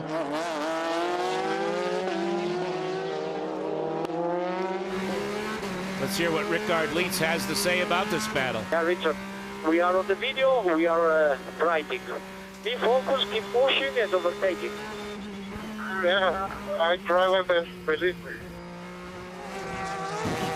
Keep pushing, yeah. I'm not on a Sunday afternoon drive here, chap, but I think that's the way it is. I think the information there is a Toyota that was leading with Brendan Hartley into the pits, which will give it back to Norman Nato in the Rebellion. It was relating to, I'm sure, those track limits. We've got the video and we're writing. So writing to race control and bringing that up. So clearly there's something that they feel is not quite appropriate that's going on. Let's check back in the pits in Duncan Vincent. Thank you very much, Jim Roller and Alan McNish in the commentary box. I'm catching up with Sam Hignett here. He's in the Jota Sport camp, and he's also the Jackie Chan DC Racing. It's a bit tricky running two teams, isn't it? Yeah, especially when they find each other on track, but these two seem to be able to every round. How are the Goodyears performing here? Because obviously a new tyre to the championship this year, but never been here before at all. No, I mean, it's an evolution of the Dunlop tyre, so they had some knowledge coming here, but they're doing a good job. Tyre seems to be standing up, everything seems to be okay. And what's the strategies for the race? Is it split strategies, or are you guys just racing each other? No, the cars are just racing each other. They're the right way round now for the pit boxes. We just need to understand what's going to happen with United being off sequence and what happens with the Racing for Holland car. Have you got enough to make the podium or even win, Sam? Yeah, I think we have. Let's see what happens as the race matures. Good luck. Thanks. Thank you very much. Well, we do like that little bit of confidence there. Yeah, I think we've got something in the pocket. Right now, they're third and fourth. Gabriel Aubry in third place, and Antonio Felix da Costa in fourth. Now, this is interesting, Alan. We heard the engineers telling Rickard Leitz to push the 51 car and overtake him. Well, what they've done is he's pushed the 51 car right up to his teammate. So now there's a Ferrari sandwich, you know, two pieces of Porsche with a Ferrari meat in the middle. That metaphor didn't work, did it? It kind of did. I just stumbled through it. But, you know, now the opportunity is here for Leitz, because you've got Christensen who'll be looking in his mirrors trying to defend, which may give the opportunity for Leitz to take advantage of that, to try and get past the Ferrari. Not to say that that's going to be very easy, because you know, it's not an easy thing to get past Alessandro Pierguidi at the best of times. Never mind when he's got the opportunity to get up into third place and maybe have a little chase down on the Aston Martins that are 1-2 at the moment. He's going to look down the inside into 12, though. Yeah, he's gone for it. Yeah, Christensen didn't really fight that one. Tried to do a bit of a cutback, but I wouldn't be surprised with the speed that they caught here. There might be a radio message to Christensen, just look, let your teammate go, and we'll switch the position back if he isn't able to get the job done.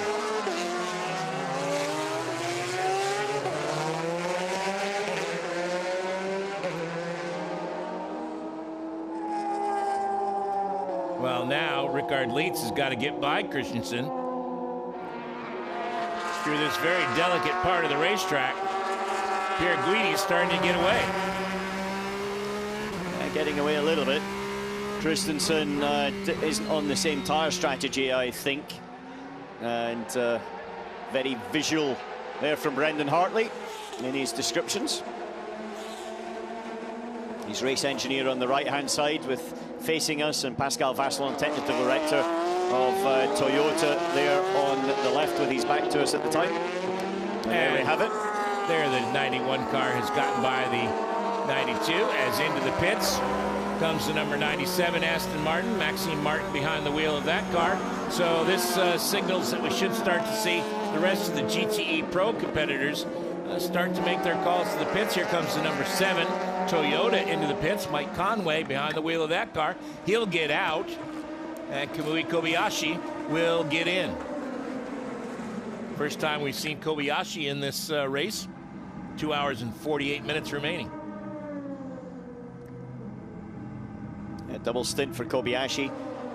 Well, they cycle through the drivers. 7. Change a tyre as well. Normally you want to try to change the tyre with the driver. So the driver's got those tyres all the way through. Now with the restricted numbers that they have, sometimes you have to get in the car with someone else's combinations, which is not always ideal. Well, Pierre Guidi has used traffic and that bit of advantage that he got while Leitz was stuck behind Christensen to really pull out a little bit more of a margin. Yeah, he definitely has. He's made very good use of it.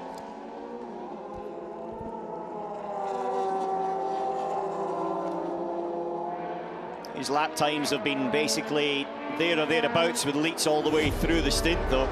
Christensen been half a second a lap slower on average, but as we said, on a slightly different tyre strategy. But the quickest is actually Sorensen, the 95 Aston Martin, all the way through this race. Just seems to have a little bit of the legs on everybody else. Beautiful shot there. The car's curb hopping as here is the 95 car into the pits.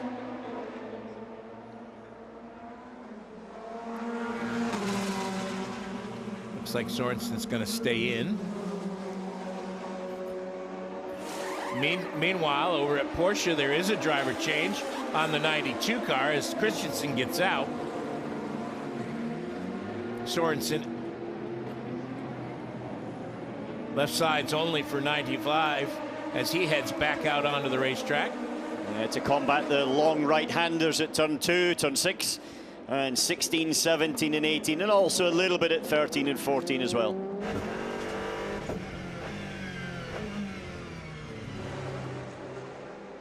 Now the tire change takes place for the Porsche.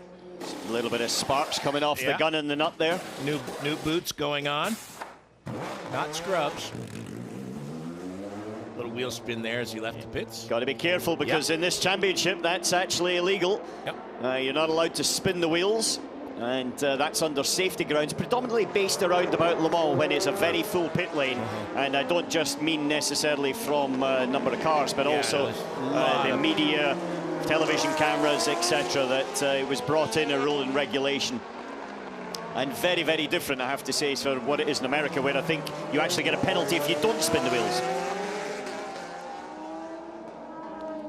Let's check in with Richard Leitz and see what's happening. I think the only chance we have is we win something on the pit stop. Yes, for sure, but it's not sure that we will get it. We can. Remember that now, if we don't change tyres, you will have fuel in front, so it means more stable front. So again, more tire talk between his engineer, Michael Christensen. Talk is actually, look, how do we get ahead? Because we're not going to be able to do it on track. We just can't do it on track. We don't have the speed, and we're not quite quick enough in traffic here. So I need some help. Can we do it in the pit stop by not changing tyres? Yes, but. So for every upside or every force in action, there's an equal and opposite force or reaction. That's right. Yes, we can do that, but are you ready for the consequences? But what I do like is you've got a driver that's racing the race, thinking about options and trying to come up with solutions, or asking the team, what solutions do we have? What can I do? Can we play some different type of strategy? That's so much different than what you hear in other forms of racing from the drivers who are just seems to me like they're always complaining that things aren't the way they particularly like it, or things aren't fair.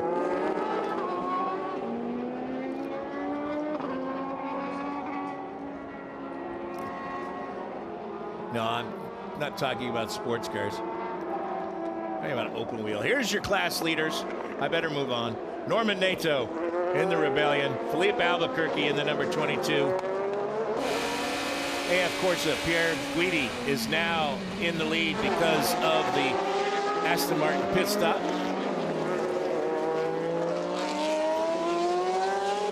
So 2 hours and 45 minutes to go. We are more than halfway. Let's see how we got here.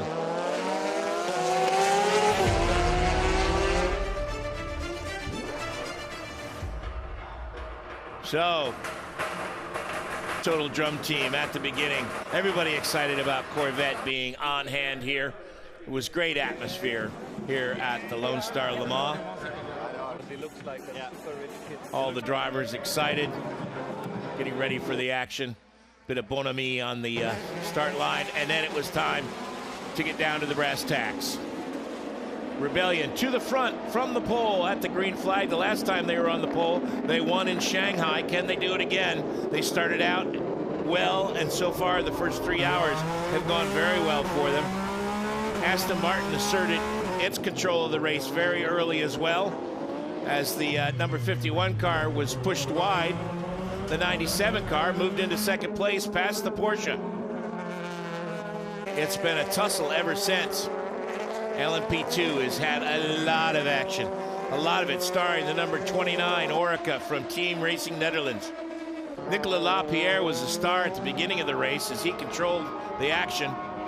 And then the two Aston Martins in GTE-AM. No further action after this racing incident. Paul Della turning in a great double stint despite his recuperating from his injuries. Corvette Racing here for 2 events in the United States. This race is a learning curve for them. At the front, though, lots of lead changes, and then a blown right front brake for the 36 Signatech Alpine.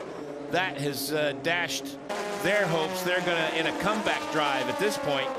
But at the front, it has been the 29, the 33 High Class Racing, and the Racing Team Netherlands, along with the 42 of Cool Racing, who have spent the most time at the front. Also joining the party, the Jota, number 38, who sent Fritz de Vries around. Again, no further action from the officials. And of course, it wouldn't be endurance racing without a Porsche-Ferrari battle. This one has raged all day. And at the front, only 2 mistakes, little mistakes like this, have kept the Rebellion run from being perfect. That was Gustavo Menez, who had those 2 mistakes, but no harm, no foul. Meantime, the GT battle rages on, and at the front of LMP2, the Jackie Chan, number 37, and the 29 battling. And of course, Porsche Ferrari continuing to rage on. I'm sure we'll see 2 hours and 40 more minutes of this kind of action.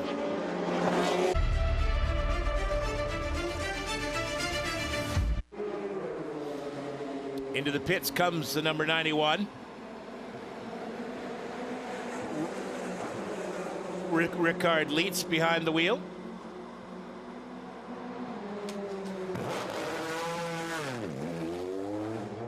So there goes the number 91 Porsche. Here comes the number 71 AF Corsa Ferrari. There's one of those window tear-offs that we heard Alan talking about earlier that they use to instantly clean the windshield. This car is coming in out of 5th position. I'm sorry, coming in out of 6th position. Matteo Molina behind the wheel. Going to be a tire change. Those are definitely scrub tires. Nothing new about those, as they're waiting for the fueling to stop. WEC regulations, no pit stop action while the fueling is going on. Left side tires only for the Ferrari, and he's back underway.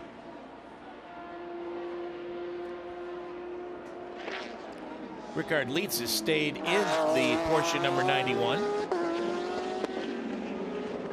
as has Alessandro Perguini.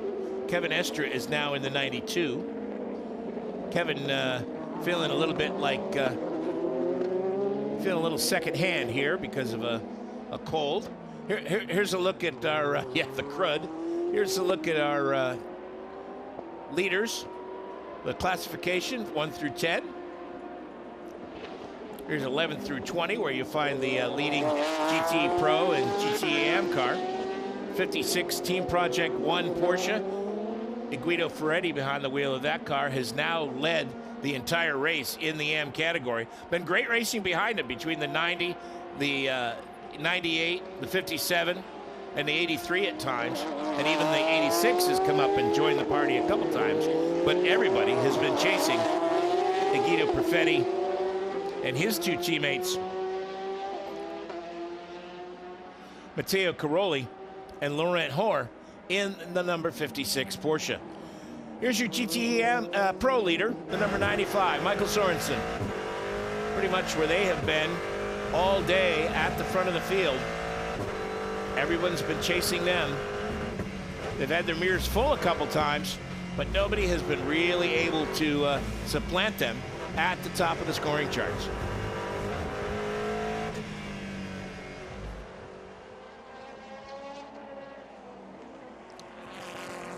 Yeah, 95 Aston Martin definitely has been the class, I would have said, of it since they got their troubles sorted out free practice, and in qualifying delivered an absolutely fantastic performance. But the Aston's generally been pretty good round here over the course of the few seasons up till now. It's been quick, consistent, whether it be in the AM category or in the Pro. And as you see there, second and third, Darren Turner, the old stalwart, in second place, but TF Sport have got Johnny Adam there directly behind in their kind of sister car, different colours. Young upstart, I would say, that's actually making his name, well, made his name in reality, already having won Le Mans in the GTE category already. But they're, again, proving their worth to the whole organisation of Aston Martin Racing. But today, they're still 13 seconds behind Egidio Perfetti in the Team Project One. So as we've got the overtakes coming through there, pretty much all similar, 8 9s, all the way through the race as it's evolved up until now. I think we're getting into that sort of point as they now come in this particular stint. They've all sort of mid-stint. We will see Johnny Adam actually having to pit just a couple of laps earlier than Darren Turner. Darren's been in the car just for about 11, whereas Johnny's just clicked into his 14th lap in this particular stint. In terms of lap time between them, there is absolutely nothing.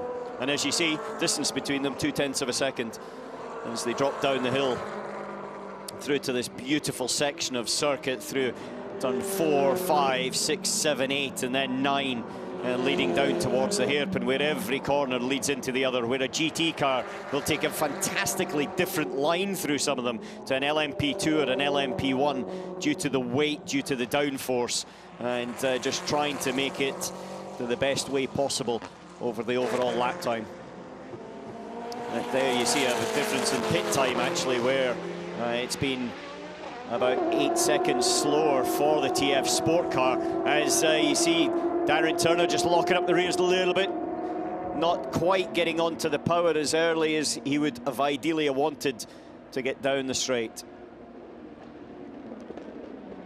Mark Patterson there in 5th position, going through in high-class racing with Alexander Coigny directly behind. And then we've got Kazuki Nakajima in the Toyota, about to put a lap on them. Nakajima's doesn't want to be too slow behind here. This is the overtake with Coigny. It's just happened a little second ago. With Patterson going past, and at that moment in time, that's pushed him up a position. And another little pit stop, 57 going into the pits there. Ooh, that's not good. That's Team Project One. Jerome Bleekemolen was at the wheel as it came in 6th place overall, and getting dragged into the back of the box. That's not good. Nope. I'm sure Duncan will be ferreting away very soon to find out the details of that. But this battle's been still running along. This has been great. Just as another little aside, in LMP2, Nick de Vries has done the fastest lap of that car so far in the race. On the last lap, a 5:45.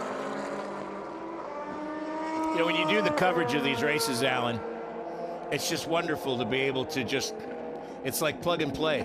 Let's go to GT, because you know there's going to be a race there somewhere. And that race has been there all day long. Here comes the United Autosports, number 22, into the pits. for their 5th pit stop. Philippe Albuquerque behind the wheel. That means Nick de Vries is all alone out front now. And we're talking about that fast lap that de Vries has just done. Looking down through the times, it is a chunk quicker, over a second quicker than anybody else. So that lap was a pretty stunning lap by Nick de Vries. Timely that he's just popped himself up into the lead, as Felipe Albuquerque is off sync on the pit stops due to Paul di Risto on the second stint having to cut that run short by about 7 or 8 laps. They did all they could with a set of tires that weren't working, and then they had to cry uncle and come to the pits. Fueling done. Now it's time to change the boots. Used boots. That was less than elegant. Yeah, so 44 minutes. De Vries has been in. De Vries. 44 minutes that Felipe Albuquerque's been in that car as he goes out. Ooh. And this doesn't look like the work of a moment, does it? No. No, it doesn't.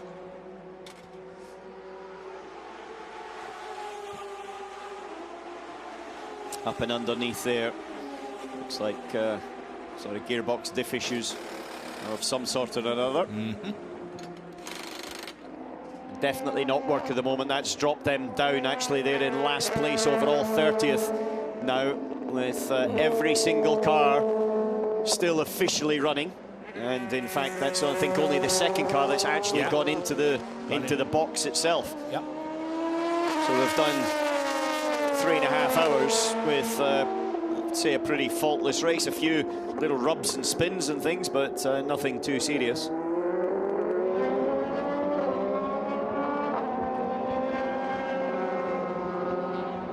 Albuquerque back out. Directly behind him, Antonio Felix da Costa. Portuguese versus Portuguese. Wonder how that'll work out on the flight home. Depends on the outcome here, I suspect.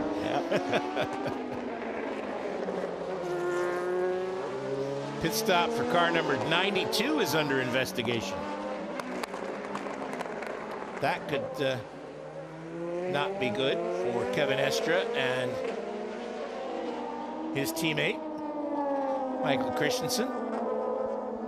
Their most recent pit stop, Estre took over for Christensen, who looked none too happy after the pit stop.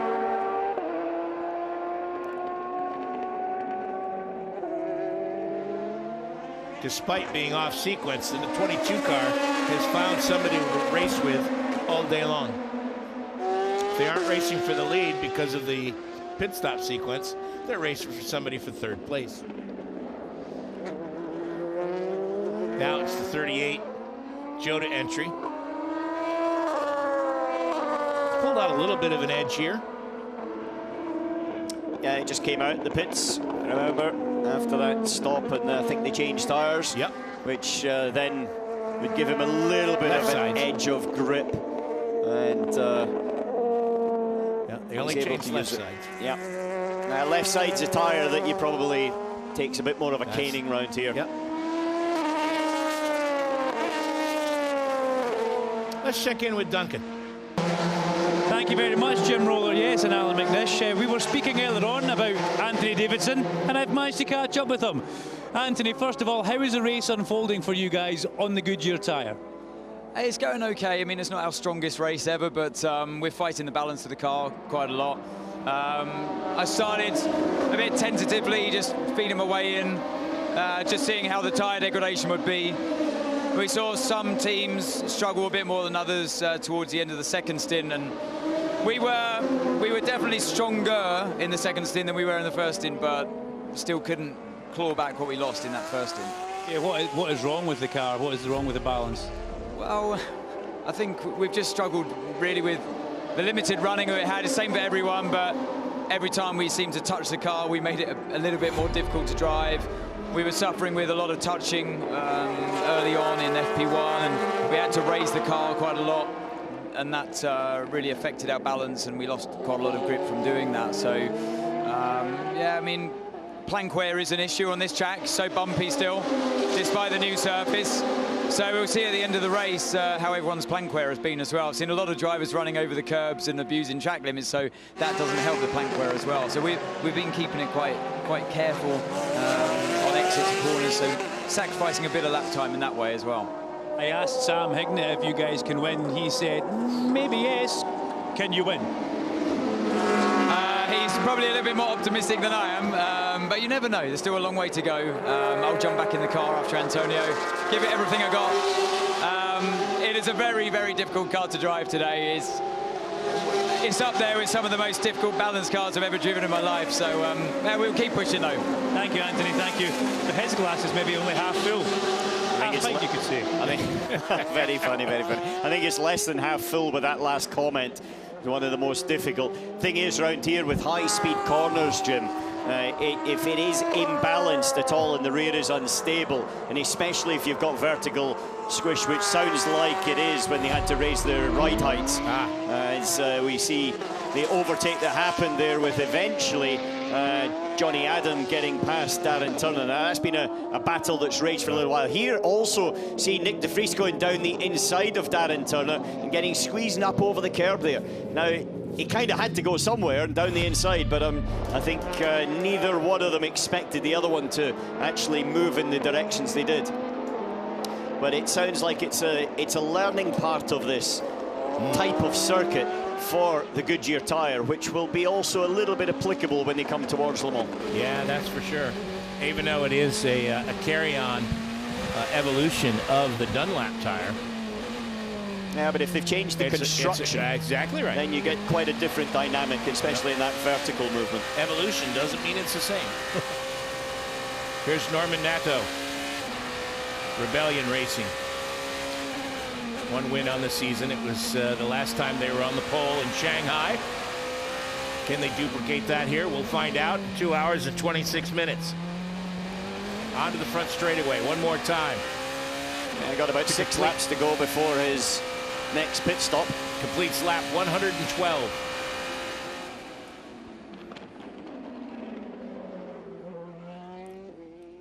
Bart Hayden there with his back to you, and the other gentleman was Hug de Schonack. Huge de Schonack, of yep. Orica, which the Rebellion Brain Trust, you might call him. I raced for Hug de Schonack. In fact, he was one person that gave me an opportunity in my career back in 1987.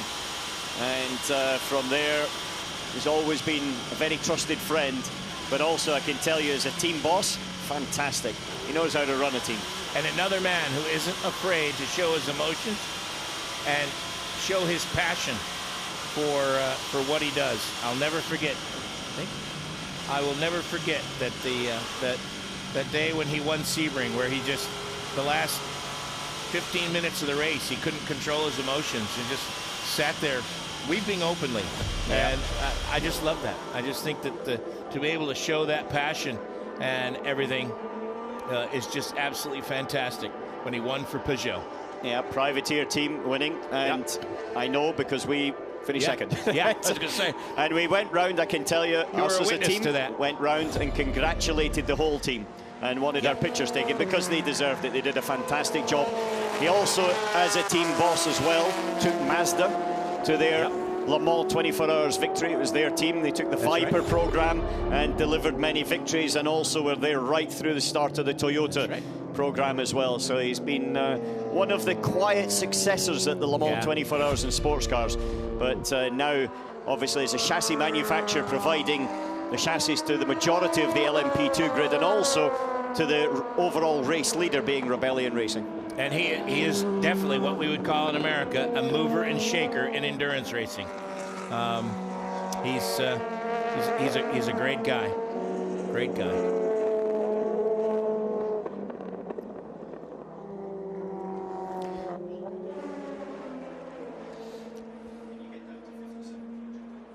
Project 1 57 car. Looks like they might be, I can't really see, so I don't want to speculate. There's Jerome Bleekemolen and Ben Keating in the back there. Ben with the kind of wearing his headset like Mickey Mouse ears. Well, there. No, there's still, that goes, there comes the rear window off. They're 6 laps back from the lead from their sister car that's leading. So the Team Project One are bookending GT Am with Perfetti leading. Yeah. And then with this particular car 6 laps back. I think if they get this car back onto the racetrack, it becomes a 2-hour and however many minute test session. No testing here. This is a battle for position. Yeah, the reason, just coming back to that, getting the car back out, you'd think, we're 6 laps back, we're 4 laps off the next last car. You know, what's the point? The point is, if you get to a certain percentage of the overall race, you get points. And if you don't, you don't. And so with the number being 11 cars in this particular race, you know, you want to try to get there and hang in. Okay, that's only down to 10th, but hang in there and see what happens. You got to beat one guy to get points. Yep, and sometimes, and there's been more than one championship that's been lost by half a point. So getting that 1 point could be the difference. It's just like voting. Yes, your vote counts. I don't care where you live, what you're voting for. And the Portuguese boys still at it in LMP2. Here we go. For the first time all day, the 56 has got a challenge. It's coming from that red Aston Martin. The TF Sport Aston Martin with Johnny Adam behind the wheel. Johnny has turned in a stellar performance in his couple of stints as he has moved that car closer and closer to the front. And now, Guido Perfetti has a mirror full of Aston Martin headlamps. Through the sweeping right-hander, then slide over around to the left, coming to the end of the lap. One more right-hander onto the front straightaway. Full power down. Adam, he's got to run. I think this is going to happen here at turn 1. Oh, he's got a great run. Perfetti trying to take the spot. Not take the spot, trying to block the spot.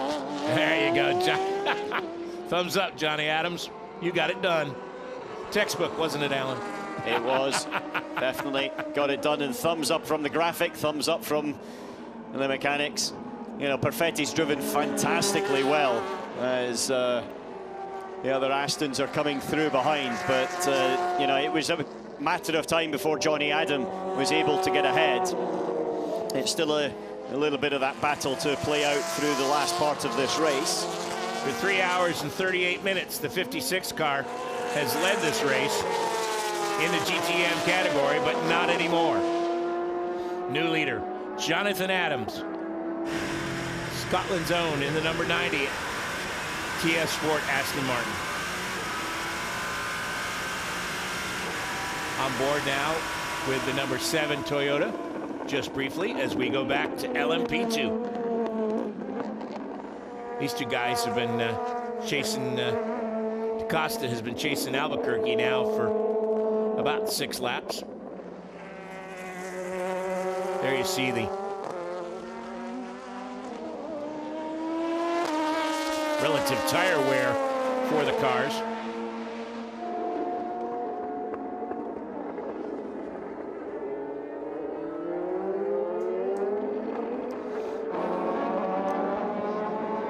Down the back straightaway they go one more time. Terminal velocity. Always be nice to your mechanic.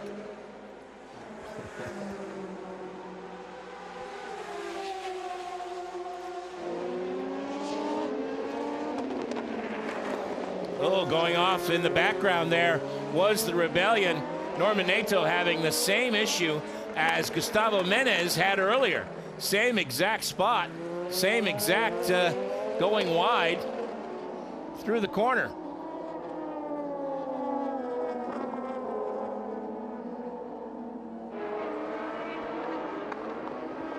That's 3 times now that car has had an off-course excursion at that spot on the racetrack. Yeah, 3 times that we've noted.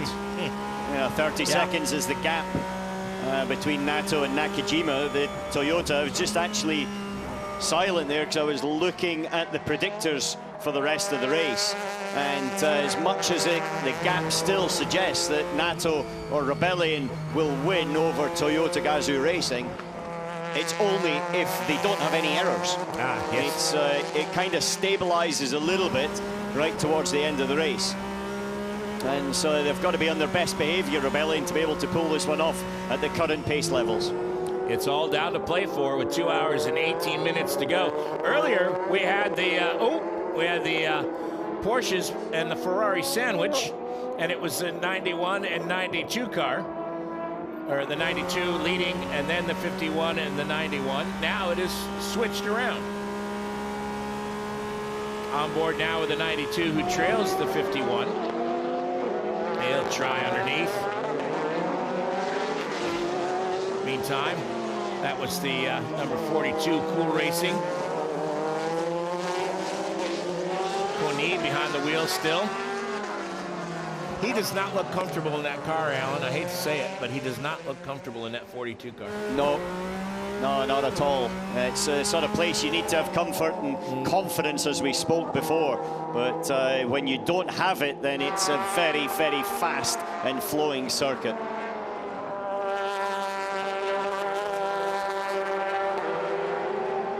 And he's into the pits, diving into the pits is Kony in the Cool Racing, the car that was on pole position.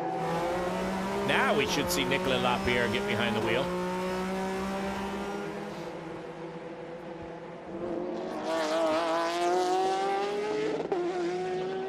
Or Borga, Antonio Borga is the other option. Lapierre started, Borga had a stint, and then... yes, correct. So it's normal rotation. That looks like Lapierre's helmet. I'm sure Duncan will be able to tell us. Rebellion in, Norman Nato. Norman was quite quick in qualifying and in free practice too. Big drink there. Yep. Last stint is only a couple of tenths quicker than Kazuki Nakajima on average from start to finish. 24-lap stint for Norman Nato. Nakajima's on 19 laps. They're able to stretch the stint lengths a little bit more than Rebellion. We've got 6 laps before that comes into pits. Oh boy. That's going to cost the 29. He had to wait for the Toyota to lead. Be interesting to see what their total pit time is. That was a tough break, having to wait for the Rebellion to leave its pit box before the Racing Team Netherlands car of Nick de Vries could pull into the box.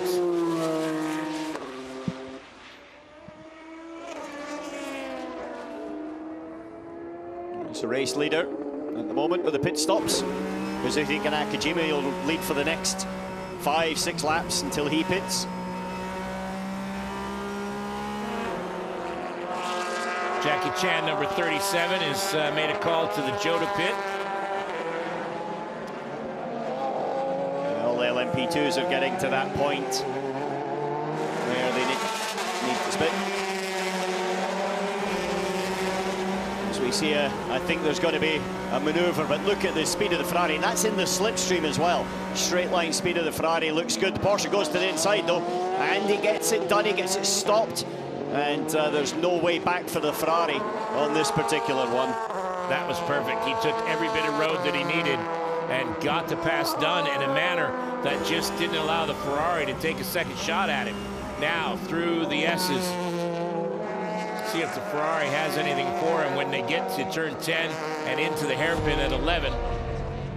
Another look at that pass, Alan.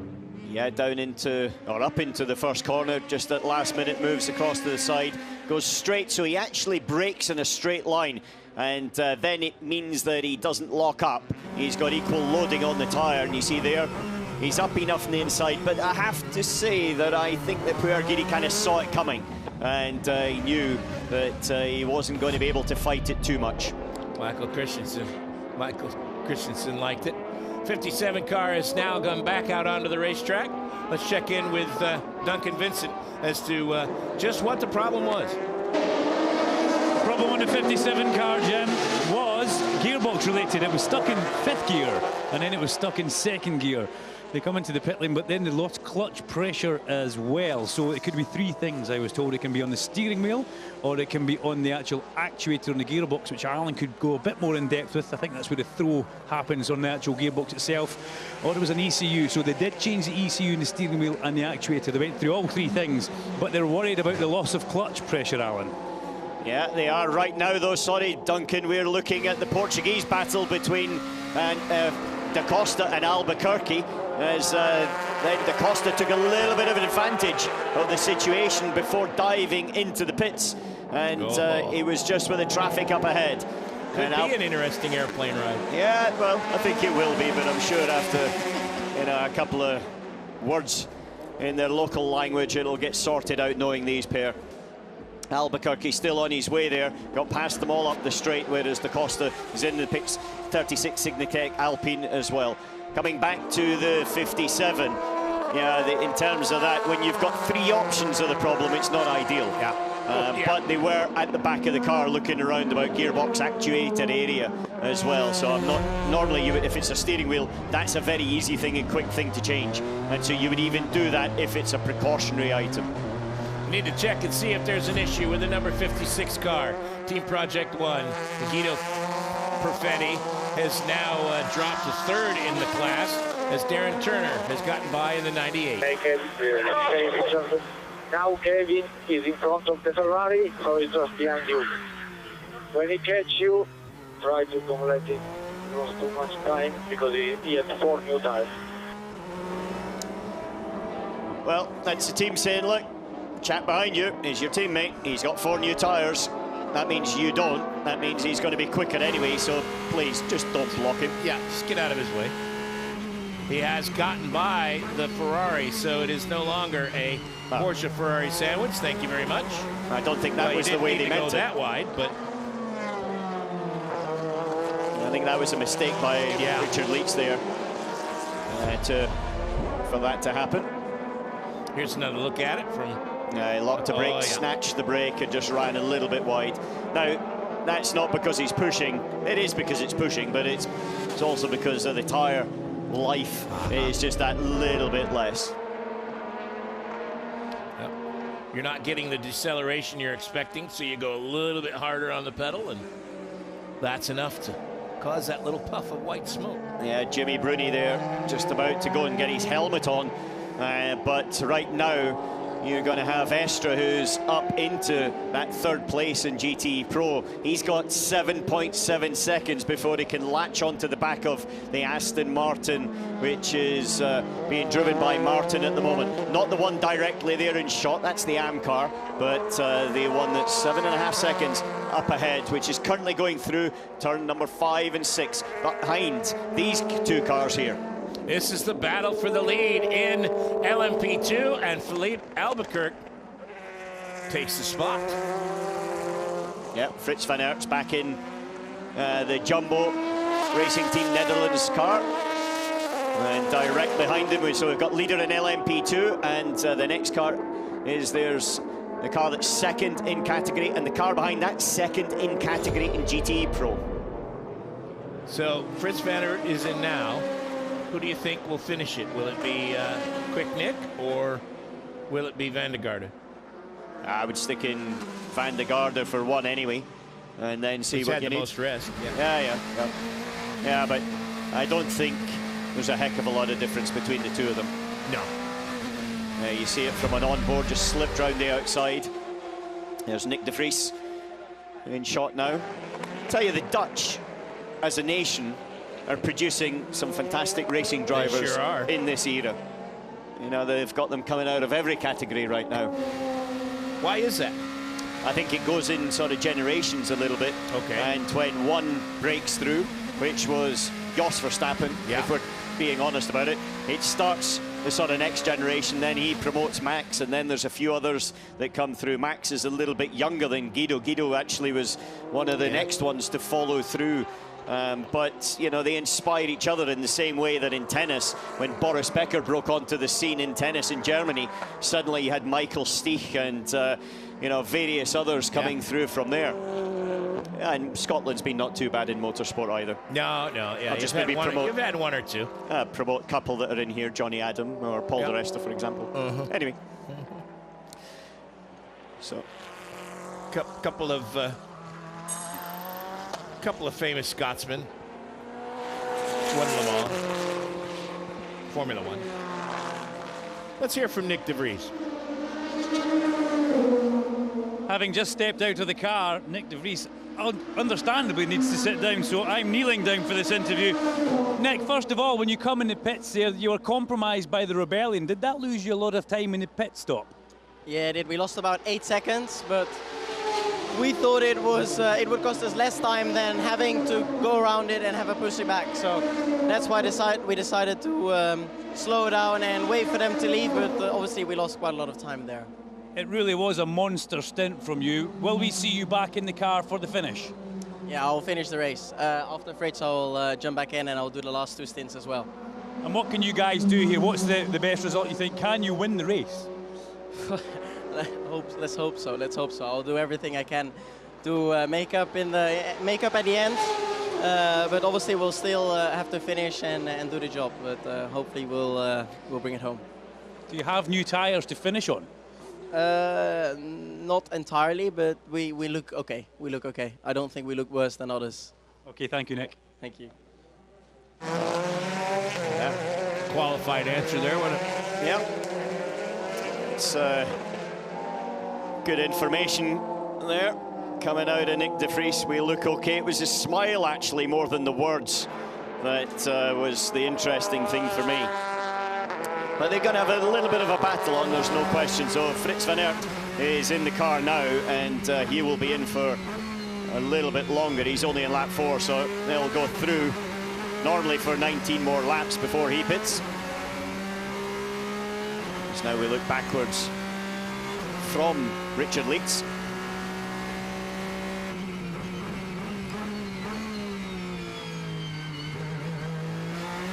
Ferrari's also got through there.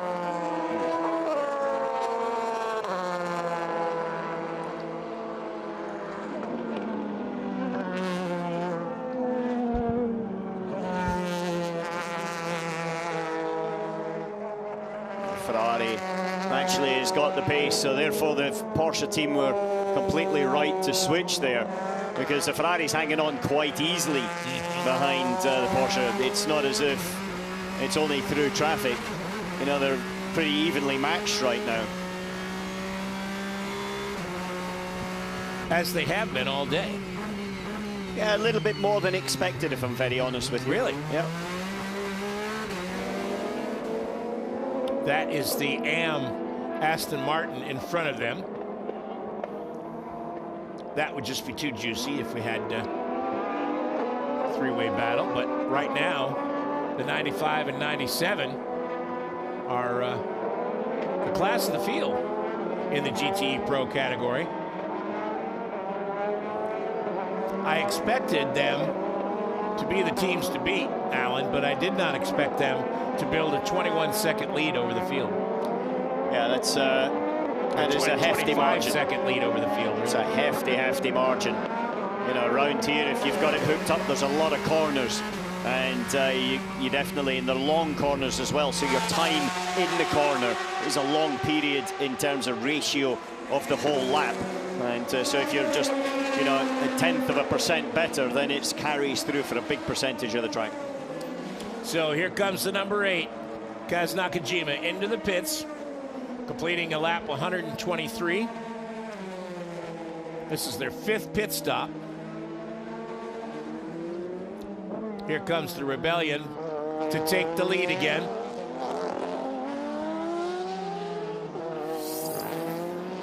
So next up will be the number 7 car to come to the pits.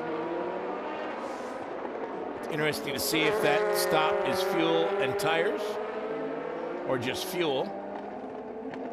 This is a battle for position for 9th. Colin Braun passing fellow American Mark Patterson for 9th position. I think it was only fuel for the Toyota that's on its way and coming out to the pits. And so now Nakajima is back out 1 minute and 6 seconds, which is actually 5 seconds slower than the Norman Nato last pit stop for Rebellion.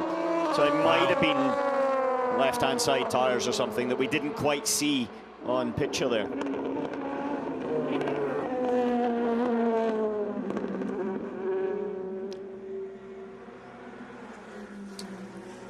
We just saw the American entry, the Dragon Speed, with Colin Braun take over 6th position in the LMP2 category.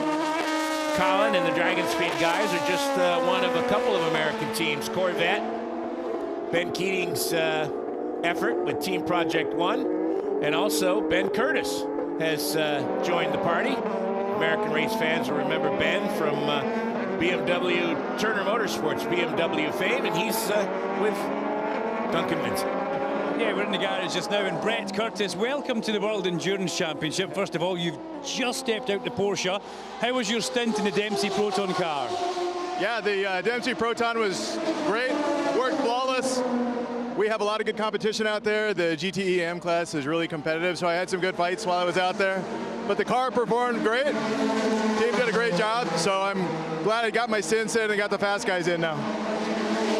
It's a long, long race. There's still a couple of stints to go. Will we see you back in? No, I'm done for the day, so we just got our quick guys in now. Hopefully we'll be able to make up a little ground. Okay, thank you very much, Brett. Thanks, Vincent. Appreciate it.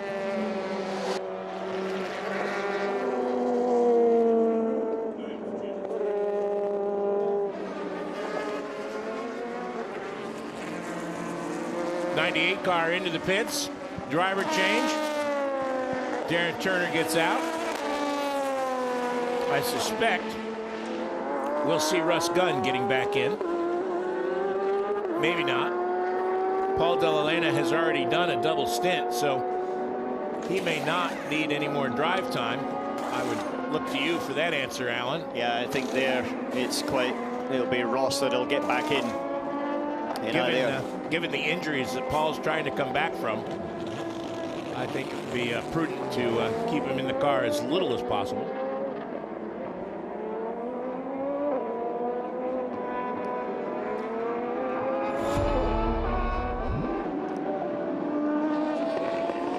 There you see the replay of the number 57 car. 37, I apologize, getting past the number 29. And Russ Gunn is, in fact, in the number 98 as it goes back out onto the racetrack in 3rd position in GTE AM. Right now, it's Johnny Adam in the TF Sport Aston Martin number 90 in 1st position, having done 3 pit stops, so he owes a pit stop. Nicola Nielsen, also in the AF Corsa number 83, is in 2nd place. He's doing as well, Alan. Yep, the TF Sport car just dropped into the pits right now as Johnny Adams in there. And just to clarify, it's 1 hour 45 minutes that the bronze and silver drivers have to do in GTE AM to classify in a 6-hour race. And with a double stint done there by Paul Dall'Elena, that's clearly inside that time window, no problems. As expected, here comes the number 7, Kazuki Kobayashi. 25-lap stint there by Kobayashi. And just pulling the rubber out. You know, it can get stuck actually underneath the rear bottom leg wishbone. And also in the brake ducts, which can then start smoking a little bit. It's not an issue, just burning it off. But this pickup now is starting to get a bit of a problem, so they're trying to clean everything out because it can actually ultimately stop the suspension travel being quite as much. Kamui Kobayashi behind the wheel of that car. Duncan Vincent was down there for that pit stop. Now, the last time that car came in, Duncan, you said you smelled oil. Did you smell any this time? I did, Jim. Yes, I did, and I could see there was smoke. I know Alan said that it sometimes comes from the brakes, but that smoke is definitely coming out the right-hand bank on the engine. A lot of smoke, and you know that dirty old oily smell which you would get from certain cars, Jim? That's what it's like. I'm actually about to get Brendan Hartley for a couple of words. He's on the pit wall. I'll come back to you guys in a couple of minutes. Okay. I'm not sure that you'll get very much answers out of Brendan about whether they've got any technical problems, Duncan, but you know, I think it's obviously something that's there because it's just been too consistently. And you know, we've got people in the media called sniffer. Well, Duncan definitely knows how to sniff when it comes to the oil and the smell of what could be becoming a potential problem. Joe Bradley tastes, Duncan Vincent sniffs. Yeah. So in that respect, I think Duncan's smarter than Joe when it comes to that. Say there, you know, there is something, but whether it's anything that actually is it going to be ultimately a problem for them, or do they have to just keep a little bit of an eye on it? We'll have to wait and see. So we're under 2 hours to go now. 1 hour and 58 minutes remaining. We're 2/3 of the way through the Lone Star Le Mans, round 5 of the World Endurance Championship. The first stop on a 2-stop American swing, which will culminate with the 1,000 miles of Sebring on Friday, March 20th. Part of the Super Sebring weekend, and we'll see the classic 12 hours on Saturday. Also on Friday, we should see some great press announcements about the rules regulations for convergence of the World Endurance Championship and the IMSA WeatherTech Championship coming to fruition. But right here at COTA, we've got some fantastic action. With 2 hours to go, this thing is far from settled. All 4 classes are still in doubt. Right now, we're taking a look at GTE AM. Nicholas Nielsen in the AF Corsa Ferrari, number 83, leads.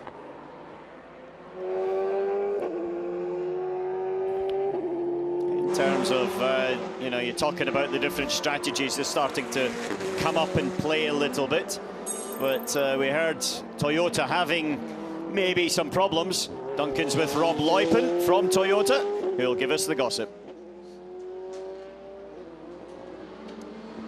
We've seen the Toyotas coming in for their pit stops, and Rob, when the Toyota number 7 comes in, there seems to be a little bit of smoke coming out the right-hand bank exhaust and the smell of oil.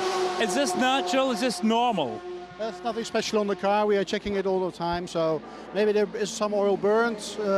There's no major leak, no issue, no problem. No performance loss in the car? No. Okay, and give us an overview of the number 8 car as well, please. Well, 8 goes quite good. It's the pace is consistent. The gap to Rebellion is around about 30 seconds. Might get interesting at the end of the race to see how the pit stop strategies are working out. So we try to keep the pressure. Car goes really well. Brandon did a great stint. Also Kazuki goes very well. So let's see what happens at the end of the race. Thank you very much, Rob. You're welcome. Yeah, just looking at the end of the race, as Rob Luypen was saying there for a second, you know, looking at the actual numbers, it depends how you can do it. They're roughly on the same number of laps to the end. However, the Toyota has to refuel a little bit less, and so will gain time in the actual physical stop, not the numbers of stops. And so therefore, again, if we go right back to the beginning, when we heard Bruno Senna being told he needs to get 10 seconds, well, you could be back to that same conversation leading into the last part of this 6-hour event. He's going to need to keep 10 seconds. Ooh, big lockup from the number 71. AF Corsa Ferrari. You may have seen while we were talking to the Toyota folks, change of position as Kevin Estre has gotten by Maxime Martin, the number 92 Porsche, getting by the number 97 Aston Martin. So now the running order is Marco Sorensen in the number 95, chased by Kevin Estre in the number 92 Porsche, Maxime Martin in the number 97 Aston Martin, and Richard Leitz in the number 91 Porsche. Then come the 2 AF Corsa Ferraris, 51 and 71, with Mike Rockefeller in the Corvette, 7th in the class.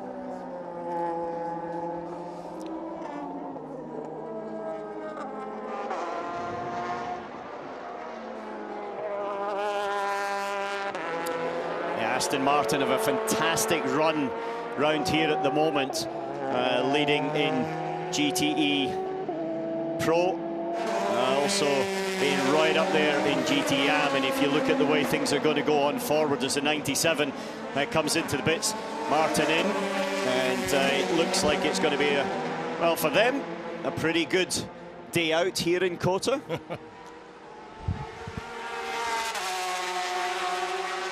26 laps, so it's actually a little bit shorter on this stint for the Alex Lynn, Maxime Martin car. However, then it splits the next 2 stints in a more equal pattern through. So effectively what they're doing is they're actually putting in maximum fuel, or a little bit less fuel, so they're carrying that less weight around. If you filled it up, then you'd have to carry more weight around. And so ultimately, as you get to this point, it's better to have equal stints towards the end of the race. Fun day out for Aston Martin. Another Wallace and Gromit reference there. Another fun day out for the number 90 TF Sport. And Duncan has caught up with Johnny Adam. Yeah, it's always nice to speak to Johnny Adam, no matter where in the world, you know, whether it's Knockhill or whether it's China or, you know, Austin. You've just come out the car there, Johnny. You've surrendered the lead, but ultimately things are looking very rosy for the red TF Sport Aston. Yeah, it's gone well so far. We kind of played well in the strategy. Sally's first 2 stints were nice and clear. And as the track rubbers in, the car seems to be coming alive now, which is good. So we've done quite a few setup changes from yesterday to today, and they're paying off. So pace is good. It's close, though. It's not a lot at the front between us and 98. I think it'll probably go down to the last pit stop, but it's going well so far. So is it because the track's rubbered in that you found pace? Because yesterday was, can I say, questionable? Yeah, we struggled with our front damper yesterday. We kind of tried to chase it a lot throughout practice. We got it fixed for qualifying. But yeah, somehow this circuit's kind of coming to us now. So it's quite a different car to yesterday, but quite a rewarding car. I have to say that's probably the nicest balance we've got so far this year. So yeah, we'll see how the rest of the race goes. Johnny, thank you very much and good luck, okay? Thank you.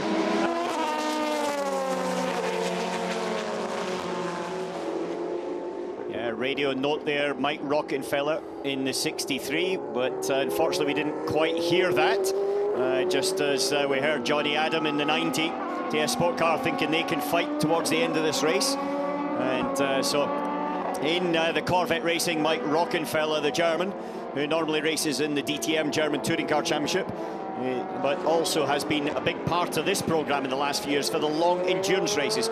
Here we've got Corvette Racing's Mike Rockenfeller. Okay, Mike, you get the P-car leader coming up in about a lap. Another P2 car behind him on the lap after. Just telling him what he can expect to come up behind him. Yeah, this is definitely something that is a little bit more, I would say, akin to US racing. Yes. Is the bit of guidance of what's coming up, you know, your spotter. And they have also pioneered at Corvette Racing the rear view sort of radar camera. Yep. I know when I was racing with Audi, we had a very, very good rear camera to the point where I didn't use the mirrors. I only ever used the central camera point.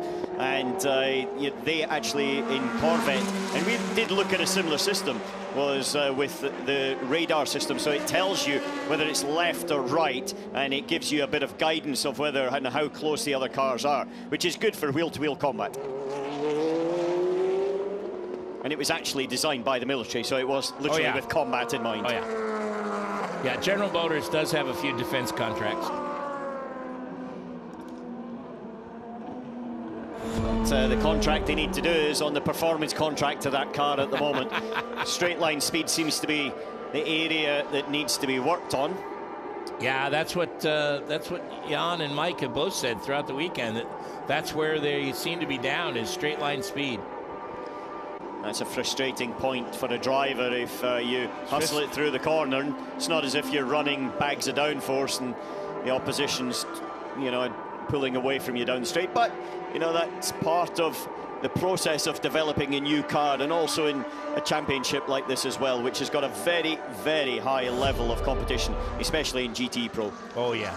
Yeah, and it's especially frustrating for a Corvette driver because they've never had the feeling of being down on power in their lives. But with this car, that seems to be the situation. So less than 2 hours to go, hour and 49 minutes. The number 83 AF Corsa, Nicola Nielsen, leads in the AM category. Just saw a little clip of all of the category leaders as Nielsen comes to the pit lane for pit stop number 4 for that car.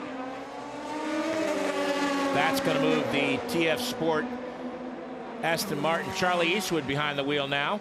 You can see him there on the map, and there you see him on the screen going by the start-finish line and taking over the top spot once again. Looks like no driver change, just a drinks bottle change, and going to be probably at least 2, if not 4 new boots for the Aston Martin. Yeah, about 52 laps to go for GT AMS to get to the end of this race. I'm sorry, it's a Ferrari, not an Aston Martin. There it is. There's the proof. That was the 98 car. Russ Gunn going by. Looks like brand new Michelin's going on the number 83 as that car drops down now to 4th position as the number 56 Porsche has just gone by. 4 new tires onto it. And there's your leader in the GTE Pro category, Marco Sorensen and Nicky Thiem. They've been on rails today. Beyond rails. They were on rails yesterday in qualifying. Both drivers, his team's getting helmeted up for the end of this race. Both drivers within 0.03 of a second of each other on their fastest lap time, which was delivered after losing a wheel as well in free practice. That's right. So they actually lost some time in their preparation. That's right. And to be honest, I was super impressed with their ability to come out and whack. There you go. You know, and it shows everybody else they're a committed pair. And as we said, they may be sort of quite calm and relaxed when they're in the garage, but definitely not when they've got their balaclava and helmets on. All right, now we're down to crunch time a little bit, Alan. Hour and 47 minutes to go. This is the United Autosports number 22 coming into the pits out of the lead in the LMP2 category. Yeah, he's got a splash at the end of the race, unfortunately for them. They've got 2 23-lap stints to go as Albuquerque's in the pits, and then they've got an 8-lap splash at the end. And so that's going to be the critical part of it. How do they play that out? 23 laps is a stint for an LMP2 car. Fritz van Aert losing another position in the LMP2 category. He needs to do 7 more laps, and then after that, that particular car will not have finished its full allocation in terms of normally a 23-lap stint. They'll have done 20, but then they can do 2 23s to get to the end. And I would do that. I'd get him out of the car. They'll pull him short and then give Nick de Vries, as we know, double 23s to get to the end, a double stint. That sounds like what could be a winning strategy. Paul di Resta back behind the wheel of the number 22. Let's go to Duncan. Thank you very much, Jim. Yes, I've come to Dragon Speed because it's nice to get a little bit of local flair. Elton, Julian, well, yesterday we saw you guys changing an engine and it was very tight to get into qualifying. Has that helped the car? Yeah, absolutely. But that wasn't our only problem. You know, it's first time in the season with the WEC, so it's a different spec tire. And to learn the tire in a 4-hour period and struggle a little bit with the engine didn't help, but we made some progress. We made some further progress for race pace, probably half the gap, but we take a lot of notes home. So this will help for Le Mans, this will help for the ELMS, and that was a big part of the reason we're here. What's the big difference between the 2 tires? It's really strange, actually, because we did help Michelin develop the previous 2 specs, and we were involved in them quite closely. But this is the first time we've seen this spec, and it's changed the balance massively. And we've never seen it like that. So, you know, in a 4-hour testing in a compressed weekend like this, having to run through your bronze and everybody else, you get very little tries at making the gains. So we'll have a lot to take home with us and some testing in the next weeks. Get ready for the ELMS. Thank you very much for talking to us. Welcome back to WEC as well, and we'll see you at Le Mans. Thanks a lot, boys. Thank you. And that's a Dragon Speed car that we're looking at the back of right now as it accelerates out of turn 15 through 16 and 17. And it's struggling a little bit with grip there as it was trying to get through. And the 22 was the car we were riding on board with, which is currently at this moment in time in 3rd position on its outlap. Also, we were seeing the number 91 pit stop. Jimmy Bruni has taken over from Richard Leitz, who seemed like he was in the car forever.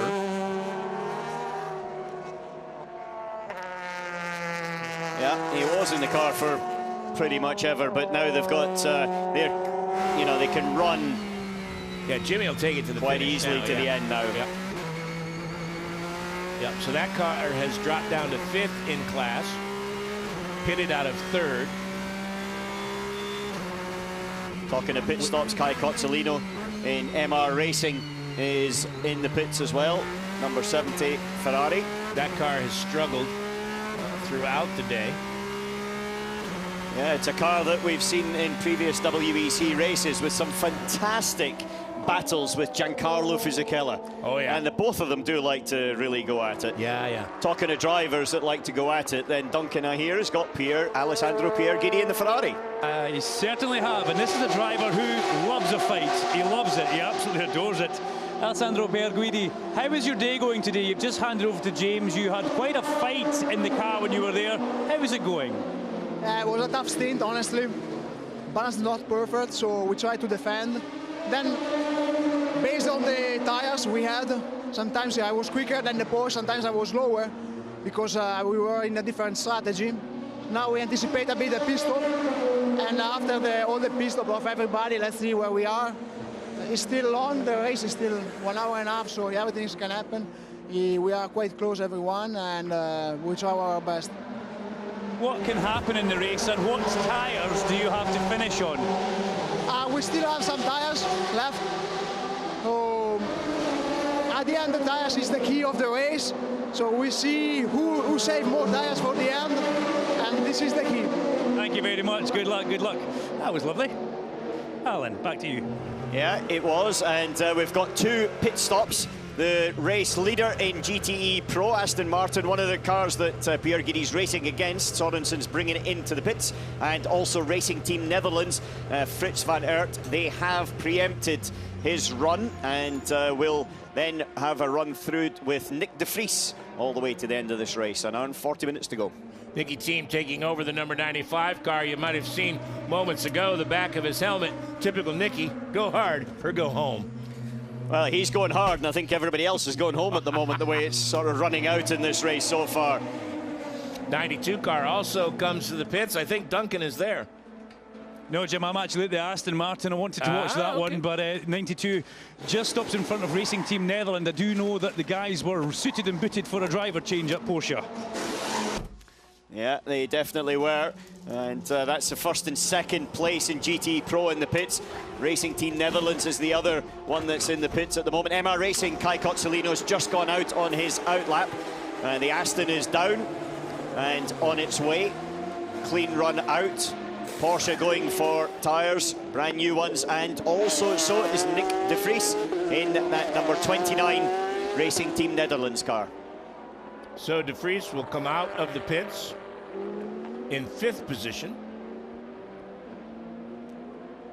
Yeah, he will, but also the Porsche and the Aston Martin for 2nd and 3rd. There's 97 coming across the start and finish line. So he's not going to quite make it. Alex Lynn isn't going to quite overtake the Porsche, which has got fresh tyres on as well in the actual pit stop sequences. And there goes the Porsche down the hill.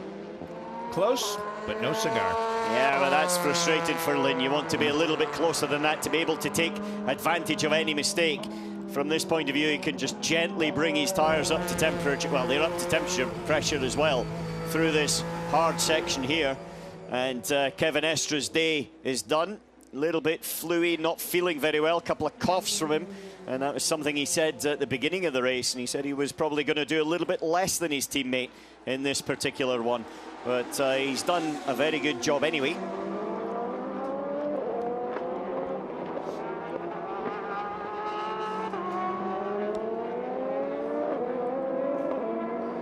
There is the 95, and you can see from the map the advantage that that car has. You can see all the marbles there starting to really become evident, Alan, around this racetrack. Yeah, they're getting bigger as well. It's not just the little ones. All the little bits are gluing together to become biggie bits. And those are the ones that you have to be careful of when you're overtaking cars, like the Jota Sport Goodyear shod car coming down into turn number 12. When you're pulling off line to do that, you just got to keep your eye out not to run over some of these big ones. And if you do, try and hit it top dead center on the car, because if they go in left or right, they can go into the brake ducts or into the radiator ducts, or ultimately sort of through the funnels of the car. If you hit it dead center, okay, it's a bit of a bump, but it tends to sort of push it away. The Well, let's check in with the pits first. Here's Duncan with Kevin Estre. Yeah, Kevin Estre, first of all, it's a health check to make sure you're okay, because a couple of coughs when you were taking your helmet off, and I know you're not feeling well. Yeah, I'm okay, but definitely it's not the perfect day for me to race. I'm happy that Michael is fit and fast enough to take some of my stints. But it was a good stint overall. We're on a different strategy than the others, so we are a bit on an offset. Normally, when you have new tires, the other have just one side new, so that's why it's always back and forth. But I think we made good progress in that stint. It's gonna be tough to stay in front of the Aston, I think, but podium and P3, I think, is very realistic. Was Michael a little bit upset and maybe questioning the strategy early on? No, but I think it was hard for him. He was on a double stint. The other were on a single. He was blocked by a AM car, which is very hard to pass for us. So I think he just got a bit of upset, and you know, that's racing. In the end, we have emotion in the car, and we want to win. And when you see that you got overtook by 2 cars in 1 lap, it's always frustrating. Thank you, Kevin. Thank you. Thank you. Well, talking of frustration, you have to say everything for Rebellion Racing's gone pretty much according to plan up this moment in time. No frustration. In fact, Norman Nato has just done the fastest lap of the race on the last lap of 49.503, as we see a big power oversteer by Kamui Kobayashi coming through the long right-hander at turn 6. Left rear tyre obviously giving up a little bit as the 2 Ferraris swap position, 51 overtaking 71 for 5th place. But looking ahead, and it looks like Rebellion have got to try to eke out an extra lap between now and the end of this race, or have to do a splash. Just on some rough numbers at this moment in time, it's absolutely on the limit whether they can do it. Toyota clearly can. The Toyota can do it without too many problems, and also, I presume, be able to actually increase their pace because they'll take on less fuel at the next 2 stops. And so therefore, for Rebellion, I'm not surprised that Norman Nato's got the hurry up, because ultimately, if he can't squeeze the extra lap out, he's got to do it on lap time performance. I was going to say, so do you do it on lap time performance, or do you have him run to a fuel figure? Yeah, but the fuel figure would be so slow to try to gain that extra mileage for the extra lap that you kind of, there's one point where you just got to roll the dice and go. And if you look at it right now, then it's very, very tight whether they can. Now, I know the engineer that sits on the pit wall for Rebellion Racing, because he was actually involved with, he was my data engineer for a long time. And Justin is absolutely spot on, Justin Taylor. So he was with us at Champion Racing in America. And he was also with us at Yost Racing through all of the Audi programs. And so he knows how to calculate the numbers without a question. He knows how to eke out everything you can. But I'm sure if I'd send him a little text right now, he'll not be answering. You guys won a Le Mans once from just keeping your foot in it and getting more distance covered in a stint just because you were going faster. So it's a strategy we've seen work before. Will it work today? That's the battle for 2nd place in GTE Pro.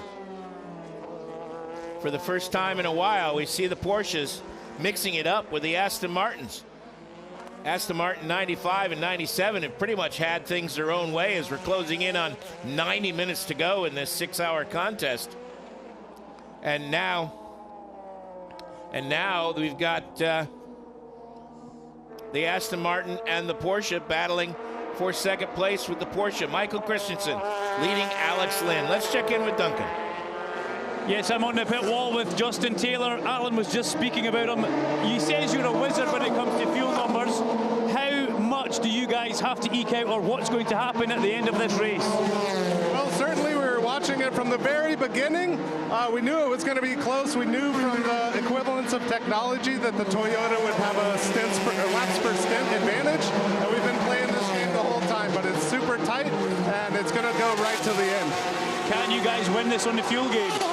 Absolutely, we can win this. We do everything right up back here, and the drivers do what we tell them. We've got this. Thank you, buddy. Yep. I love it. That's confidence. No, that's of course it. We can. That's adrenaline. I can tell you, that is adrenaline. That is focus, laser focus and adrenaline. Knowing that chap personally, that's what it is. And if they don't, I don't want to be anywhere near him. No, exactly. But it is super, super tight. Yeah. Super tight. Great interview there Good by job, Duncan. Here we go, battle for second. Paul Di Resta trying to put the moves on DaCosta in the Jota, number 38.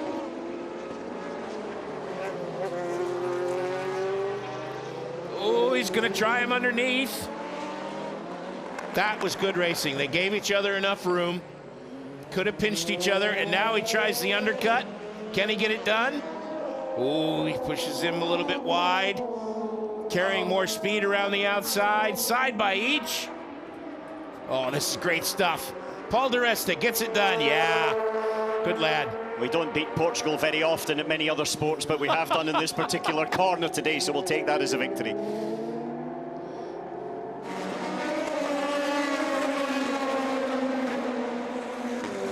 Paul Di Resta's got some speed there. Sorry to interrupt you, but they've got some speed. Remember at the beginning of the race, they short-fueled, so therefore they're out of sync on strategy. They needed really a full course yellow or safety car to bring them in. However, they did say, remember he's engineer, we're keeping tyres for the end. That's right. And this is the time when those tyres are on the car, and you can see he was able to sail round the outside of Antonio Felix da Costa. And those were new tyres that went on in the last pit stop. So up to second place for Paul Di Resta, 42 seconds though behind Gabriel Aubry, who is leading in the Goodyear shod Jackie Chan DC racing car. But Aubry's going to be in the pits in the next 2 laps. Di Resta's just came out 7 laps ago. Da Costa will also be in the pits in the next 2 laps. And then from there, Aubry and Da Costa will go to the end without any pit stops at all.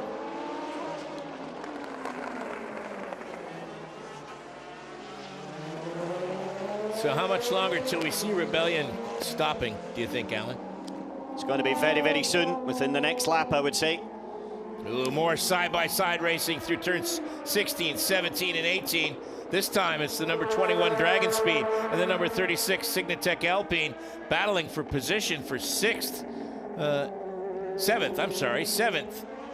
Ben Hanley on his outlap against Andre Negrão, who's out there on used tires. I've got to say, Dragon Speed, looking at that, they've sort of started to come into their own a little bit, understanding what they need. I think they will need a little bit more time with the tyre to really get a feel for it. We have to remember that this is the 5th round of the championship, and the other teams will have a bit more experience of this tyre. High-class racing comes to the pits. Mark Patterson in the number 33 car. Here comes our race leader, Norman Nato, into the pits in the number 1 Rebellion. He'll come to a stop in front of Duncan Vincent. What's the situation? Yeah, Gustavo Menezes is about to slide in. Norman Nato gets out with a tap on the back from Menezes there. Brand new Michelin sticker tyres to go on this Rebellion for the finishing stages of the race. And we just heard from Justin Taylor, these guys are here to win this. If the drivers do everything that they say, they dial the numbers in properly, there's no reason why Rebellion can't take their 2nd victory of the season. Everything done, the fuel takes its time, and then the tyres will go on. It's like the start of a race. There they go. The car goes up on the jacks very quickly. They've got to, though, Alan, get this car off the jacks and moving as quickly as they can, because that's where the Toyota take time back on them. Yes, they have, but they've also got to make sure they get the absolute maximum of fuel into this car on this stop and on the next one. They can't pull off the fuel hose any earlier than when it's, you see the fuel coming back up the return line, and that is going to have to take everything that it physically can get into there. And they're on their way now. Release the speed lane limiter, accelerating up the hill. At this moment in time, the race leader, which is now Kazuki Nakajima, is in a gaggle of traffic through turn 9 and turn 10. And we've got the LMP2 of Racing Team Netherlands ahead of Gustavo Menezes, as he's got a pretty clear run in the opposite way to Nakajima through this first section on his outlap. Our class-leading LMP2, Jackie Chan, DC Racing, Gabriel Aubry into the pits. Driver change there. That'll hand the top spot to Paul di Resta. Here comes Paul di Resta by to take over the lead in the category. There's the fuel filler hose still attached to the number 37 Jackie Chan racing car. They come into this race leading the points.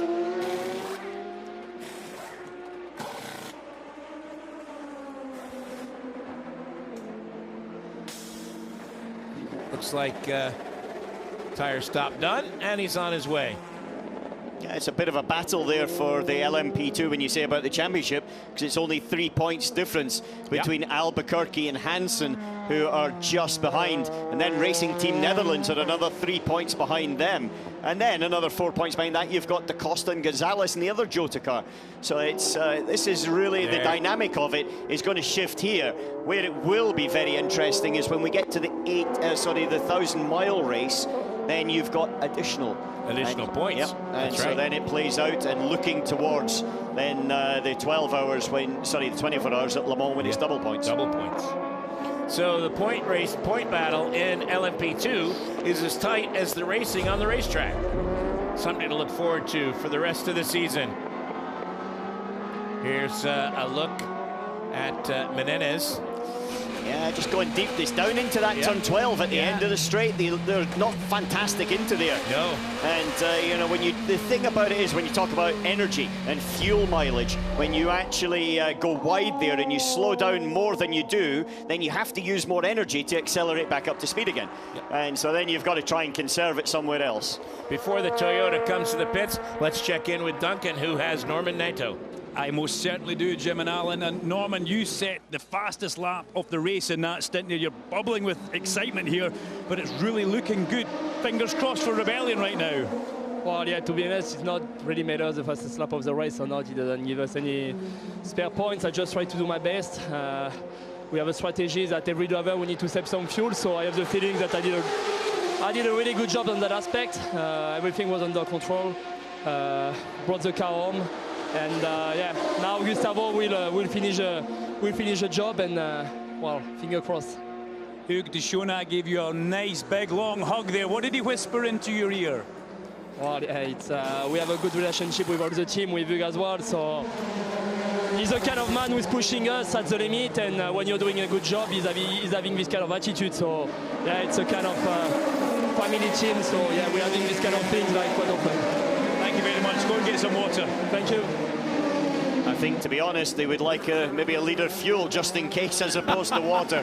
Give them a little bit of a margin for error there. As we see another tyre change, Jota Sport coming in. It's from third place, sorry. Used Goodyear's going on.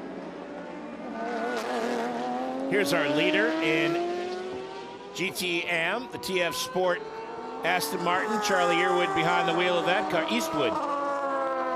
Good heavens. That's a name from my past.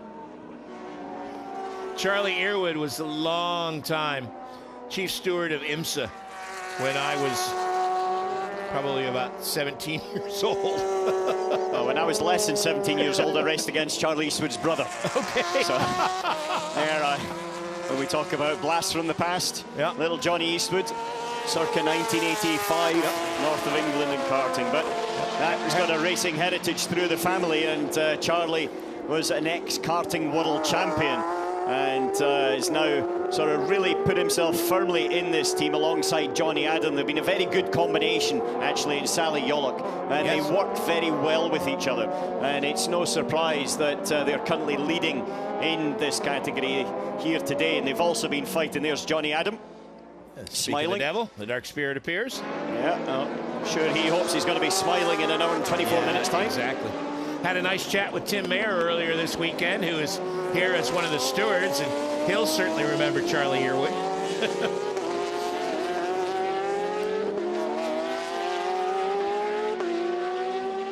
So Charlie's been in for 16 laps on this stint, and it's been basically the quickest stint of the car so far. He's going to take it for another roughly you know, 10 laps before they'll do a fuel stop, and then it'll be a run to the end with him staying in. Johnny Adam having a double stint, Sally Yollick a double stint in that one. But this is the car of GTE Pro without question around here.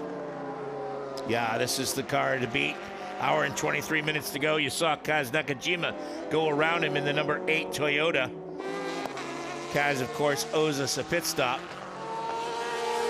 Again, the longer they can stay out, the less fuel they'll have to take on board, which is what Alan was talking about earlier, with the advantage that they are trying to play to. There you see the drive time for each of the drivers. Split up pretty evenly at roughly 90 minutes each. There you see the marbles on the driver's right as they come toward us.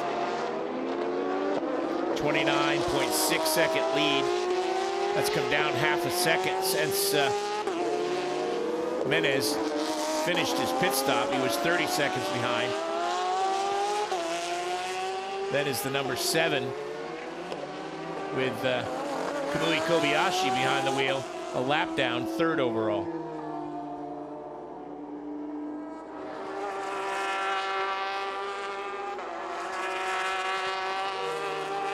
Will he pit this time?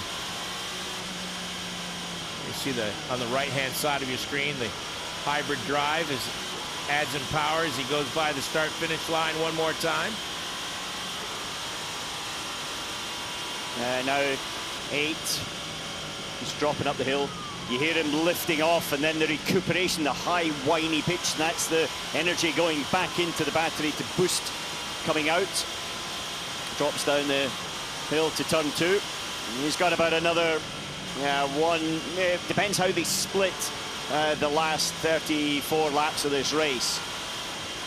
Sorry, 44 laps of this race, whether they actually do it in equal numbers across, which is more likely.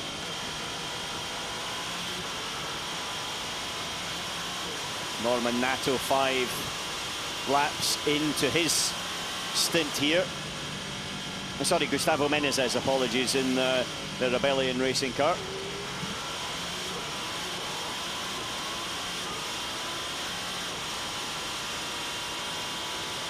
On your right-hand side, just look at the blue dropping down, the hybrids, and then how it recuperates at the end of the straight. Lift off, brake. And then another little bit of boost, as it will do its lap of energy.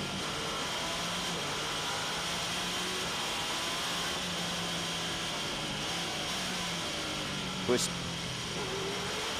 Another bit of boost coming out of here.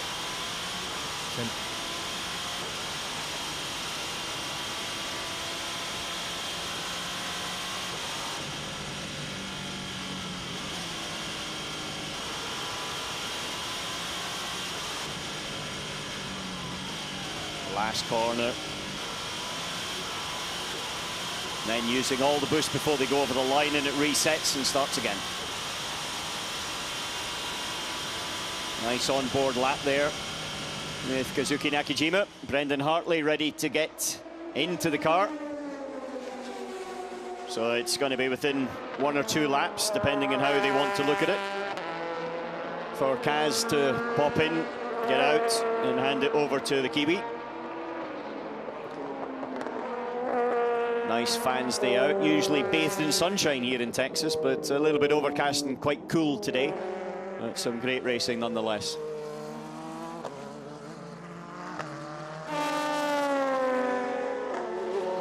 This car second in the World Championship.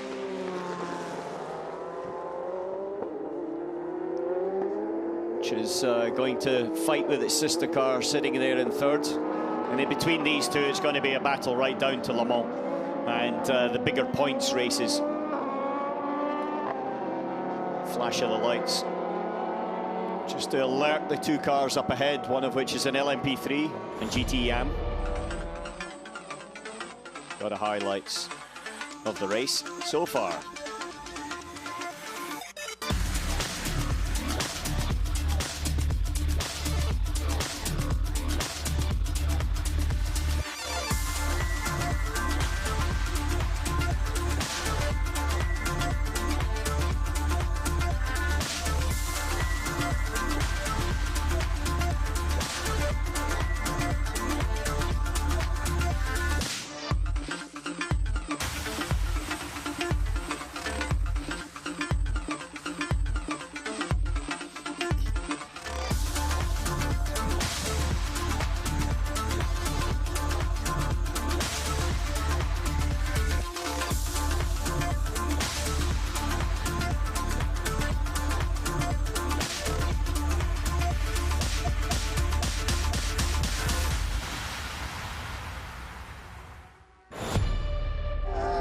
It's been non-stop action today here at the Circuit of America's Lone Star Le Mans, round 5 of the World Endurance Championship. And if you've liked this, just make sure you're with us at Sebring, because it'll be 1,000 miles of this kind of action around that venerable airport circuit, one of the toughest racetracks in the world. And it'll be a true test for man and machine when the World Endurance Championship goes to Sebring for round 6. Yeah, it goes to Sebring. Big, tough race. But also then that leads into the 24 Hours of Le Mans. And there's a lot of decisions going to be made about Le Mans and the grid and who's going to go there in the next couple of weeks. So yesterday you had the Asian Le Mans series, and that G-Drive Racing sealed the championship by a couple of points over Carlin Racing, who won the last 2 races to bring it right down to the wire. And that's one of the entries. You also have got this coming Wednesday, the ACO and the selection committee for the remaining places for the grid of Le Mans. They're meeting on Wednesday and going to be announced a week on Friday. On Friday, that's right. On board with our GTE Pro leader, Nicky Team. Go hard or go home. He's been going hard all day, as has his teammate Marco Sorensen. Love the G meter there on the right. 1.5. 1.6, 2.1. That means your head weighs twice as much as what you think it is. You don't still hang a laptop off your head in the bed, do you? No, I haven't done that since I retired in 2013. I had far too many hours trying to do neck training. And as soon as you retire, that's it, finished. Thank you very much. That's right. When I quit playing hockey, I said I'd never run again unless it was for my life. Here we go. Next to the last pit stop for the number 8 Toyota. Here comes the Rebellion onto the front straightaway. He'll take over the lead. Let's see what kind of an advantage he can have. Brendan Hartley climbs behind the wheel, replacing Kaz Nakajima. There is the Rebellion going down the hill.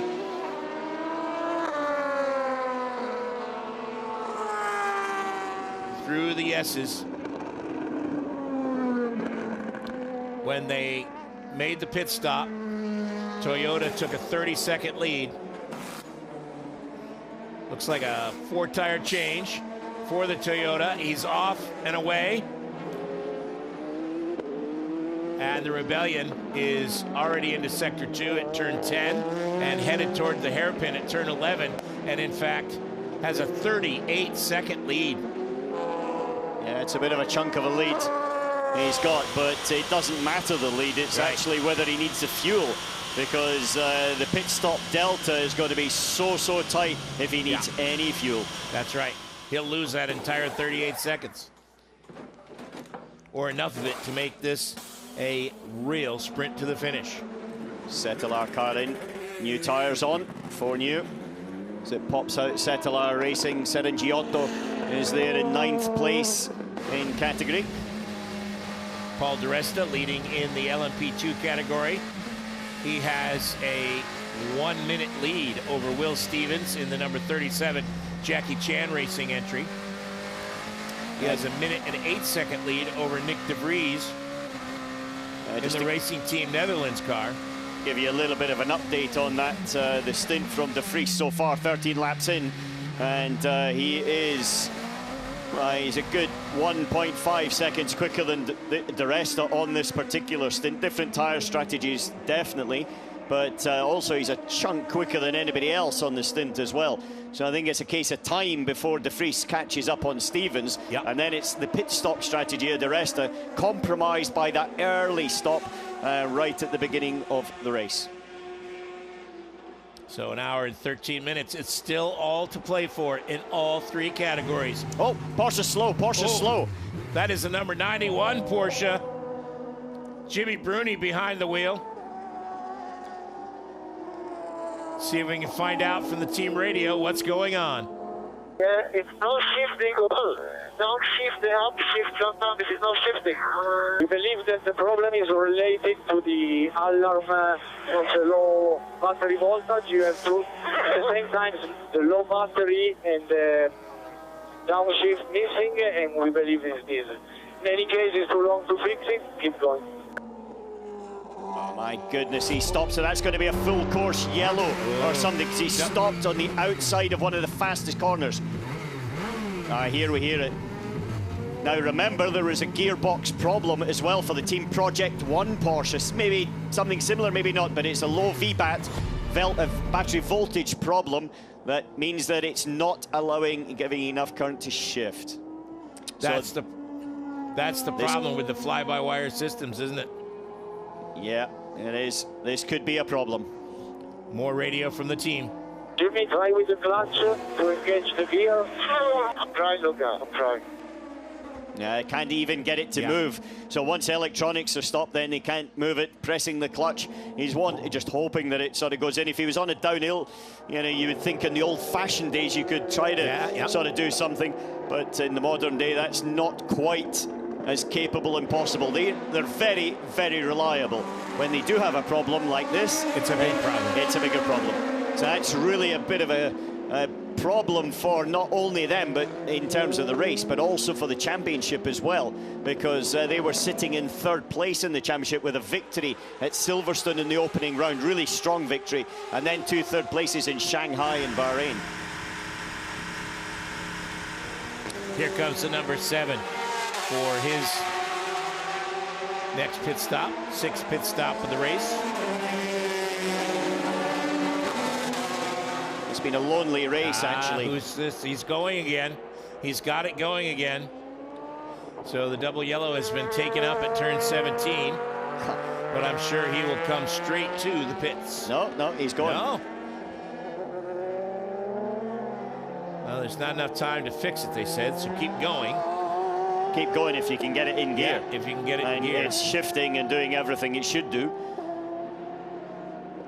So I'm sure Duncan's going to do a bit of work there to find out exactly what happened with that 91 car. It needs to try to finish to get some points for the championship. There's no question about it. Do whatever they can do. But gearbox has not been the order of the day for the Porsches. There is the 7 car now, 4-tire change. A full course yellow would have been the thing that Rebellion, I think, would have loved. It would have just given them that little bit comfort, but it wasn't the case as the car got going. Let's check in with Duncan, who's made it down to the Porsche pit. Yes, I have Alex Stielich from Porsche, the operations manager. Can you tell us exactly what's up with the number 91 car there, please? I can't tell you exactly. We had an issue on the car, so he stopped. He couldn't shift anymore. He could do a reset, so now he's driving again, and we just see to survive. Is it something that can be fixed if he comes in, or is it not like that? We have to see, can't tell you, sorry. Okay, thank you, Alex. Thank you. Alex has been a long and very experienced engineer. Ran in DTM and was actually Matthias Ekstrom's engineer for a long, long time. Won several championships there, so understands the way this game is played and understands that not when the checkered flag drops here the championships are won, but it's actually when they're dropped at Le Mans. So it's a case of trying to get the car to the end in any way whatsoever. 33 car has been reported to the stewards for speeding in pit lane. That's the high-class racing entry. It's had a bit of a busy day of it. If you think of the spin over the big curb and a few little bumps and pieces like that. And Fjordbach is now being reported for speeding in the pit lane. Well, we actually don't know if it was him or one of his teammates, whichever way. It's that car.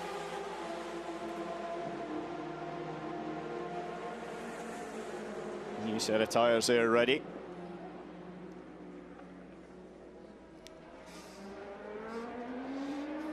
Or is at the wheel of this car as they're refueling.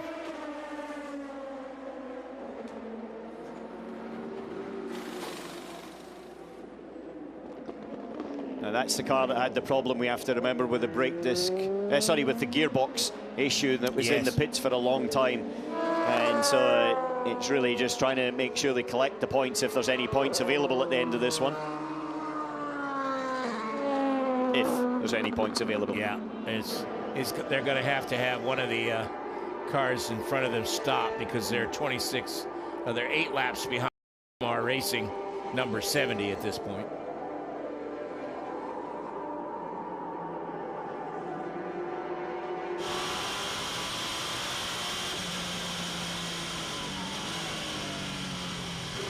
On board with the number 8.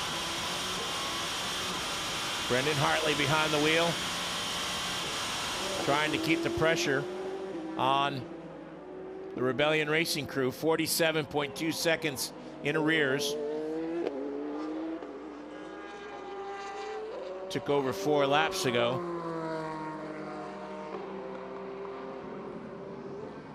Has 3 wins here at Circuit of Americas. And a total of 13 wins in his World Endurance Championship career. Of course, most of that with Porsche. Now in the Toyota, Sebastian Buemi looking on.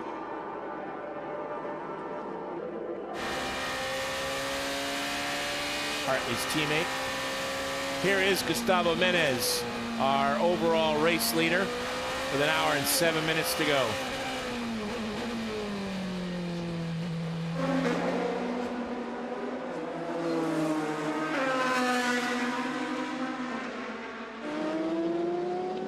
Coming up to put another lap on the 7 car, Alan.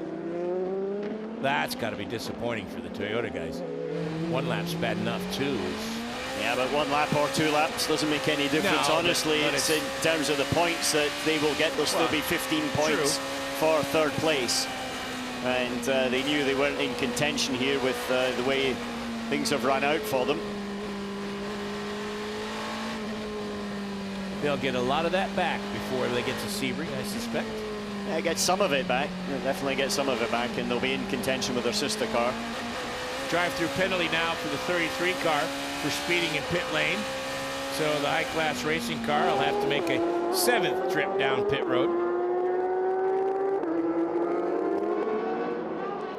See the boost there as it just disappears, and now it's run out of that boost, and the Rebellion will come back at it. LMP2, this is 3rd place, Nick de Vries. Has been chasing down Will Stevens directly ahead of him. As you predicted, that margin is now less than 2 seconds. Yeah, he's been dragging it back through speed and also a little bit of traffic, which I think has hurt Will Stevens a tad. Looking at it though, with the short fill of, the short stint of Fritz van Aert, this is another team that is going to be right on the limit. Right on the limit. Maybe looking at a splash.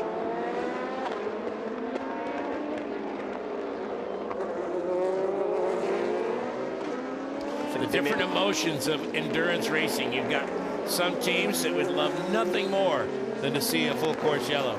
And you've got other teams that if the full course yellow comes out, the hands will get thrown in the air, the head will get thrown back in disgust, and probably an expletive will come out of people's mouths. Very possible. Very possible. It could be coming out of here if they've not quite calculated on the actual lap number that Fritz van Aert needed to do in his 16-lap stint, which was his 2nd stint of the race. He did 23 on the first, 16 on the 2nd, and now de Vries is on his 18th lap going across. There's roughly 33 laps to go.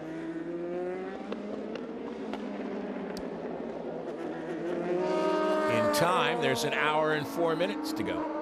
34 laps maybe to go.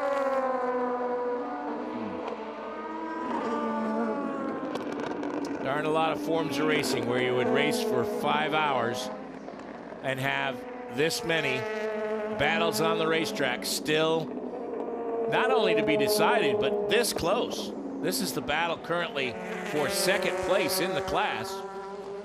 It's the virtual battle for the lead because Paul di Resta is due a pit stop shortly.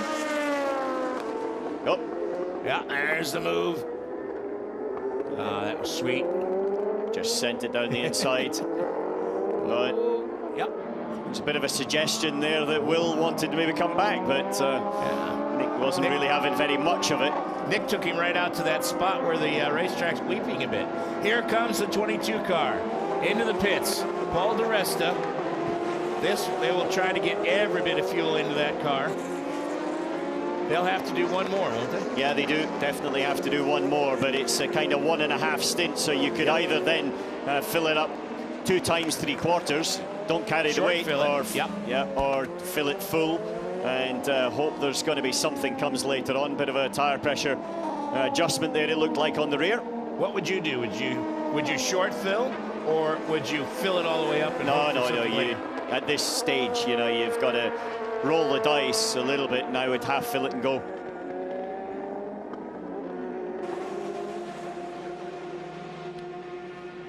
Conversations at Porsche. Not sure which team this is.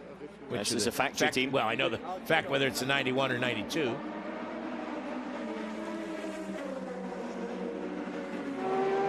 Getting everybody they like ready. their decision. Well, a decision's a decision. It's better than no decision. There's your race leader. The 51 car has come to the pits out of 4th position in the GTE Pro category. That's the AF Corsa Ferrari. James Collado behind the wheel of that car. This is Nicky Thiem, who, along with his teammate Marco Sorensen, have pretty much shown their tail feathers to the field today.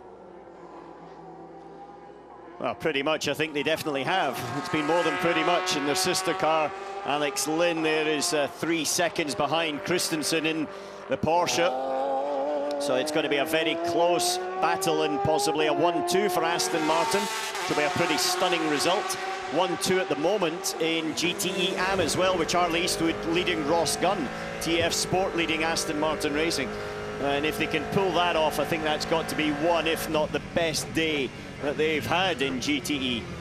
But still, hour and 1 minute to go, and I've seen races lost in the last lap of Le Mans, so yes, definitely cannot see anything with an hour to go in a 6-hour race. Yes, we have.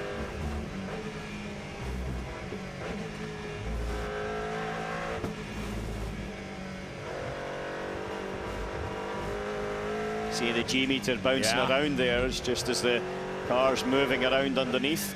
2.4, 2.5 Gs for the highest going through there.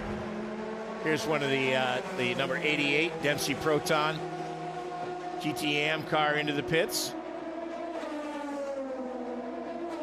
Deliner, the Belgian driver, brought the car in. Wasn't sure if there's a driver change. We'll see that shortly when he leaves the pits. There is the TF Sport Charlie Eastwood in the pits. Looks like a new set of tires for the Dempsey Pro.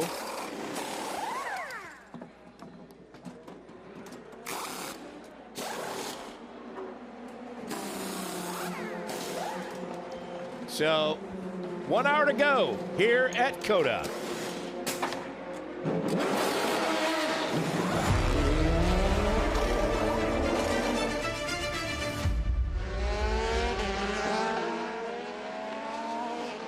So with 1 hour left, there is your race leader, Gustavo Menendez, along with Bruno Senna and Norman Nato.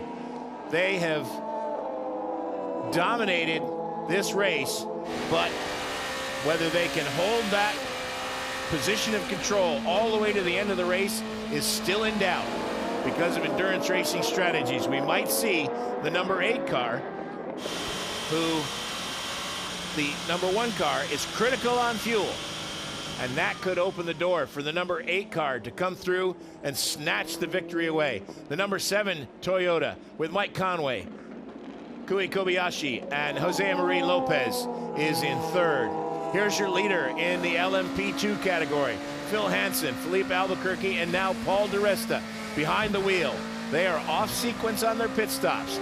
They have had an up and down day. Here comes your 2nd place car. This is Nick de Vries, hopefully making what he thinks should be his final pit stop. Oh no, he'll have one more, my apologies. But this is de Vries coming to the pits.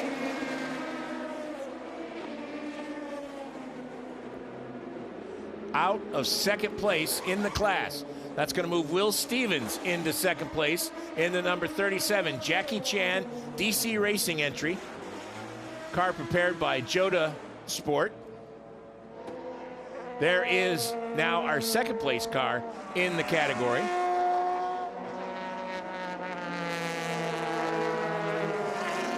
Good look at Will Stevens there. Looks like this is going to be fuel only for the number 29 car. Quick Nick DeVries has put on quite a show today, and he is away. It was fuel only. So DeVries has come to the pits and made a fuel-only stop with 57 minutes remaining in the race. Yeah, it's not enough to make it to the end. Yeah, he'll have to make one more. I wondered about that. Yeah, they're about 7 laps short, actually, and it comes back to that stop by Fritz van Aert at 16 laps. If that had gone to the 23, then I think they'd have been able to go. So they've actually pulled De Vries in after 22 laps on that run. Here's Nicky Team. Marco Sorensen in the number 95, Aston Martin. They have had this race. They grabbed it by the neck at the drop of the green flag, and they've not let go for 4 hours, for 5 hours and 3 minutes.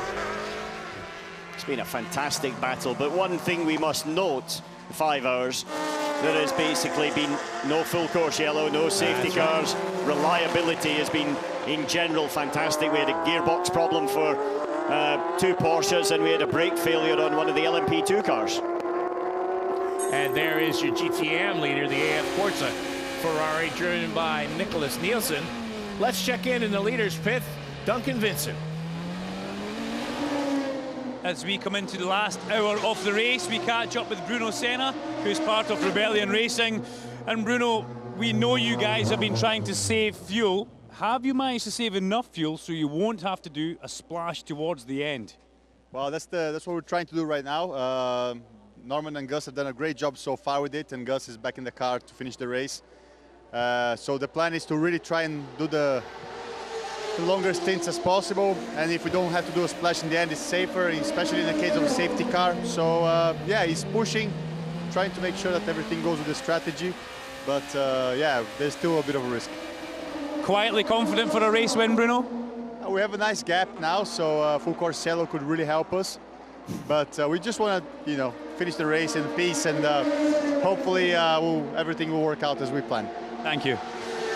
The gap that was at 30 seconds has eked itself out now to 49 seconds. There was quite a few stints there, but it was bouncing around about the same performance level between the two, and now it's extended out, as we're now 55 minutes from the end, and the 91 Porsche has just came into the pits. A smile from Hugues de Schonack. And Bruno Senna, thumbs up. It's a little bit more relaxed than they were when we're speaking to Justin Taylor earlier on. The engineer in the 91 is in the pits. They said they didn't think they could fix it if they actually could solve it, but that was where that communication was. Remember, all of those guys saying, right, okay, if we do X, Y, Z, this is a process. So we have 54 minutes remaining. Let's take a look at how we've gotten to this point in the Lone Star Le Mans.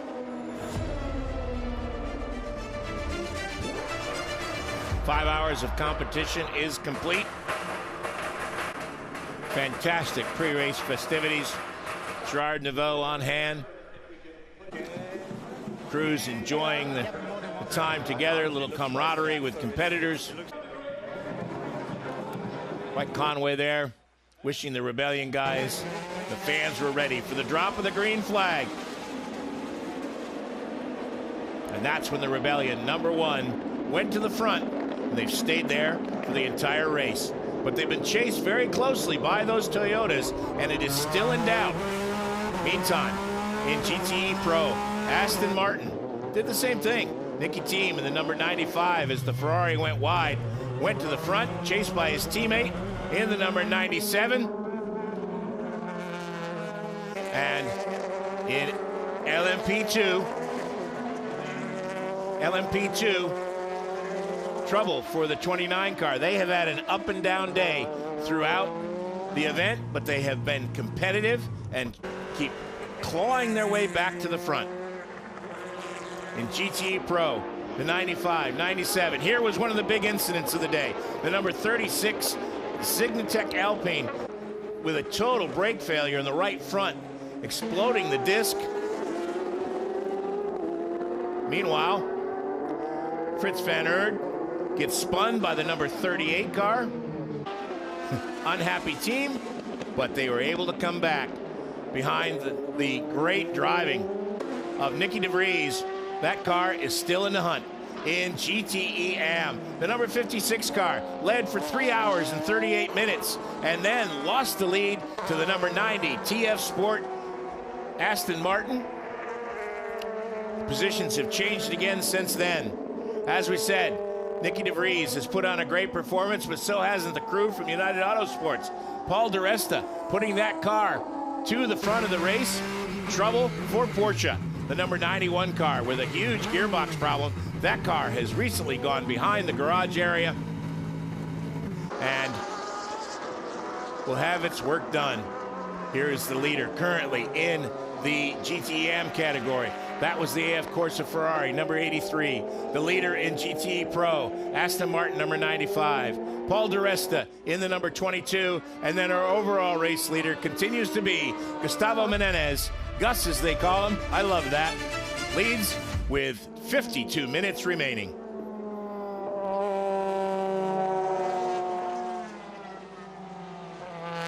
'91 car back out onto the racetrack. That's a very long fix. It was in the pits, and as while we're doing the highlights, they've managed to do something that would suggest electronics.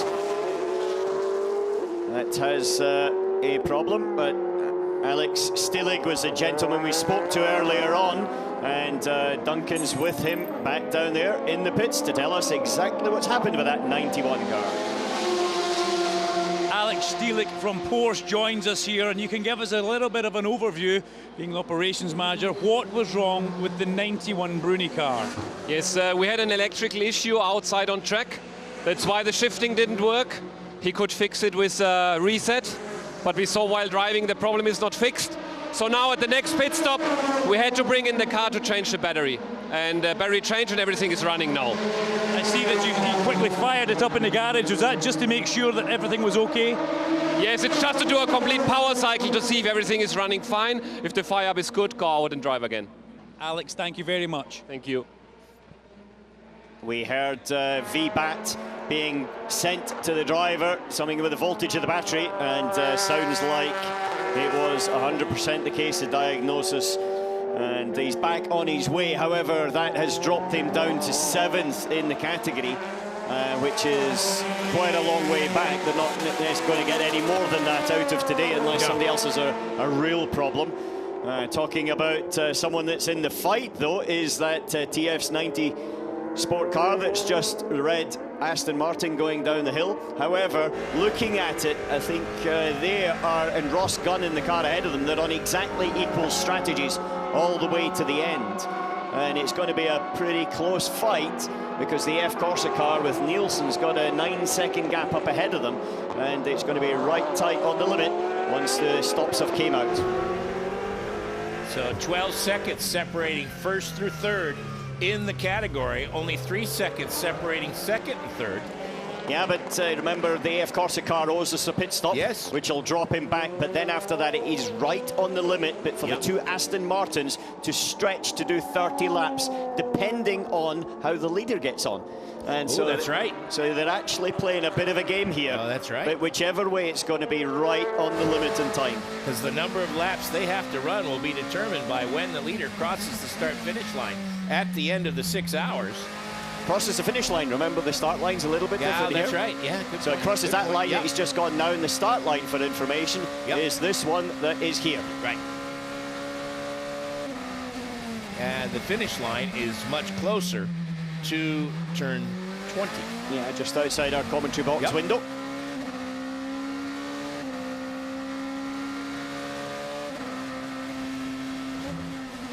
So Paul Di Resta continues to lead. He has an 11.8 second lead over Will Stevens. Let's check in with his teammate.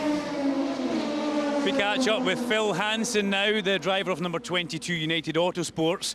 We need to ask you, do you need to splash before the end? Yeah, we do, but so do the two people following us in second and third. So it's pretty even between now and the end of the race. Our splash is a bit shorter than probably our biggest threat in second or third. But yeah, we see how it goes. We thought at one point that the Jackie Chan car wasn't going to need to splash, but now they do, so it brings us back into contention, and we're leading the race now. Hopefully we can continue that gap, and when we have to splash, it's all equal. It really was a bit of killer driving from Paul di Resta earlier on with that outside manoeuvre we saw him pulling. Yeah, it was, and then unluckily we lost a bit of pace. An issue with tyre pressures meant that we was dropping off, and that's what made us short stop his second stint, which kind of put us out of sync with the other drivers to do with stints. So yeah, it was a good start, and had we continued that on, we probably would have been in a slightly better shape now, but hopefully it was all going to look strong.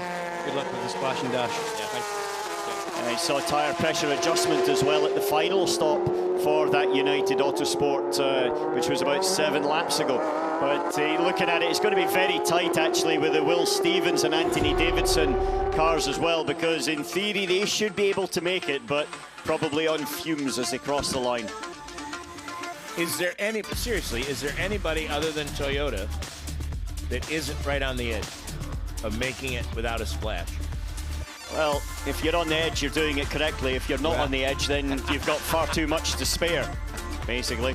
But it's very, very tight all the way down through it. You know, the thing is, we said at the beginning, you know, full safety cars and things are unlikely, but honestly, you kind of expect something. And I thought it was going to happen when the Bruni car stopped on the outside. That would have gifted a few people a little bit, but ultimately they got that car going. And then the jeopardy is actually going to run all the way down to the checkered flag.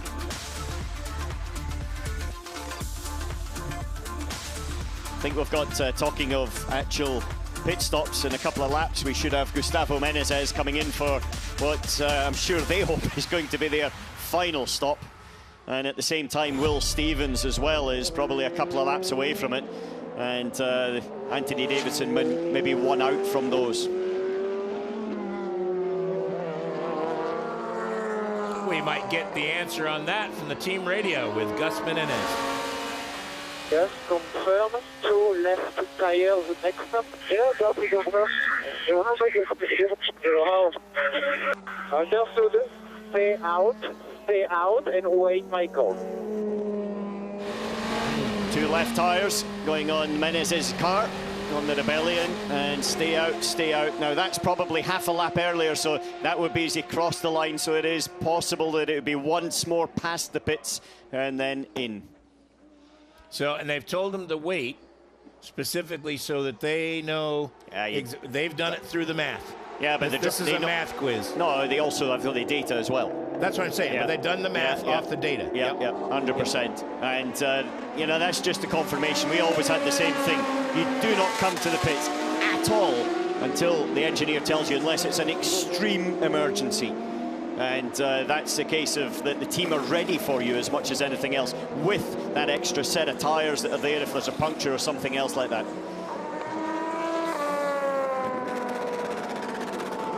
It's a cool racing car, just runs out of the pit lane. Started from pole position, Nicolas Lapierre at the wheel, currently down in 5th place overall. I don't think you guys ever did anything unless Lena told you it was okay, did you? Lena was actually never my race engineer. She was my data engineer. Oh, that's right. She was for many years, but yeah, it's a simple fact. The engineer calls the shots. He sees the whole program. You see what's out to the front windscreen or your helmet. 22, di Resta leading. Little tap of the head. Hope this one's okay. Please, please, please. Touch wood for luck, I guess. There it is, what they hope is going to be the final stop. 21 seconds, 22, 23. Must seem like an eternity, huh, Alan? As long as it's shorter than the next person. Smoke coming out there, it's just from the rubber sitting onto the brake disc. Going to be left side tires only. Look like brand new Michelin's going on the left sides. That will give him great traction in the important parts of the racetrack. This is a pretty good stop. He may just get out ahead of the 8. Here comes the 8 down the front straightaway. He won't get out of the head of the 8, but the 8 will still be in his sights, which is unlike what it's been in the past when the 8 car has come out with the 1 car has come out about 30 seconds behind. 1 minute and 9 seconds on the pit stop. 7.9 seconds to make up on the racetrack. Yeah, I think now, if I was Gustavo Menezes, you wouldn't necessarily want to make it up. You know the Toyota has to come to the pits. You want to just make sure you've got enough fuel in the tank at the end of the race. And so in that respect, you know, you need to just try to work it out and be very, very clean. With it being so tight, they also need to remember there's a minimum amount of fuel that needs to be in the tank at the end of the race, so they can take samples for fuel samples as well. So if you run out and come across in fumes, that's not going to be very good in Parc Fermé when the scrutineers are looking at it. Well, you're damned if you do and damned if you don't sometimes. That is the number 37 car in the pits in the small box on your screen. Jackie Chan, DC Racing, Will Stevens. Here's the number 92 Porsche out of second place. Michael Christensen behind the wheel of that car in the GTE Pro category. That's going to give the second place in GT Pro over to the Aston Martin of Alex Lynn. Here comes Stevens back out onto the racetrack. There goes Christensen back out.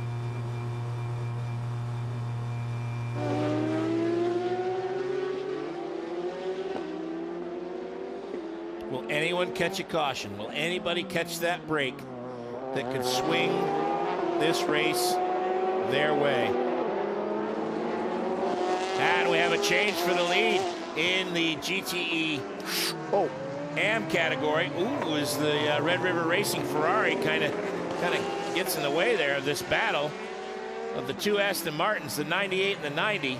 They've been going at it all day. They came together earlier. Right now, the 98 holds sway. Russ Gunn ahead of Charlie Eastwood. Yeah, it's been a heck of a battle. I'm sure there's a few people in the respective teams hoping that they switch it around, and there's a few people overall in the organisation that's just praying they end up where they are. And that's just where there's a little bit of confusion, where Ross Gunn threw it down the inside, and Johnny Molan wasn't quite expecting that one. I think there'll be a look. Oh no, Gunn's defending at the first corner. Settelar car, LMP2. So is Gunn going to have Charlie trying to accelerate around the outside? I don't think that's going to get done. He won't be able to, because the Settelar car is going to block that attempt. Here comes the 42 Cool Racing car as well through this group. Oh, and wow. Now, what do the stewards think of that? Yeah, I kind of think that was a little bit of force majeure. I'll give that as a force majeure in all honesty, because there's not a lot he could do, and he's came out just in the same position as he went in. 95 car into the pits. Let's check in with Duncan. Managing Director of Aston Martin Racing, John Gaw, joins us for the roundup of the GTE final hour. The Pro class is so tight, John, it really is. You only have an 8-second lead. Can you hold us to the end? Yeah, for sure. It's super tight in both classes, actually. I think the AM class, first of all, is a good test for Ross and Charlie to race against each other right to the end. Both cars are identical, so let's see who's the best. This could be your best race ever if you get 1-2 in both classes. Yeah, but listen, it's a long way to go. There's one thing I've learned in this thing, this racing in the last 10 years, is it? You got to go right to the checkered flag. But I'm not sure where the 92 came out versus Alex in P3, but I know they double stinted tyres, so they've got a real challenge to get to the end. So Alex has got a really good chance with them. And Nicky had about a 10-second gap at the start, and he only changed 2 tyres, so hopefully he maintained at least 5 seconds of that, and let's push to the end and see what we can get. Good luck, John. All right, thank you. Yeah, it is going to be a bit of a fight. Alex Lynn's 9 laps into his stint, and Michael Christensen is just 1 lap in. So it's going to be a bit of a battle out of it. 9 seconds is a gap back to Christensen, who's only 3 seconds behind Nicky Team, as this battle continues. Pit lane infringement, drive-through penalty for the number 88 Dempsey Proton Racing. Thomas Preining at the wheel. I don't know what that problem was, but I would suggest it's more a pit problem than the driver issue in that one. Yeah, earlier they said pit infringement, which is different than speed violation. To the pit lane. Information to the pit lane. Stewards decision number 30 gives the drive-through penalty on car number 88 88 for a pit stop regulation infringement. Drive-through penalty car 88 for a pit lane regulation infringement. Yeah, there's the answer. Car was moving before the guy was over the line. So it was a little bit of driver, team, everything else, something that they will need to look at again. A bit too eager. Yep, all about communication. I don't care what business you're in. Well, first thing is they dropped the car too early. Yep. Second thing is they started the car too early. And the third thing is the mechanic wasn't over the line when the car drove off. So it kind of was not exactly ideal. 0.3 of a second now separate these two with 37 minutes to go in this 6-hour contest. Doesn't get any better than this. What's he got to do to get by him? Overtake. Well, I know that. Yeah, he's got to do what he does. Just keep pushing, keep pushing, keep pushing. Saw a little lock up there from Ross Gunn, sliding a little bit wide. He needs to keep doing that type of thing and take advantage of it. You know, at the end of the day, he's in the worst position because he's second. But, you know, in another side of it, I think he's got the speed to be able to do it, and he's a wily character. And so in that, I think you'll see something coming up. Gunn, I'm sure, will try to defend coming up into the first corner. But that's a very good overtaking opportunity up into there. You're like my father. I used to ask him who won. He said the team with the most points. Yeah, Gunn quite late on the move there, actually, to be honest. I wouldn't have been overly excited if I was Charlie Eastwood in that one, because he moved just as Charlie was doing it, so clearly looking in his mirror. Ugh. How about that move by the Toyota? Yeah. Left to one, right to the other. But what it did do is it took away some of the air from the front of Ross Gunn's car, which allowed Charlie to get a better line. Gunn's slightly offline. As we now flip to the second place Christensen car in GTE Pro. Porsche struggling with a voltage problem in their battery, which meant the gear shift wasn't working. That dropped it down to 7th place overall, but this car is 3.7 seconds, which is one of the closest, apart from lap 1, that it has been to the back of the Aston Martin. He can see him. There's the gap. Aston Martin goes through. Here comes the Porsche. Can you, when you get to the point where you can see the guy, does it add a little bit, or does the red mist? You have to be careful to not let the red mist take over. No, it actually, you've got 18 laps to go to the end of the race. You either win or you lose, and so you know, that's where it's at. And it is going to be steering wheel. One heck of a battle. But also, I don't think we can forget that behind we've got Alex Lynn as well, 9 seconds behind Christensen's car.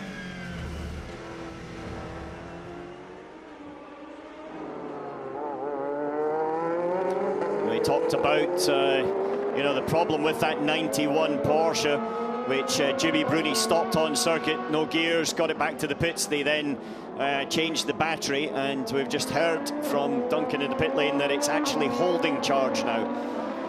And you just saw the race leader go by him. There is Jimmy Bruni in the background of the shot there. Here's our leader in the LMP2 category, Paul di Resta in the number 22 United Autosports. They owe us a pit stop, Paul di Resta. You know, he's got probably 9 laps, or it's split actually between a 9 and a 10 if he goes to the end right now. But I understand that Phil Hansen believes that the 2 Jota Sport cars probably need a stop. I'm still not 100% sure, especially Anthony Davidson. Yeah, you were talking earlier in the show about how delicate and precise Davidson is with his right foot. And that, to me, has always been one way to get extra mileage.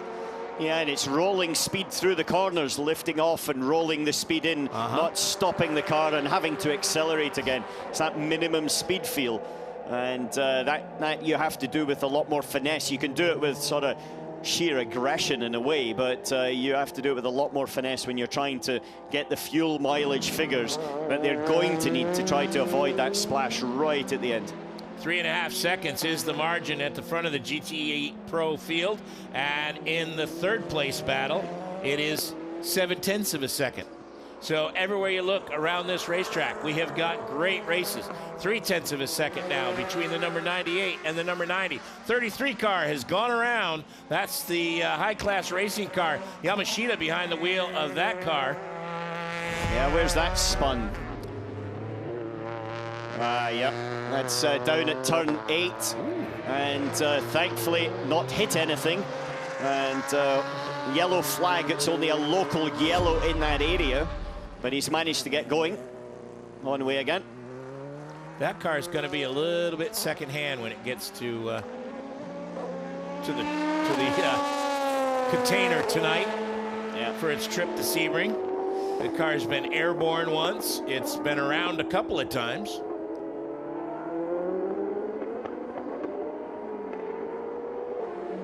Yeah, we were, looking at it. There's going to be a lot of people that run right to the edge on this fuel. You go through the numbers and it is absolutely fingertip stuff whether they can make it with half an hour to go. Clearly, if you have to pit, then you're kind of out of the game. Right. But if you can make it at this stage, you definitely have to roll the dice and go for it.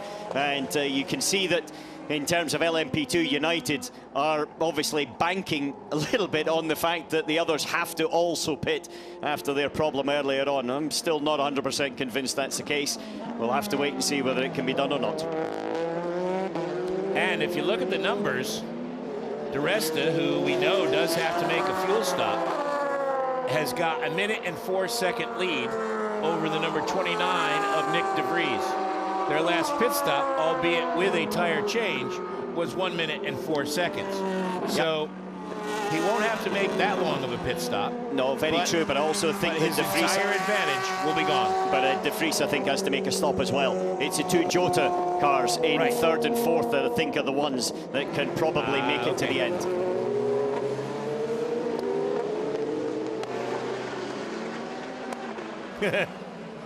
Everybody wants a safety car at this point, I suspect.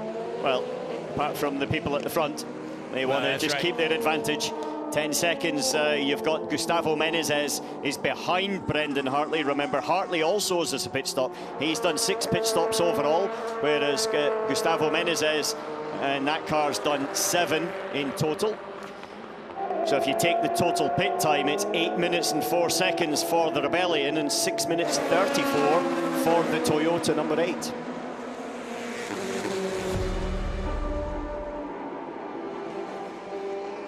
Here's a look at that fantastic battle we've got in GTEM up the inside. We're actually around the outside. The number 90 trying, but not getting it done.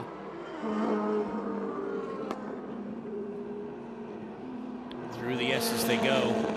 One more time. So, Racing Team Netherlands looks like they're going to have to indeed make a splash. As you said, Alan. Yeah, the short stint of Fritz van Aert, a few, basically at 4 hour stage when he only did 16 laps was 7 short, and that 7 was a critical 7 they would have needed to be able to do it till the end. Ah, yes. But they're losing quite a lot of time with Fritz, about 5-6 seconds a lap. So 7 times 6s, you got a fair few seconds there, and I think that's what they were gambling on. Johnny Mullen gets a warning for track limits in the number 62 Red River Racing Ferrari.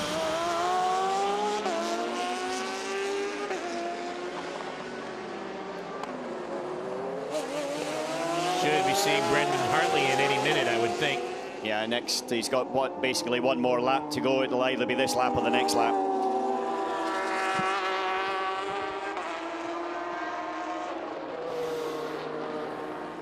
Into the pits this lap, so the Toyota race leader in for the final stop.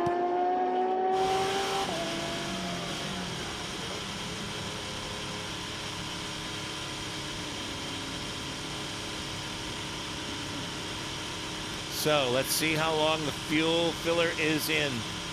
Here comes your race leader, your new race leader, Gustavo Menezes, into the lead as the Toyota comes to a stop. fuel filler goes in. 24 seconds total so far on pit lane. It's going to be a time stop for sure. You also see the number 29 has come into the pits. No tires there.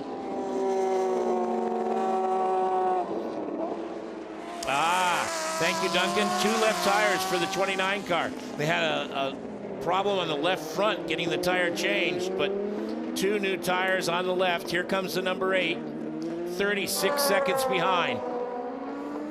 Yeah, that was a not ideal stop from them. 30 minutes to go. It was 57 seconds, the actual stop time. For information, this car was stopped for a total of 49 seconds. And that will get both of these cars easily to the end of this race. Oh, yeah. Now you've got Paul di Resta is 1 minute and 19 seconds ahead of the second place Will Stevens car. So in my reckoning, even with a pit stop, he should be able to get out ahead. Oh, yeah, he should be able to make that stop and keep probably at least a 10, 15-second advantage, perhaps. Should be a massive recovery drive. Oh, absolutely fantastic. Less than a half hour to go now. 26 minutes, 45 seconds remaining in the Lone Star Le Mans from Circuit of Americas. Jim Roller along with Alan McNish. Duncan Vincent patrolling the pit lane. Battle for third now in GTE Pro. James Collado trying to chase down Alex Lynn. 0.3 of a second separating the last time by. He tries a look down the outside. Lynn parks it at the exit, at the apex, and then shoves the 51 car wide. That was strange.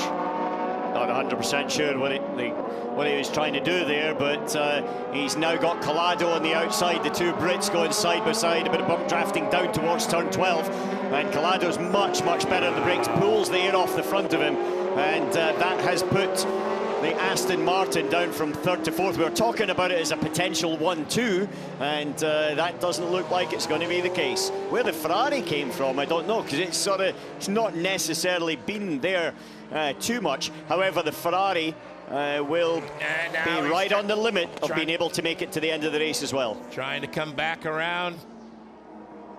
I don't think this one's over, Alan. Although now he's able to pull out a little bit through the end of turns 18 and 19. Here we see it again. Ooh. Oh, that's earlier on. That's at turn 1. That's at turn 1. And this is earlier in the lap. Yep. I think there's a little bit of blood there. Yeah, maybe that's a little bit of, I didn't like what you did to me earlier. Here, I'm going to do it to you now. But it ended up costing him. Keep your head, keep the position. And now at the front of GTE AM, side by side again, Russ Gunn, Charlie Eastwood.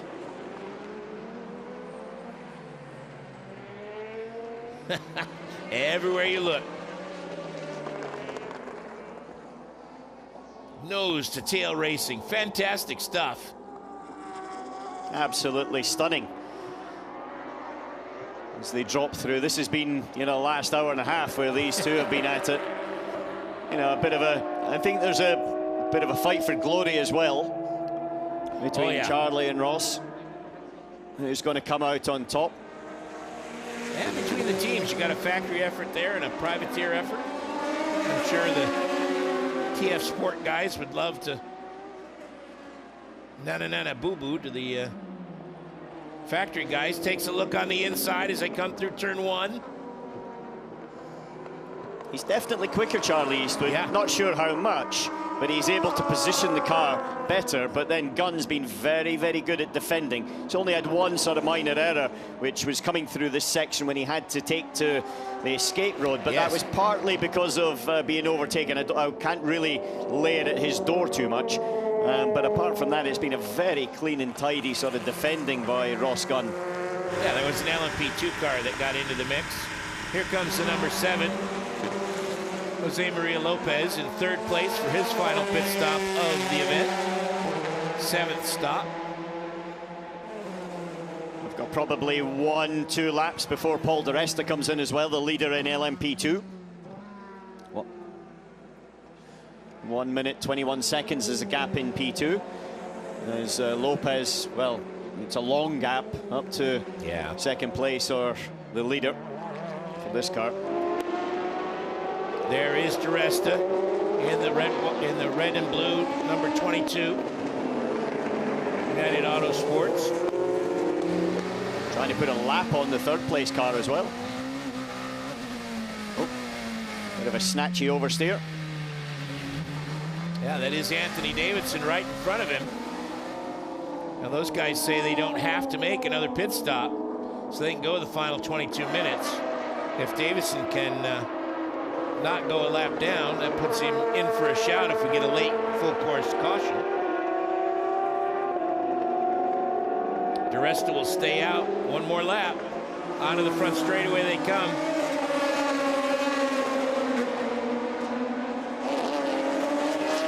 Paul Di Resta, he's been in this car for quite a little bit of time now.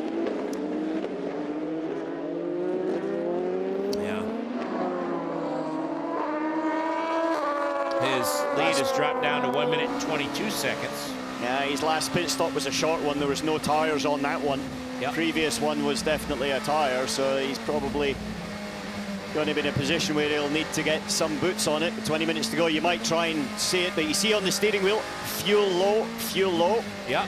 And so it's absolutely on the limit. I think this lap will be the lap that comes to the pits. Box this lap, Paul, for fuel only, box this lap.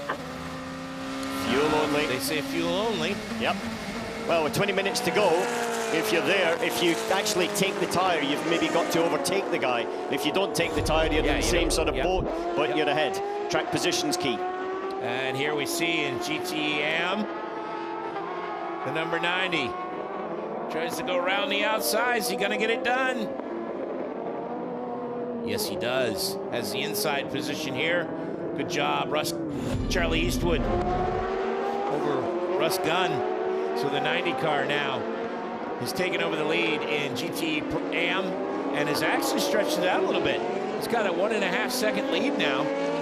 So you were right, Alan. He was overall faster. He just had to find the chance to get by, and he used the traffic to get the deed done. Yeah, launched it down the inside. The rest to come into the pits on this lap, still behind the third place car, but now dives in, fuel only. This is going to put them in a really good position. Yeah.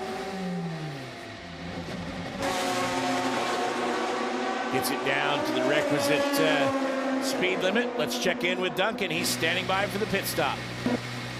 Yeah, a lot of tension down here just now. Felipe Albuquerque coming out. You can hear Paul rumbling towards me. Let's see if he hits his marks. Bang on. On goes the fuel, and they start to clean the windshield. Paul Di Resta looks across towards Felipe Albuquerque, who is standing just next to me. Gives me a little look as well there. That's quite good to see. Paul Di Resta on form this weekend after a tricky start to the race, Alan. And they're making sure they're getting all the fuel they need into this. I mean, oh, he stalled it. Yeah, time stop there and a stall, but there's the second place Jackie Chan DC racing car, which has still got, you know, probably another 25 seconds before he gets round. So it was a timed fill, 20 minutes to go. 19 seconds of fuel. Yeah, 19 seconds of fuel. The stall was not ideal, but they've came out in quite a commanding lead, much more than we expected. So it's been a very good run from there's Jackie Chan DC Racing, which is sitting there in second, as we said, but coming into the last corner now, it is Paul Di Resta is already into the S's. Yeah, so the tire problem at the beginning, getting them off sequence, they've been able to make that work. You have Di Resta's last two stints have been within 700ths of each other, 22 laps, both of them. 56.005, 56.079 averages. Wow, that's fantastic.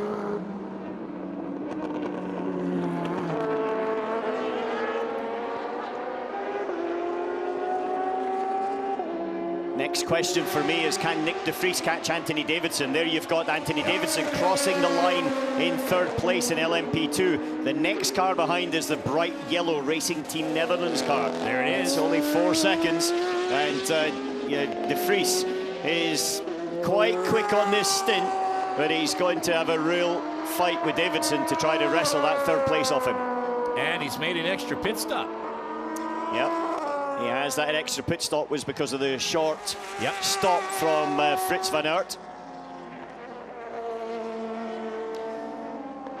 Anthony Davidson's, yeah, he's on the limit on the fuel, but I think they'll probably be okay on it. Will Stevens is the car up ahead that's probably watching a little bit more out of that particular stable, because Anthony Davidson pitted 1 lap later than Will Stevens.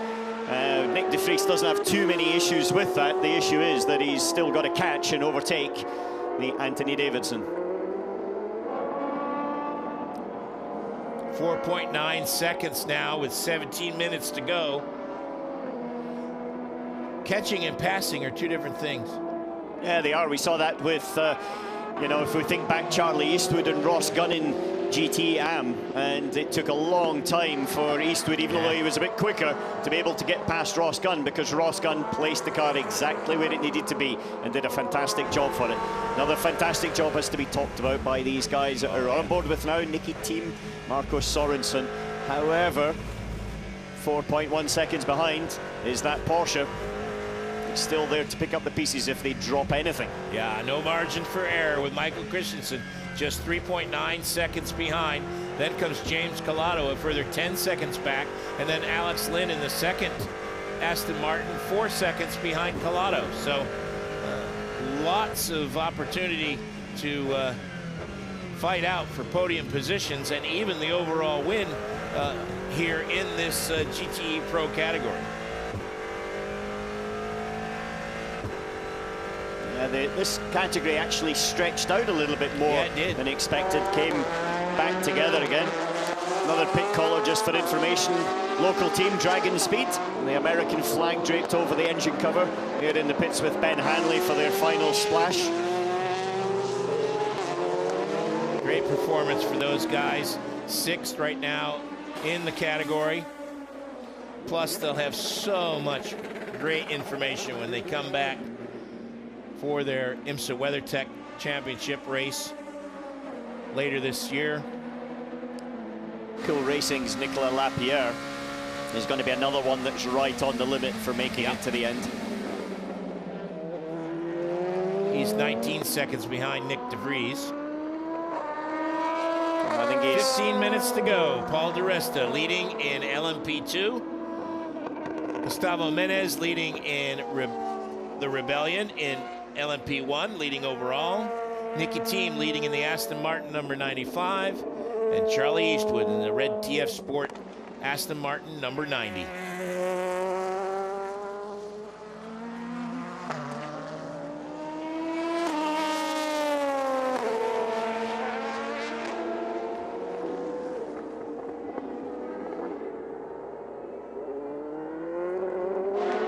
Resta smoothly on the throttle.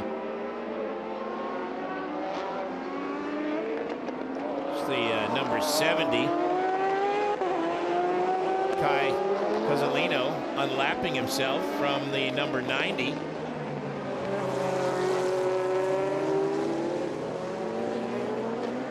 You're right, Alan. The word from the pits, Lapierre borderline fuel from Duncan Vincent. Have you worn out your trainers, Duncan? 5 miles in the pit lane, Jim. It's a standard weekend, isn't it? It's good fun. But I went into Cool there and they said, and they were making hand signals. And then one of them just looked at me and said, it's going to be so tight. Wow. Here's our 2nd place car in GTE Pro, Michael Christensen, teaming with Kevin Estra.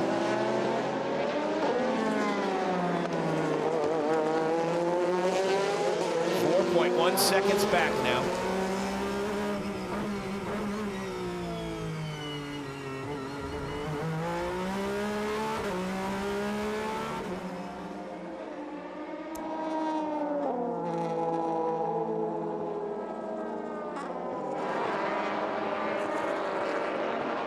through turns 16, 17, and 18. There's the run down to turn 20 and back onto the front straightaway. Pitts will be on the driver's left, out on the rumble strips, over the sausage curves as he gets passed by Jackie Chan. DC Racing, Will Stevens, third place in LMP2.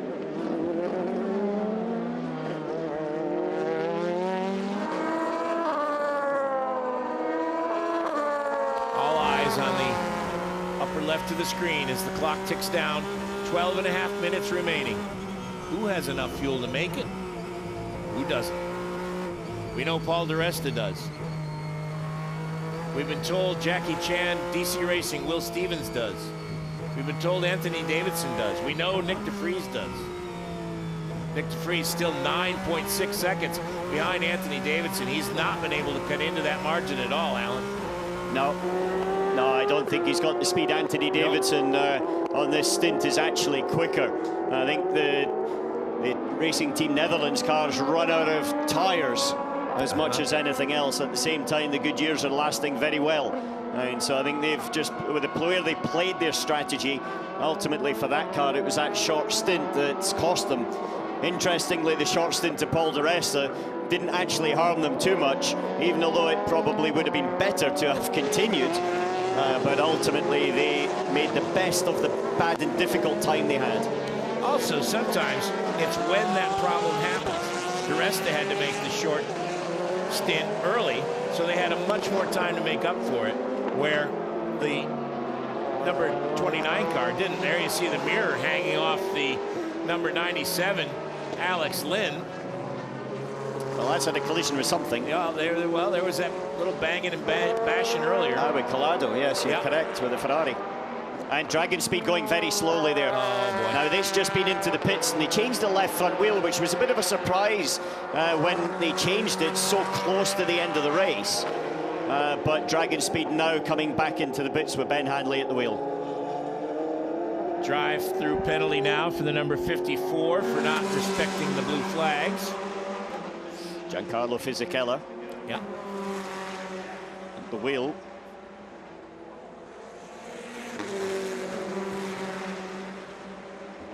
That's a very slow entry by the Dragon Speed car. And dolly wheels are out, so the car's going into the garage. And I think that car won't be seeing much more of today. How frustrating is that? 5 hours and 50 minutes.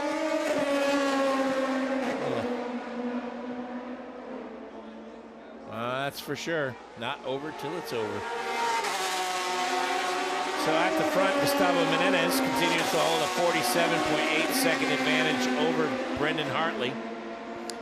But it is that left front again that they've taken the wheel off straight away and looking in and around there. So it's something in that left front area, hub, upright, whatever it may be. And also working a little bit on the right-hand side. Hanley still stays in the car. And looks like the mirror from the Aston Martin of Alex Lynn has finally disappeared and exited stage left, stage right in this case. Yeah, and it is joined the marbles. Definitely don't want to run over that marble.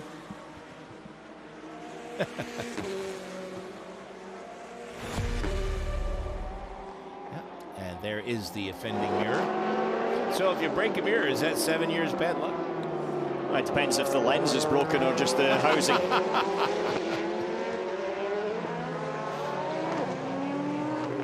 Under 10 minutes to go now.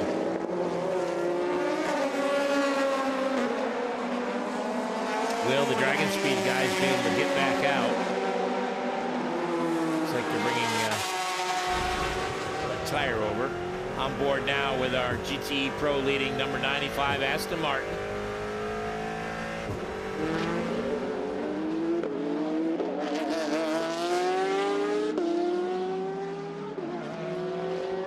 Let's check in with Duncan Vincent about what's going on with the Dragon Speed.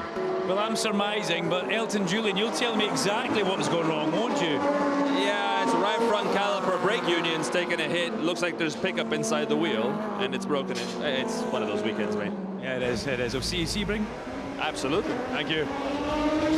So you were right, Alan. That pickup can do a lot of damage to these cars besides what it does to the tire. Yeah, it's not just about the vibrations and things and the grip that we normally think of. It can basically, it's a ball of weight that when it gets thrown in somewhere at the speed that it can come off another car or has the impact with the car is quite destructive. And clearly in this case it has damaged something on the brake system, where at the speed you're doing in one of these things you need to go fast, but you also need to stop. Battle for fifth now in GTE AM. Number 86 Gulf Racing. Trying to hold off Matt Campbell in the number 77 Dempsey Proton Racing. Probably about 4 laps to go for him to be able to do that before the checkered flag will drop. 4 laps for everybody to try and make up the gaps that they need to make up.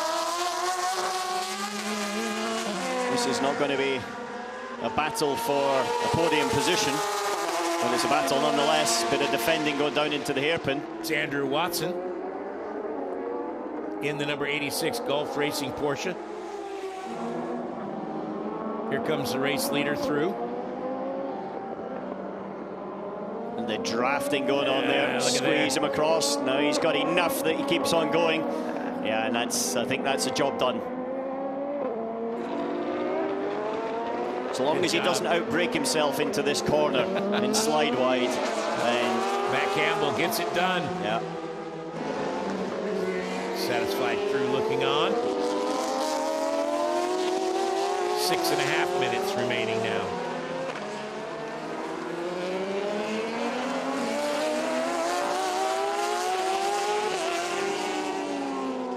Back to our leader, Gustavo Menendez. Looks like Dragon Speed's going to get back out onto the racetrack with 6 minutes to go. Final couple of laps.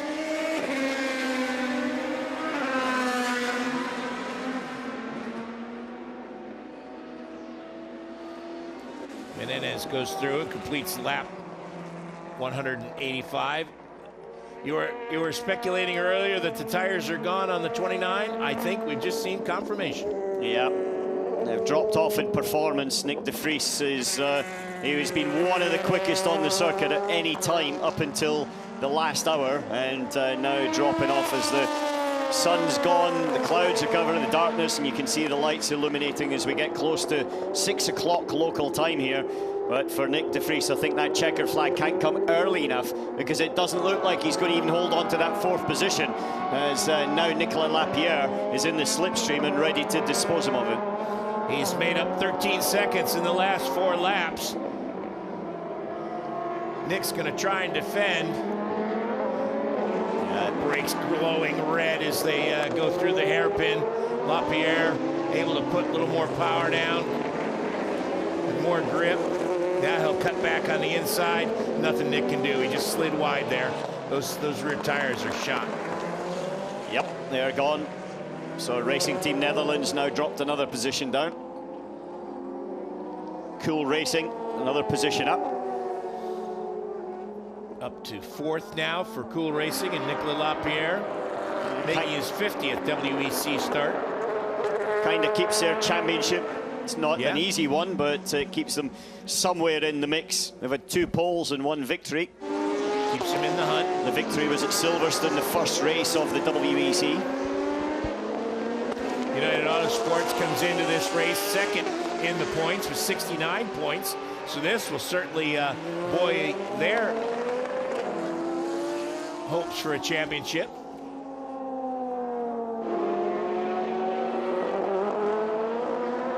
The number 90 came in despite having 2 victories. They had a 7th at Silverstone, a 10th at Bahrain, 2 poles, and they're in 4th position with 58 points. So this will help their chances as well. This will be their 3rd victory of the year if they can hang on.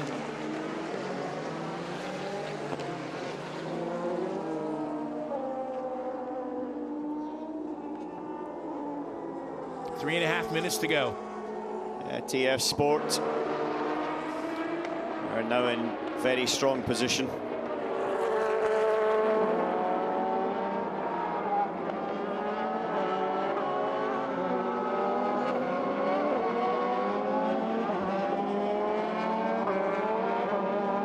Nick de Vries getting a run on Nicolas Lapierre, going down the back straightaway. He'll go down the inside. He's going to get that stop, but Lapierre's going to do the switchback. Yeah, there he goes. Wow. Gave it a go, guys. Oh boy. And he smacked into Johnny Molan, who was kind of minding his own business there. Trying to stay out of the way. Gustavo Menez being very careful. Doesn't want to get caught up in this mess. Just, as you said, outbreaks himself. Let's see if he actually tags Molan. He sure did. Yep. I do think there, De Vries's eyes were only on the back of the Cool Racing car. Didn't see anything. Anything but anything apart from that.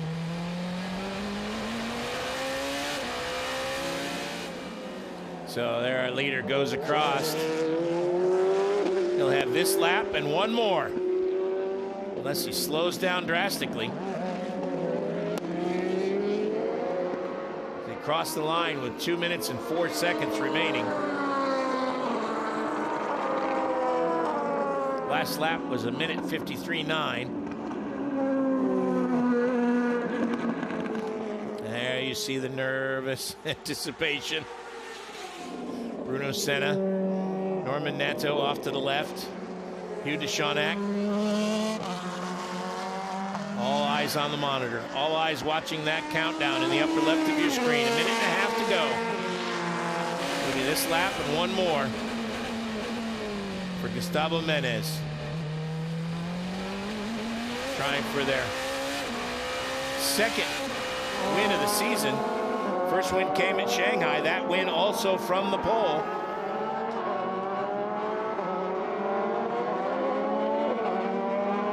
Down the back straightaway, headed towards turn 12. Hard on the brakes, makes the left-hand turn. Has traffic in front of him. The Corvette.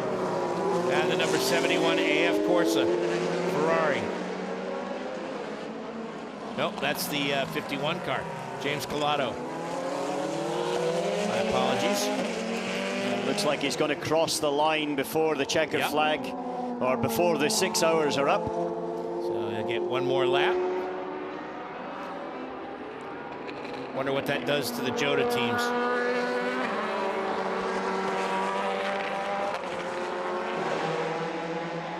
I think it's the Lapierre car that's the one at risk. Yeah. Here. It's the... So final lap as he crosses the line with 19 seconds remaining. 188 laps complete. Working his 189th lap. And it will be the final lap for Gustavo Menez. Yeah, if I look also at Nicolas Lapierre, we were talking about that earlier, he's actually about maybe 500 meters behind this car, so in that respect he's probably going to be okay. He's in the exact right position. He is, but it's going to be really, really tight stuff. Smiles, but nervous smiles in the Rebellion pit. Very happy smiles, I think it will be, when they do about another 3.5 miles to get back.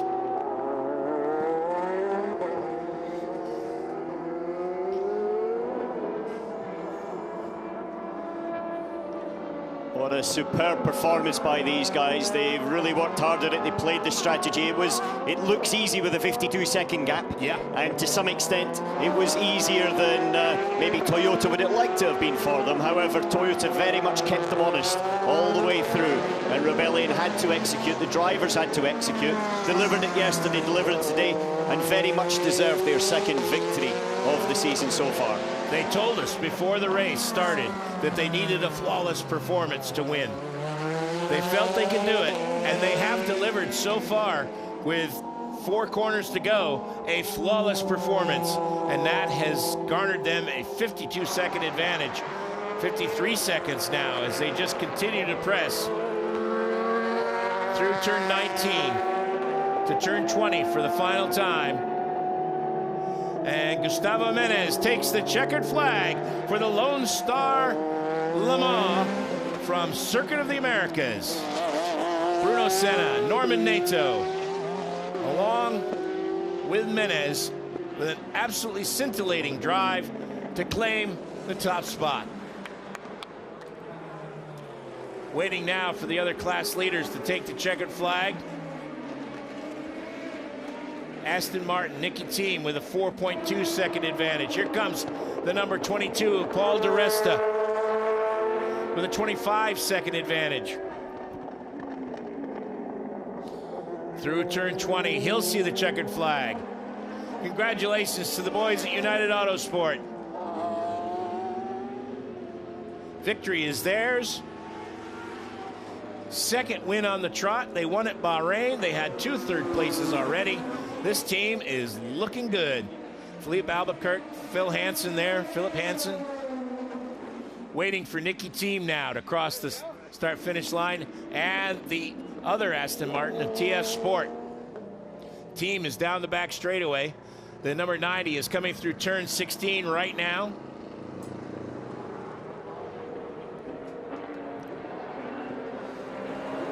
Here comes Charlie Eastwood. That beautiful red Aston Martin TF Sport across the window shade. And a fantastic third victory of the year for this team to go along with their wins at Fuji and Shanghai. Charlie Eastwood, Sally Ulick, and Johnny Adam getting it done. Next will be Nicky Thiem, coming through 17 and 18 right now. Talk about a flawless performance. These guys have been the fastest all weekend, and they were not to be challenged today. Marco Sorensen, Nicky Thiem, congratulations, the winners in GTE Pro. They came in with a series point lead with 2 victories at Fuji and Bahrain. Now it's 2 straight wins, and that will only serve to increase their point lead. Let's hear from our winners. Well done, baby. Well done. I'm very proud of this work, guys. Very proud of it. Thank you guys so much. Thank you for bringing me the win at home. Thank you for all the hard work. Thank you for the engine change. Now let's go talk and celebrate. That's right. This team had an engine go in free practice yesterday, free practice number 2. They had about 3 hours to make the engine change to get ready for qualifying. They completed that engine change flawlessly and were able to take the pole position with a great qualifying effort. There you see the boys from TF Sport. Congratulations at United Autosports, Philippe Albuquerque, Philip Hansen. There's Bruno Senna.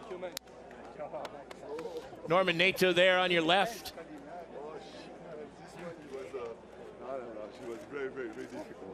Very difficult indeed. They said they needed a perfect performance, and that was what they were able to deliver. They're very happy. Gus Menez, again, born in Los Angeles, winning on home soil. Duncan, just absolutely great race. Certainly was, Jim. Yeah, I mean, Gustavo Menezes and the Rebellion team, they've had to work very hard for it this weekend. Very, very hard. There was an engine swap, but they've bossed all of the sessions, haven't they? They were fastest in every session, even the one that the engine let go. So it'd be good to get Gustavo Menezes, the hometown hero, or home soil, shall we say. We'll get him on the podium and we'll hear from him in just a couple of minutes. You can see the crowd standing in the grandstands as well, Jim. Very knowledgeable motorsport crowd in America. It's great to see them clapping and applauding the winners. What a fantastic race we've had here for the 6 hours of quarter. So there's the thrill of victory and the agony of defeat. The number 33 high-class racing, Kenta Yamashita.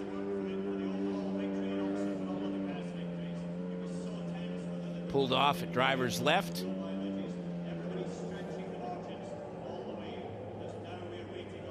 No, these cars are not built to make a U-turn.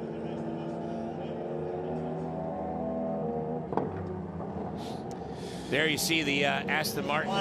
There's the 22. All the cars go up to pit out, and then make the hard U-turn. I think we also need to mention Paul di Resta here. As great a drive as it was from the Rebellion guys, that guy you're seeing on screen just now, Paul di Resta, is that PDR? I think it is. He struggled in his early stint, really struggled, but he's come back strong there. That was a killer last stint from Paul di Resta for United Autosport in that 22 car, Jim. He really did boss that, and the United guys, they were a little bit nervous in the pit lane, but they knew they had to make a splash. Yeah, there you go. That's racing, isn't it? PDR will be happy with that one. Yeah, a bit of winning ways now. Once you start winning in motorsport, you know what it's like, Jim? That's right. Winning is contagious. Well, it's a good thing to have, though, isn't it? Yeah, sure is. Let's hear from the team radio of Aston Martin. A reminder, no donuts at turn 1. No donuts at turn 1. You almost think that you know me. Don't worry, all good. I thought he was going to do donuts, Duncan, the way he pulled off. No donuts, the team Jim. said no donuts, no donuts. So, and I want to go back to your Paul di Resta comments, because he could have, you know, some driver, he stayed very cool in that first stint. He was having trouble with the car, and he didn't let that carry over into his driving. He did the best he could. He kept the car in contention. He didn't make any mistakes. He didn't overdrive the car to try and make up for the problem. He carried on as long as he could. The team then made the pit stop, and from then on, it was a fantastic, spectacular recovery drive for all three drivers in that car, and especially these final two stints for Paul di Resta. And congratulations to him. It's got to be quite fulfilling to suffer through the trouble and then get to enjoy the fruits of victory when you are the driver on the final two stints. That was the #1 Rebellion stopping next to me. Here we go, let's get a quick word with these guys just now. Okay, Gustavo.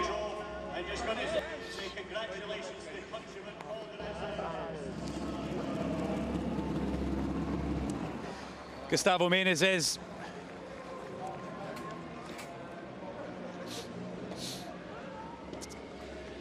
Gustavo Menezes, winner of the Lone Star 6-hour race. Congratulations. What a weekend it's been for Rebellion. Fastest in every session, and you win on home soil. We won. We did it. Incredible effort from all the team, from the boys, from Norman, Bruno, and even more from all the mechanics that rebuilt our engine yesterday right before qualifying. Thank you so much to everyone. P1. Well done. Thank you. Happy crew getting congratulations from the United Autosports guys. There you see Nicky Team getting a big hug from his teammate, Marco Sorensen. It's not the first time I've interviewed Go big or go home. victory like this, but Marco, what a stunning performance from qualifying with Let's you hear guys from Paul going di down to the Resta. second He's apart. with Duncan. A storming last stint from Paul di Resta there. A struggle at the start, Paul, but that was strong towards the end. Yeah, I think like we said, we had a bit of an issue, a miscalculation for the first stint, which made it painful. We went off sync, but I think that kind of came back to pay, given what the start tyre was and the miscalculation we made. But nice to get another win, makes a big difference in the championship. And you know, it's not long to the next race, which is key. And you know, we'll reset again for Sebring.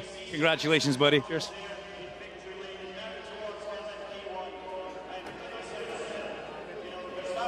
So You finished it off, Bruno Senna. You started it off.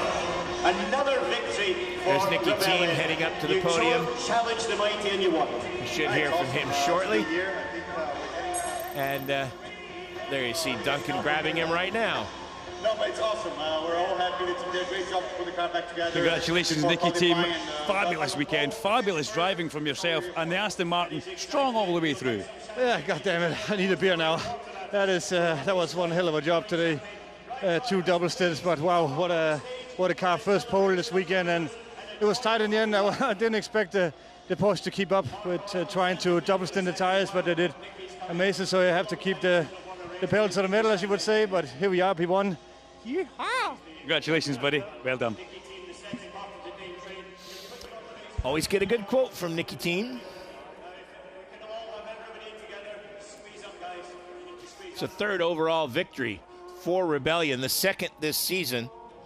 We've now won on 3 continents: Europe, Asia, North America. It's the 11th win for Bruno Senna and his second LMP1 win.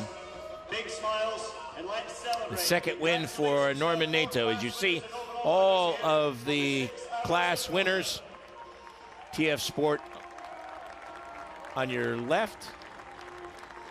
Then comes the United Autosports guys, the overall race winners, Rebellion, next to them, and Nicky Team and Marco Sorensen on the right.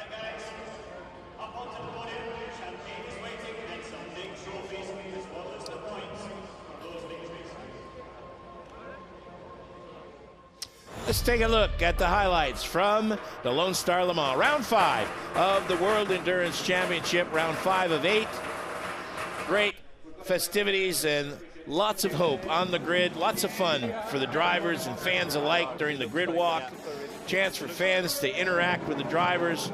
Drivers obviously very friendly, but the fans are ready for the green flag. And when it dropped, it was the Rebellion #1 that went straight to the front, with Bruno Senna behind the wheel, and that team was not challenged. The Toyotas fell in behind, and it was Paul di Resta who was able to move into the top spot in the P2 category, but he would later have problems. While meantime, in the GTE Pro class, it was the second Aston Martin falling in behind the number 95 car, and so for a while Aston Martin dominated. Early on, the number 42, the number 29, and the number 22 were all stars of the show in one way or another. Meanwhile, in GT Pro, it continued to be an Aston Martin show. Then this scary moment for the Signatech, number 36, when a brake disc explodes. That they were able to fix it very quickly, but indeed, that was a close moment. Another close moment. Fritz van Eert turned by the number 38 Jota Sport entry. Meanwhile, it became an Aston Martin show in GTE-AM as well. The 56 Porsche from Team Project 1 led for 3 hours and 38 minutes. And then from there on, it was all Aston Martin as the 90 and the 98 battled. At the front of LMP2, it was the 22, the 29 doing battle. Then the number 91, this is when we almost had our full course caution. Alan McNish and I thought maybe this is when we might get it. Jimmy Bruni having a gear issue. It was an electronic issue, and the gear shift wouldn't work. They changed the battery on the car, and that fixed the issue. Trouble for the 33 car. They had a very up and down day. They were competitive many times, but had many off-track excursions like that one, including one where they got airborne. Here is the 97 and the 51 going door handle to door handle down the back straightaway. They, of course, a Ferrari getting the advantage. Meanwhile, in GT-AM, it was the number 90, TF Sport, and the number 98 of the Aston Martin factory, AMR Racing, doing battle for the final 2 hours of the race, switching the lead back and forth. But it was Nicky Team, not to be headed. Paul di Resta with a great comeback drive after his early tire troubles. And then Gustavo Menez carried the Rebellion to the checkered flag to take the team's second win of the season. Well, Alan McNish, you've joined me after your podium duties. There's Gerard Neveu talking to Sebastian Buemi. Did this thing live up to your expectations? Yes, it did. The race ebbed and flowed. There was a lot of good, hard racing. There was also a lot, I would say, of expectation of what it was going to deliver, and they certainly GTE Pro, the GTE AM, and also LMP2 delivered, and the team in LMP1 that delivered overall was Rebellion, because they just hammered it to Toyota when they could. The opportunity was there, and they took it. They needed a perfect drive, and that's what they turned in. Comes the number 8 team, Sebastian Buemi, leading the crew out. Here's your winners: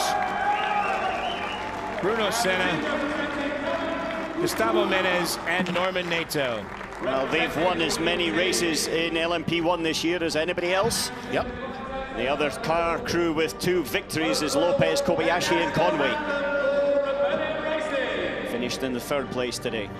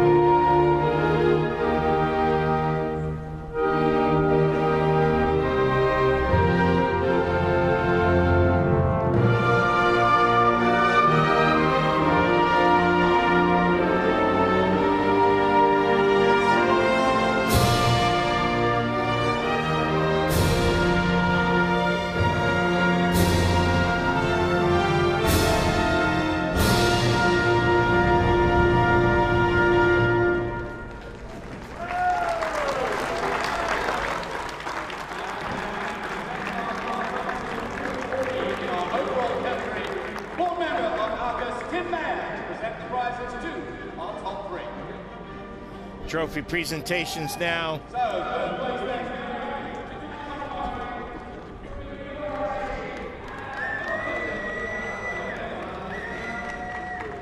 Second place prize going to the number 8 car from Toyota, Brendan Hartley receiving.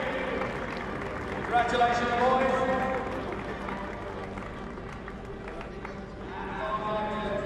It's Tim Mayer presenting the trophies for LMP1.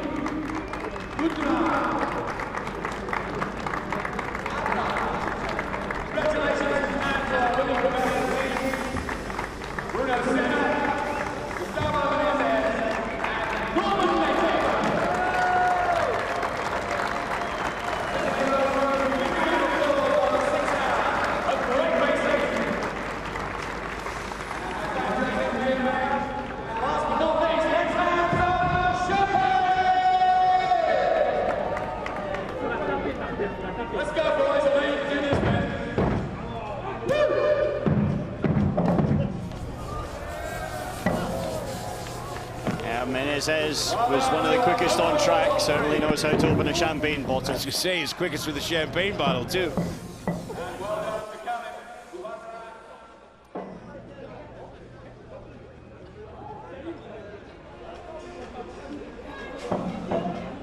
So Jose Maria Lopez looks like he's saving his for later, same with Kamui Kobayashi.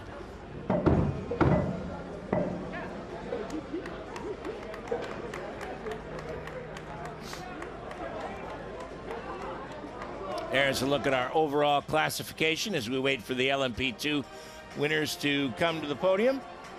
Rebellion Racing with a 51-second advantage over the Toyota number 8 and the Toyota number 7 in 3rd.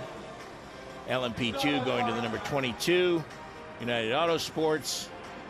Here's a look at 11 through 20, including your winners in GTE Pro, Aston Martin Racing number 95, and TF Sport Aston Martin number 90. Here's a look at the P1 point standings. Lopez, Kobayashi, and Conway just 5 points ahead now of Hartley, Nakajima, and Buemi. Toyota with a commanding lead over Rebellion.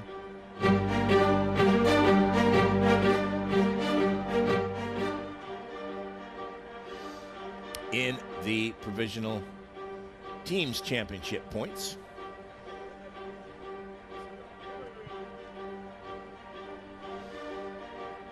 Here's the GTE Drivers' Championship.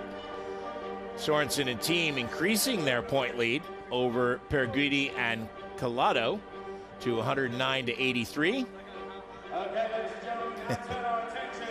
That's not really how I would enjoy my champagne.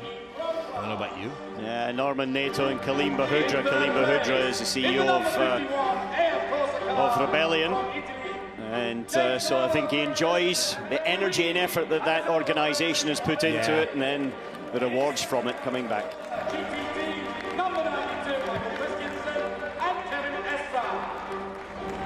Here's our GTE Pro podium. First up, James Collado.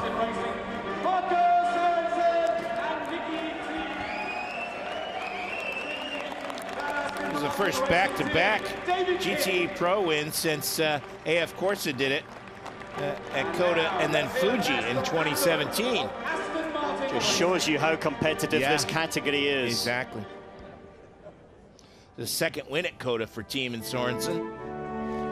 And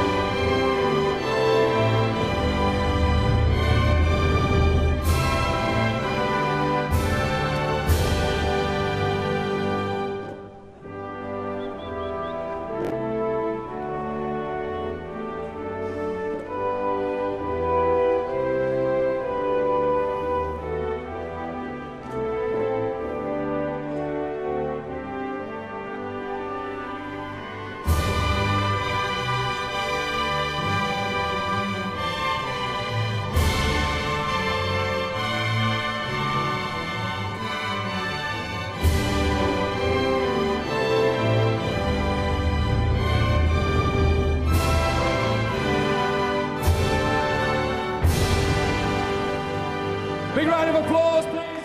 And it's the first win from the pole for this duo since COTA in 2016, and it's the 7th win together for Team and Sorensen. As I said earlier, 3rd win of the year for them. There's Dave King up there enjoying. There's Tim Mayer from ACUS again, giving out the trophies. Second place trophy going to Kevin Estra and Michael Christensen. Third place trophy is already in the hands of the AF Corsa duo.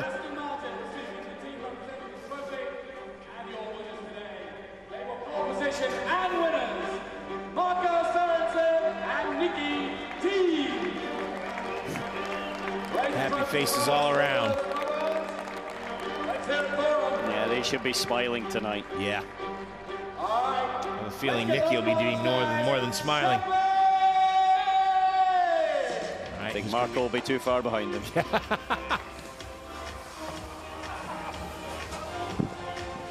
No, so far he's not doing very well with the champagne bottle. Nope. There's always one that gets stuck.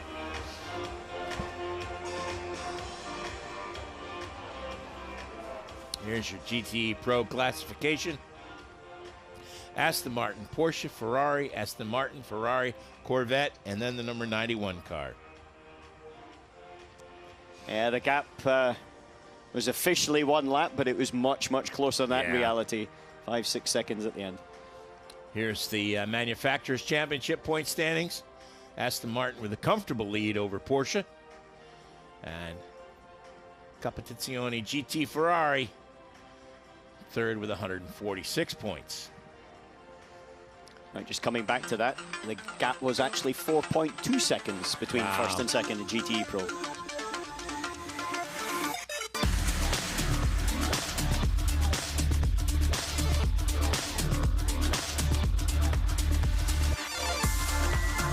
Some of the flavor of this great event here at Circuit of the Americas, round 5 of the World Endurance Championship, the Lone Star Le Mans.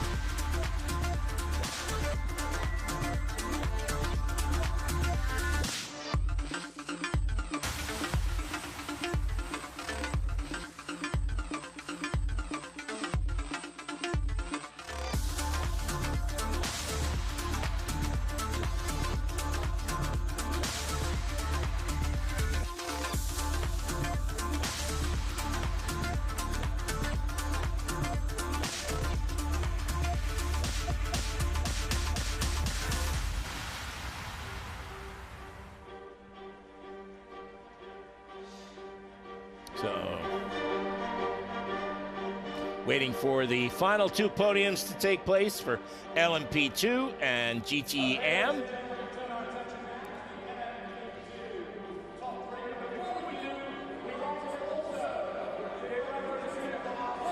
What was it like waiting in that ante room to go out onto the podium?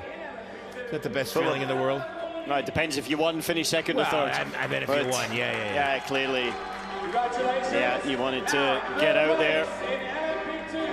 And to some extent, depending on the race, there's a bit of relief. Usually it's a sort of bubbling enthusiasm, just like the morning of Christmas. There you go. Joe to number 38, finishing third.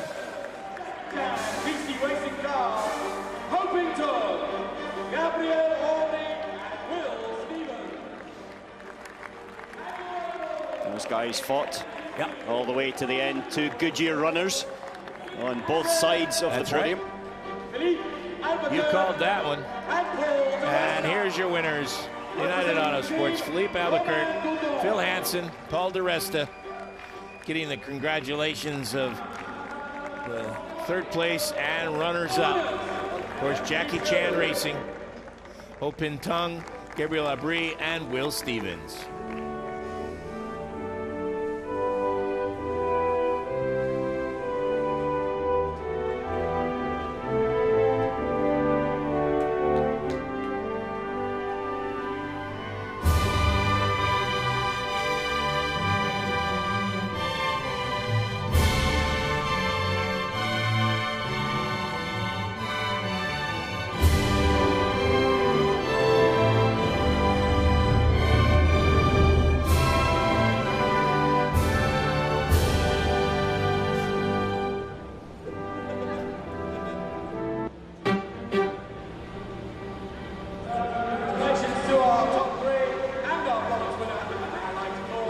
United Autosports guys are the first to score consecutive LMP2 race wins since Rebellion did it with Senna, Prost, and Julian Canal. That's right. I didn't realize that. Oh, yeah. Fourth win for Albuquerque in the series. Second win for Hansen and di Resta. 10th LMP win for a British flag team. Trophies being presented by Romain Aubry from Total Marketing and Services. He's the technical manager.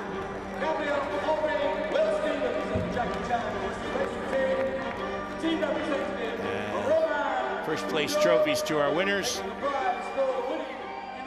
Great job, guys. And your winner, Phil Hansen, Philippe Albuquerque. There's always shenanigans, isn't there? Well, between two Portuguese, they were rubbing on the circuit. Yeah. I think that's quite the rubbing they were expecting. See, somebody pre-popped. All those were already popped. Congratulations to that United Autosports crew. The comeback kids today. They sure had a great performance. You see a 24.15 seconds gap to Jackie Chan DC Racing. And then from there, the run down through, that helps them massively in their fight for the championship and puts them up into the lead ahead of the Jackie Chan 37. So it's now exactly what the World Championship will look like, 1-2. There is the point standings. United Autosports, di Resta because of Silverstone.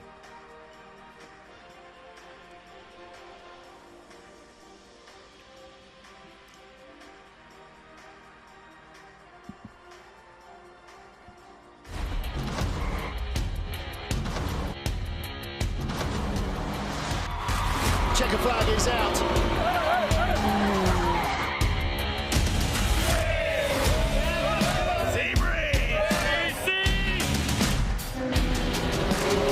Run out of road. Mucker's going to have to get.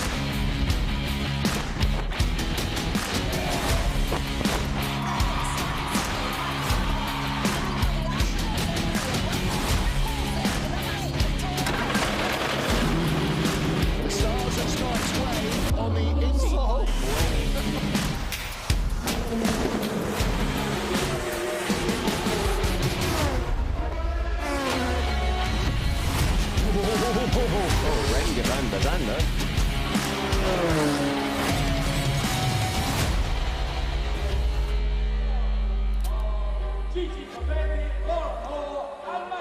That's where we'll be next. Sebring, Florida for the Super Sebring. Martin Haven will be back with us as we now have our GTM podium. You see the number 98 team coming out. And here are your winners from TF Sport. Sally Ulick, Charlie Eastwood, and Johnny Adam. Third GTM win for all three drivers. Fourth GTM win for Adam so far in his career. Fifth GTM win at COTA for Aston Martin in 6 races.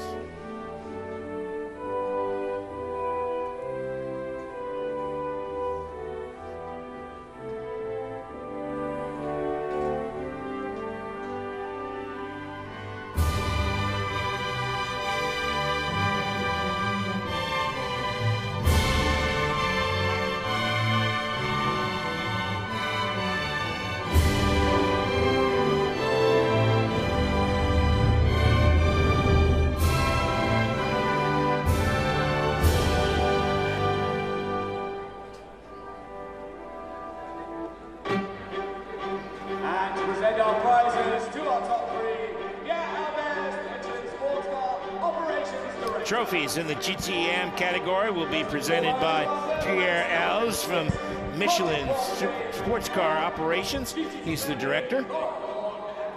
Congratulations to the Team Project 1 Porsche guys, Guido Perfetti, Laurent Hoare, and Matteo Caroli for their 3rd place finish. 2nd place goes to the Aston Martin number 98 crew, Paul Delalena, Darren Turner, and Russ Gunn. And of course the winners from TF Sport. 3rd win of the season. This should give them even a bigger, this should definitely put them right back into the points chase. They were 4th coming in. So this will certainly help them as we head next to Sebring on March 20th on Friday afternoon before the 12 hours of Sebring Classic on Saturday.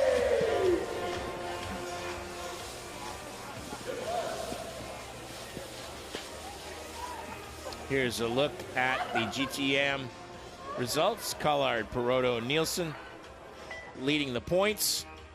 Charlie Eastwood, Jonathan Adam, and Sally Ulick now just 2 points behind as you take a look at the rest of the drivers' standings. Here's the team standings for GTM. AF Corsa number 83 has a 2-point lead now over the Aston Martin of TF Sport. And then the number 98 Aston Martin. Well, for Alan McNish and Duncan Vincent, I'm Jim Roller. Hope you've enjoyed our coverage. Thanks for joining us.